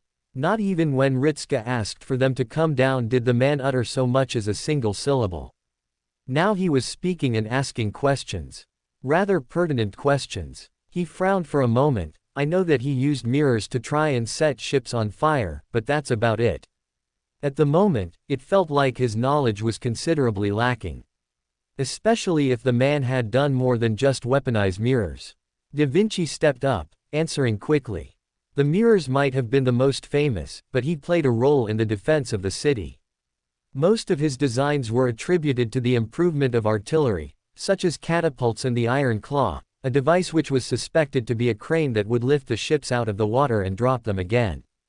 Ritska suddenly found the image rather terrifying. Then thought about it. Would such a thing even be very useful at the moment? He could hardly imagine that would be the case, seeing as they were already flying. Mesmer gave a low hum, turning around and inclining his head. A weaponsmith of circumstance. It was a low murmur, the lancer slowly raised a finger. But not a master of warfare. He suspected he might have been missing a little bit here, or at least misunderstanding what was going on. But then he frowned deeper. The coordination had been rather tight, and he wasn't entirely sure what it could mean. Not unless there was a second servant present. He realized, eyes widening. They were the one commanding the fleet. Mesmer hummed, low and thoughtful. Perchance. Ritska turned to Da Vinci and Romani once again, searching for an answer there. Or at least the beginnings of one. Did you get any readings? Though he was sure they didn't, otherwise they probably would have brought it up by now. That thought remained with him and was proven true a moment later, when both sets of people shook their heads. Sorry. Readings were scrambled for a moment. We suspect it was probably purposeful. Ritska imagined that was the case, then narrowed his eyes. Like London. There was a more deliberate pause this time. Romani turned and looked over his shoulder towards the director. She was stood perhaps a foot away from the doctor, arms crossed and eyes hard. Her expression unreadable, save for the tightening of her bottom lip. Assume nothing, she said at last. For now, work with these servants you have happened across and gather some more actionable intelligence. Ash, brief us on Londor and what you know. Ash nodded his head, as you wish. He began shortly after. Home of the Sable Church, led by the three sisters. Uria, Elfried and Lilian. A church devoted to the teachings of the Darkstalker Ka, for a time, until they changed direction. Searching for a new era of hollows, rather than of man. Hollows. Ritska blurted out, already thinking of the rather poor words that everyone held for the sort. And he had seen firsthand what happened to individuals who underwent that change. As in, Ash hesitated, only for a moment, then he spoke slowly and for the first time, with a flicker of uncertainty. I do not know the specifics. Not entirely. They never succeeded, and thus it remains speculation what they spoke of. I do not know whether the hollows were anything like that of what I encountered and slew, or something else. Moot points. Bedrick interrupted, voice hard and unyielding. They speak madness and clearly practiced insanity. One can scarcely imagine what would happen if they were to succeed. Londor was their home. The home of those suffering from the undead curse as well. Ash muttered back, shaking his head. His helmet remained, but Ritska was sure that he was wearing a rather ponderous expression, searching his mind. At least one of them, a realm that offered sanctuary, lauding the undead curse and seeking to end the fire, bringing about the era of darkness where hollows would claim ownership of the world. Already this sounded rather troubling. I met two of their order, though I hardly knew the latter at the time. Ritska cocked his head. Ash turned and hummed. Uria and Elfried, though I knew her as Sister Fried, another unkindled. There was something that didn't quite add up, and unkindled. Ritska blinked in surprise. But it was Mash that jumped in first. I thought that to be an unkindled you needed to try and link the flame. She caught on quickly, or had been faster than he was. Either way, she pressed on. If she was trying to end the Age of Fire, then why would she try to link the flame? Ash only shrugged. Does it matter? Ritska blinked for a moment, then frowned.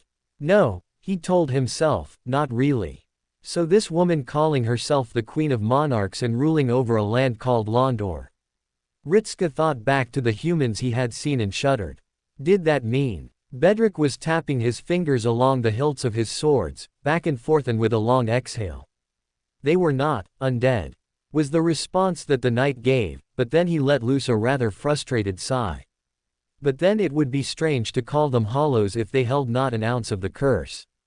There was something not quite adding up here. He turned on Fionn. Did they have the Holy Grail? Yes. The response was swift. The Queen of Monarchs is the new owner. Spreading their forces westwards under the command of half a dozen enforcers and leaders. Each of them commanding a legion. What you saw was the largest, but not the most agile. I suspect that was the combination of saber and another. 2 servants then, Ritska thought with a glum expression. They were routed by only 2 servants. And the others? Fyun wore a more exhausted look, then turned and looked across to the man in green. He looked far more pensive. We tend to avoid direct contact. We know they're led by servants, but little else. Never seen them in close combat, not enough for a face, but we know they're strong at least. What about you? Ritska looked about the deck. There's a lot of you and he looks pretty strong. Aren't you powerful as well? Then again, he thought, none of them probably have a master to call upon for support. He frowned a moment later, then shook his head. Never mind, what about Edison? We know who he has fighting for him, at least. Fyun said with a shake of the head, but that information offers us little value. The strength of the USEP lies not with the servant forces, but with their overwhelming numbers and technological edge. It is why they have remained in the war for as long as they have. That sounded rather one-sided, at least. It's that bad for them.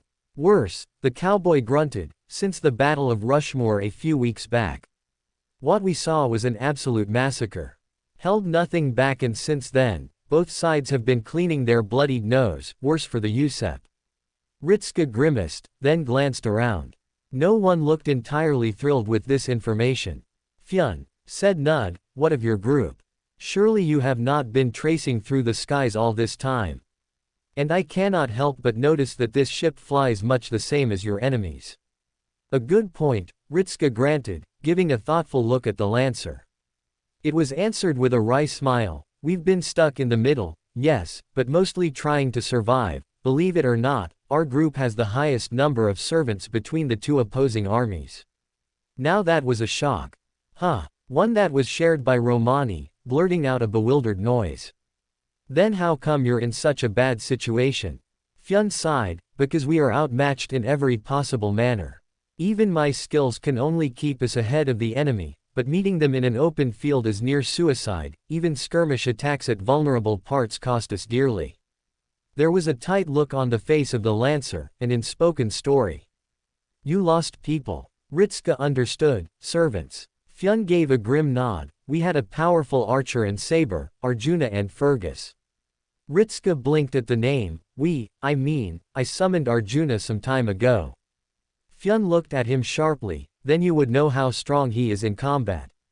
The man exhaled. We encountered a shadow of sorts. Some manner of cloud that stalked us. Arjuna moved to fight it and the cloud swallowed him whole. Nearly a minute later, Arjuna was dead and over 2/3 of our forces had been wiped out.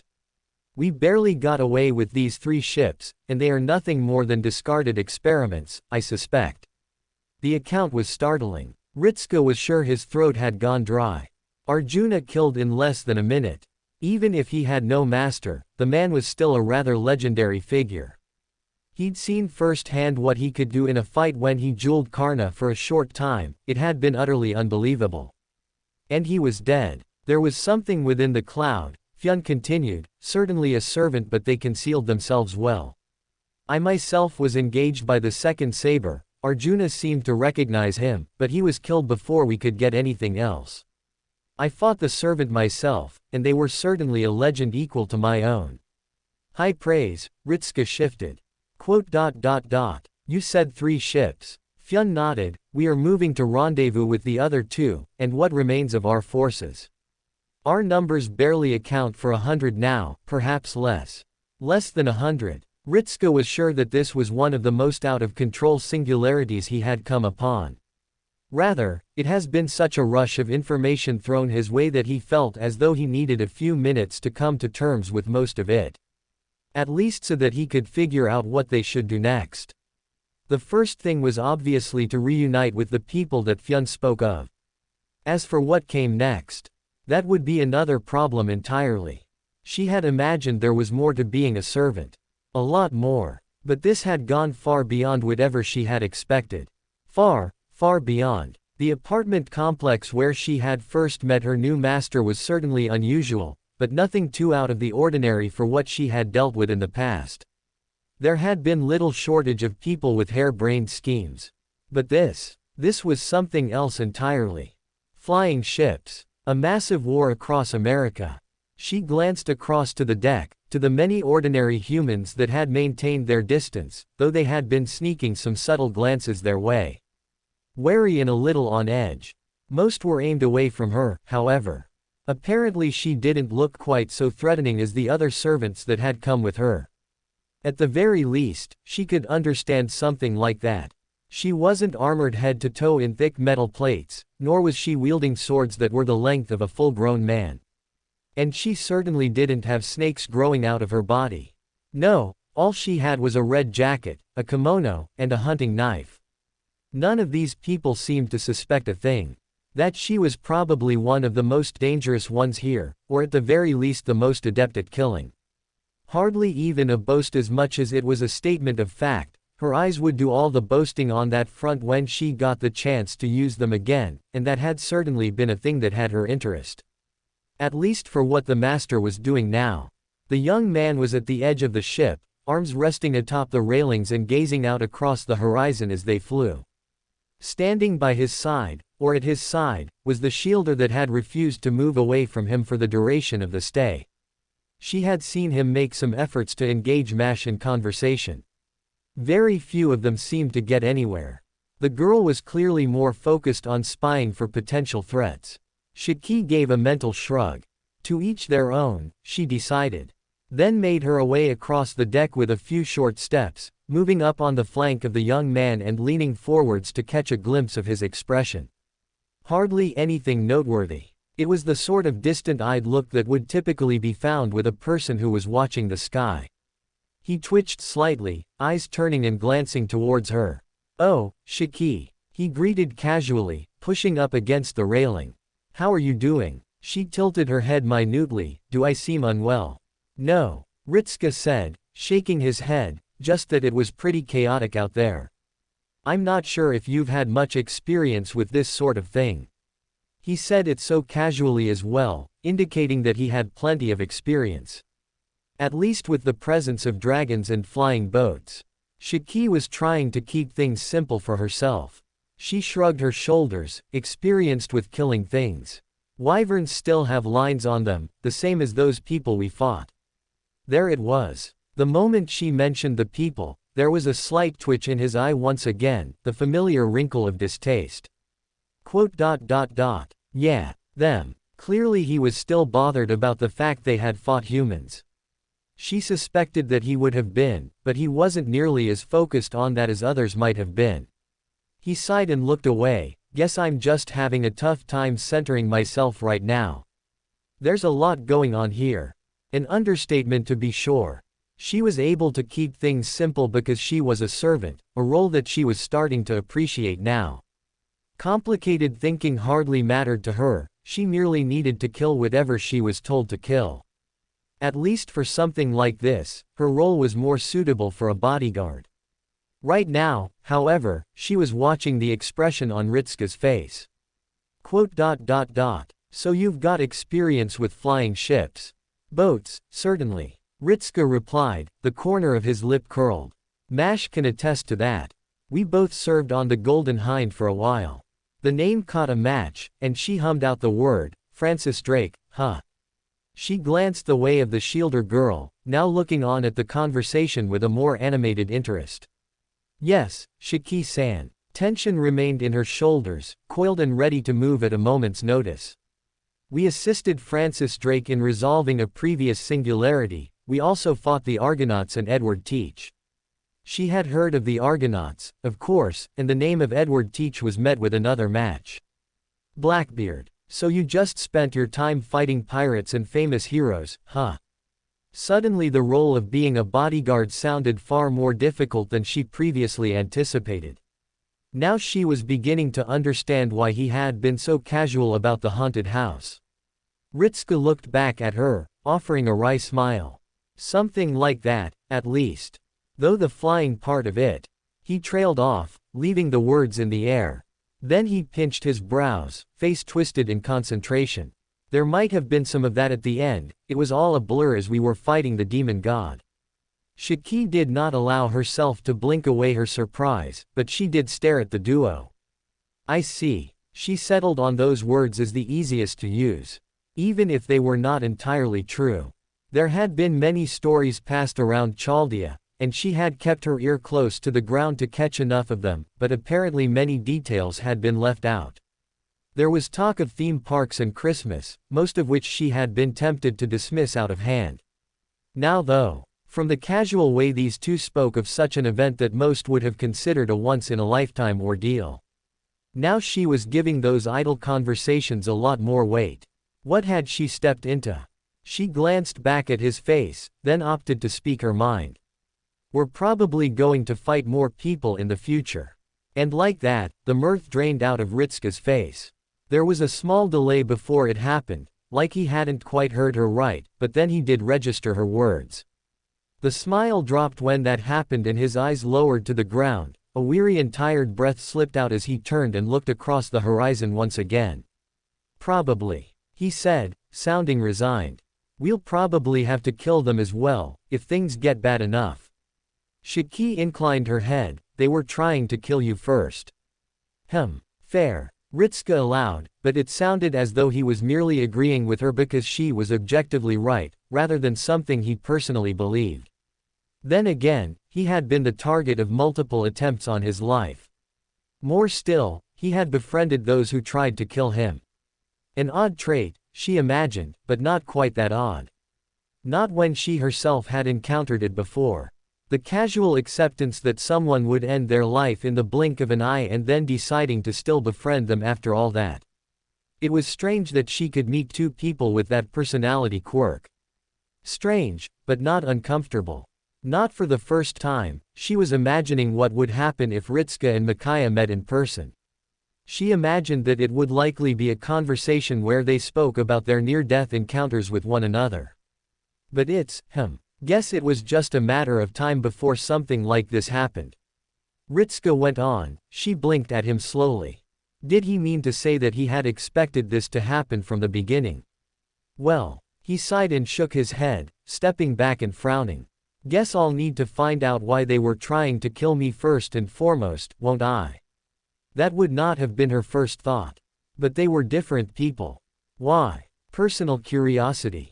Ritska answered her with a small shrug, nothing that important. I don't know if they know what they're doing or not, but the whole reason we're here is to try and save human history. Can't really save it if we end up killing everyone over a misunderstanding, can we? He was right. Shiki inclined her head in a small nod. There was, however, a slight problem.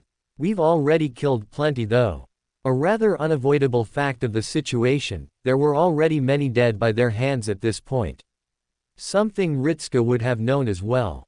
Can't change that now, he said with a frown. Guess we can just stop more death in the future. She would have called that naive. Except for the small nagging feeling that she had, watching his expression and the flicker of resignation that remained in his eyes. Then she understood. Even if he was hoping for a more peaceful outcome, he had already prepared himself for a different one. More violent and bloody. Quickest way would be to kill the leaders. Shiki murmured to him, offering her own thoughts on the matter. Ritska nodded. Get them and retrieve the Holy Grail. Yeah, but something tells me that they know that as well. Getting to them would probably be more than a little difficult. Which means there is a good chance we'll need to fight it out, and I doubt those guys are gonna be all too willing to listen. She was surprised at this. He was rather more intuitive than she thought. Or more than he had displayed the last time they had been with one another. All of it begged the question. Just how many were they going to kill before the end of this? The man's face twisted with a mixture of emotions. First came a surprise, the shadow falling over him. Then came the alarm and the fear. He expected the latter. Breath clearly catching in the throat of the man bobbed as he fought back a sudden shout of alarm, eyes flicking wildly around. Searching for where the closest other person was. He waited until they had calmed, or failing that, or had at least composed themselves further for some questions. It took several agonizing seconds for the man to exhale. "See, can I help you?" Brown eyes moved quickly, moving between the multitude of eyes that had found him, the fear rising up as he struggled to remain still. Looking as though the slightest hint of movement would be met with a swift interception. None of which was true, and was about as far from his own interests as he could imagine. Not that the man understood that. Mesmer expected it and was thus unaffected by it. At least physically. There was merely the silent resignation for the response to his appearance.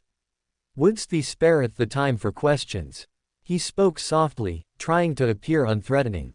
It didn't work. The man gulped, louder this time, and stiffened. I don't know much." There was a clear struggle to keep his own voice even, the pitch rose and fell with every word that he uttered. Mesmer continued, "Then I shalt maketh death with what little thee knoweth." Clearly that was not the answer the man had been hoping for, the fear in his eyes grew stronger and stronger. Mouth opening and closing, but little noise coming out of it. Mesmer watched him intently. "Hast thee seen many battles?" The man, at once, paused and squinted suspiciously at him, shifting back and trying to put a bit more distance between them. The topic of conversation clearly not what he was expecting, but he hadn't lost his unease at being approached either. "Couple," came the response a few breaths later, forced and curt. Mesmer hummed faintly. A couple was better than none. It meant that they did have some information for him to use after all. All to build a profile of what his opponents were like, their tactics and their military. They had been adept at ambushes, but he wanted to know how they conducted open warfare. "Speak to me of these battles."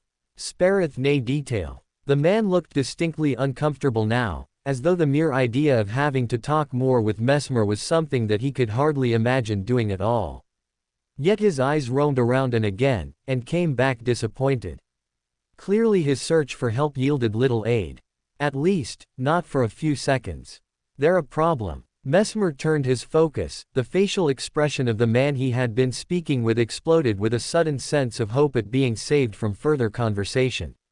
The younger man with blonde hair, dressed in fine cloth and with a wide-brimmed hat stood not even 3 paces from them, arms crossed and eyes sharp and wary. "I wast asking of the battles." The blonde man nodded slowly. "You need to loom over them for that." Mesmer did not answer that, instead he remained silent. The younger man sighed and rubbed his brow. "Well, all right. But I've fought in a few more battles than these guys around here. And I shalt consulteth thee in time," Mesmer interrupted, voice cool, "but it is sage to consulteth all those who venture onto the battlefield. Regardless of how minor their role is." The young man looked at him, face sharper. "You some kind of general then?" Mesmer let the question hang, of a sort. His words settled some question in the younger man's face. "They have a short nod." "I'll be standing right over there then. Just keeping watch." Mesmer inclined his head in affirmation. If they wanted to stand there, and to clearly make sure he did nothing to their ally, then he would have no problems with it. He doubted his appearance did much to attract goodwill from anyone. Whether or not they were allies. The man in front of him, who had clearly been expecting a rescue, looked visibly disappointed that he had not been whisked away to safety. By the time Mesmer turned his head back to them, the man had stiffened and looked more resigned than terrified, though the undercurrent of fear still lingered within him. Mesmer waited for a few seconds to pass, to let the man gather his thoughts, then he spoke slowly and softly. "Thy first battle," Mesmer began, "describe it." The man frowned, face scrunched up in thought. "Not sure what you're hoping to hear," he said, accent coming through clearly now. An accent he had never heard before, reminding him vaguely of a sword being drawn from its sheath.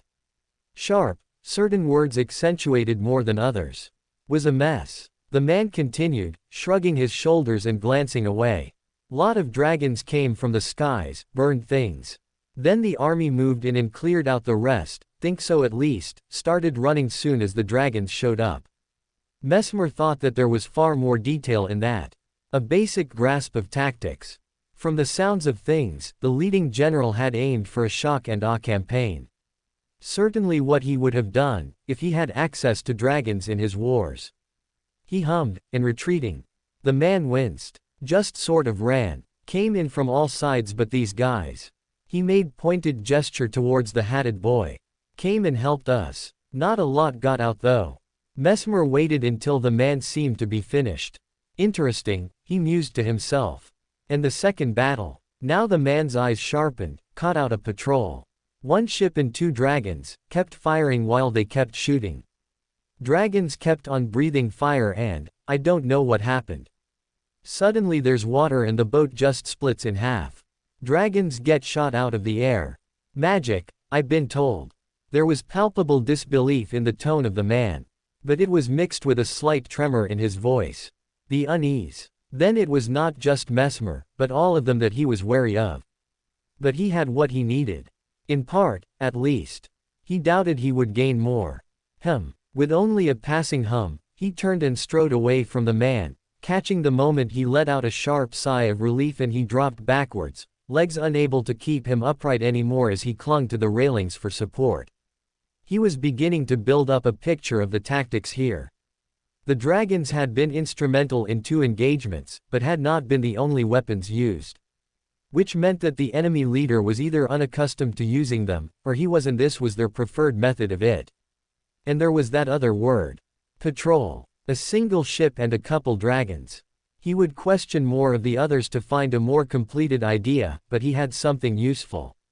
He looked tense. At least, more tense than normal. Nud could see such when he gazed at the Avenger. Most importantly, he hadn't taken off his helmet. For that matter, neither had Mash. The 2 of them adopting similar postures as well, attentive despite their seemingly relaxed location and wary for any attack that could come at a moment's notice. He didn't know if Mash knew she was mirroring Ash or not, but he disliked the potential answer. She had been hit badly by all of this. Nud fought back a sigh of exasperation, reaching up and rubbing his hand across his brow. At the very least, he was not alone in all this. But that was far from a comfort. His eyes shifted slightly, landing on the rather distinct shape of Satanta. Though there was very little about them that reminded him of their father now, not with that stony expression and joyless gaze. The very aura of the man oozed danger in a way that it never quite had before.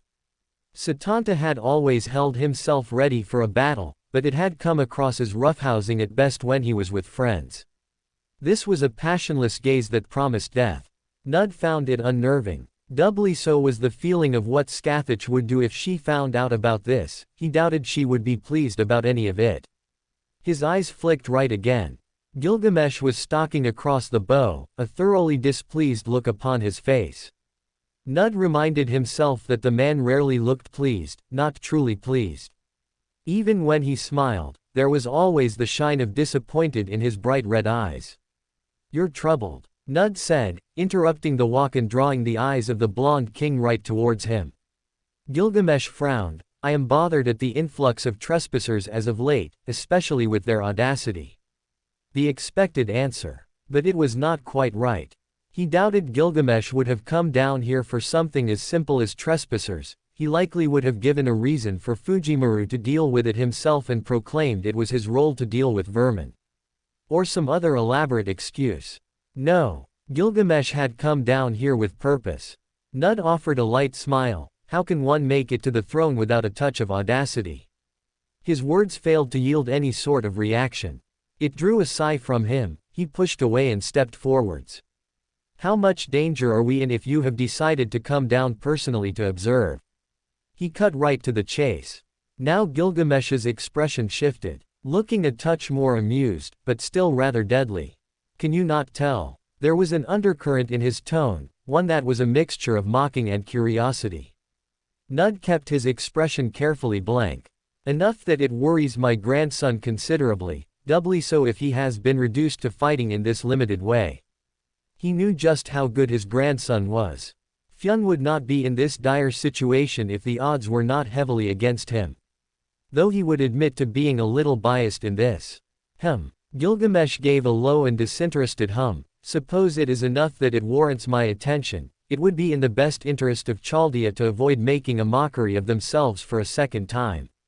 The red eyes sharpened. "I shall not be as forgiving for failures this time, not after the boy has so graciously offered himself up as the pest control of my garden."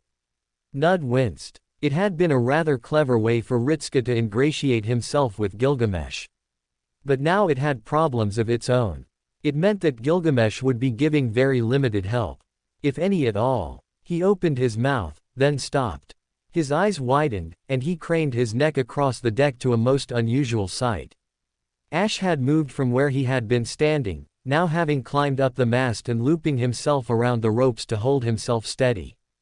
A pair of binoculars held in his hands and pressed up to the visor. The armored man stared through them for what felt like a few long seconds, a clear sense of focus. Then he pulled the binoculars back and abruptly dropped back down to the deck, striding across and moving to the edge of the ship. Nud's brows pinched together, at a loss for the sudden, determined focus the Avenger was giving. Ash reached the railings. He didn't even so much as pause. He barely showed any worry at all in his posture. From more than 200 meters up, and a sheer drop right down to ground level, Ash placed his hands on the railings and hefted himself up. Throwing himself clear over them and then letting go, his body vanished a moment later. Nud blinked once, then twice. Then he realized what he had just watched. Someone else shouted, "Man overboard." The speaker sounded about as alarmed and shocked by what had happened as Nud, as though he'd never expected to say those words. Nud was across the deck by that point, as was very nearly everyone else, all of them staring off the edge and straight down. Ash had fallen down to an open field, an open sea of greenery. What the heck is he doing now? Ritska was by his side a few moments later, sounding less concerned and more bemused by the turn of events. Nud frowned. "I believe he has seen something." "Nice of him to let us know," Ritska said dryly, then turned about. "Can we turn the boat to follow?" Nud looked over as well. Fyun was still staring, but not to where Ash was. No, instead he was looking over to the field. "I believe I have spotted what he has seen." Then he turned and shouted, "Helm! Hard to starboard." Nud raised his brows, but he needn't have asked. Fyun raised his hand and pointed in the next moment, there. In the distance. Nud turned, and he saw it. A stream of dark gray smoke rising in the distance, evidence of something burning. He squinted hard, his eyes weren't that good. "It is a caravan." Bedrick's voice came next, a rather grim note in his words. Nud glanced over, finding the man stood with his own set of binoculars raised. "Or what remains of one, wait." Bedrick's voice trailed off, the man shifted closer. Then he pulled the binoculars down. "There are survivors," he announced. Now Ash's moves made far more sense. He'd clearly seen them first. The ship groaned as it turned, the forward section now pointed for the gray cloud of smoke. Nud could at least hope they would not be too late. But reality told him very differently. Cycle 114. Day 2. Alan the Reti has been outmaneuvered and countered. The situation is problematic. Has been killed. Has become catatonic in response to his loss, and has taken command with great difficulty. This cycle is a failure. My efforts will cease at this moment and I shall await the next cycle. For more thrilling fanfiction stories like this, check out my channel Fanfic Audiobook. Dive into epic adventures, mysterious realms, and legendary journeys brought to life through immersive storytelling. Don't forget to like, share, and subscribe for more amazing audiobooks.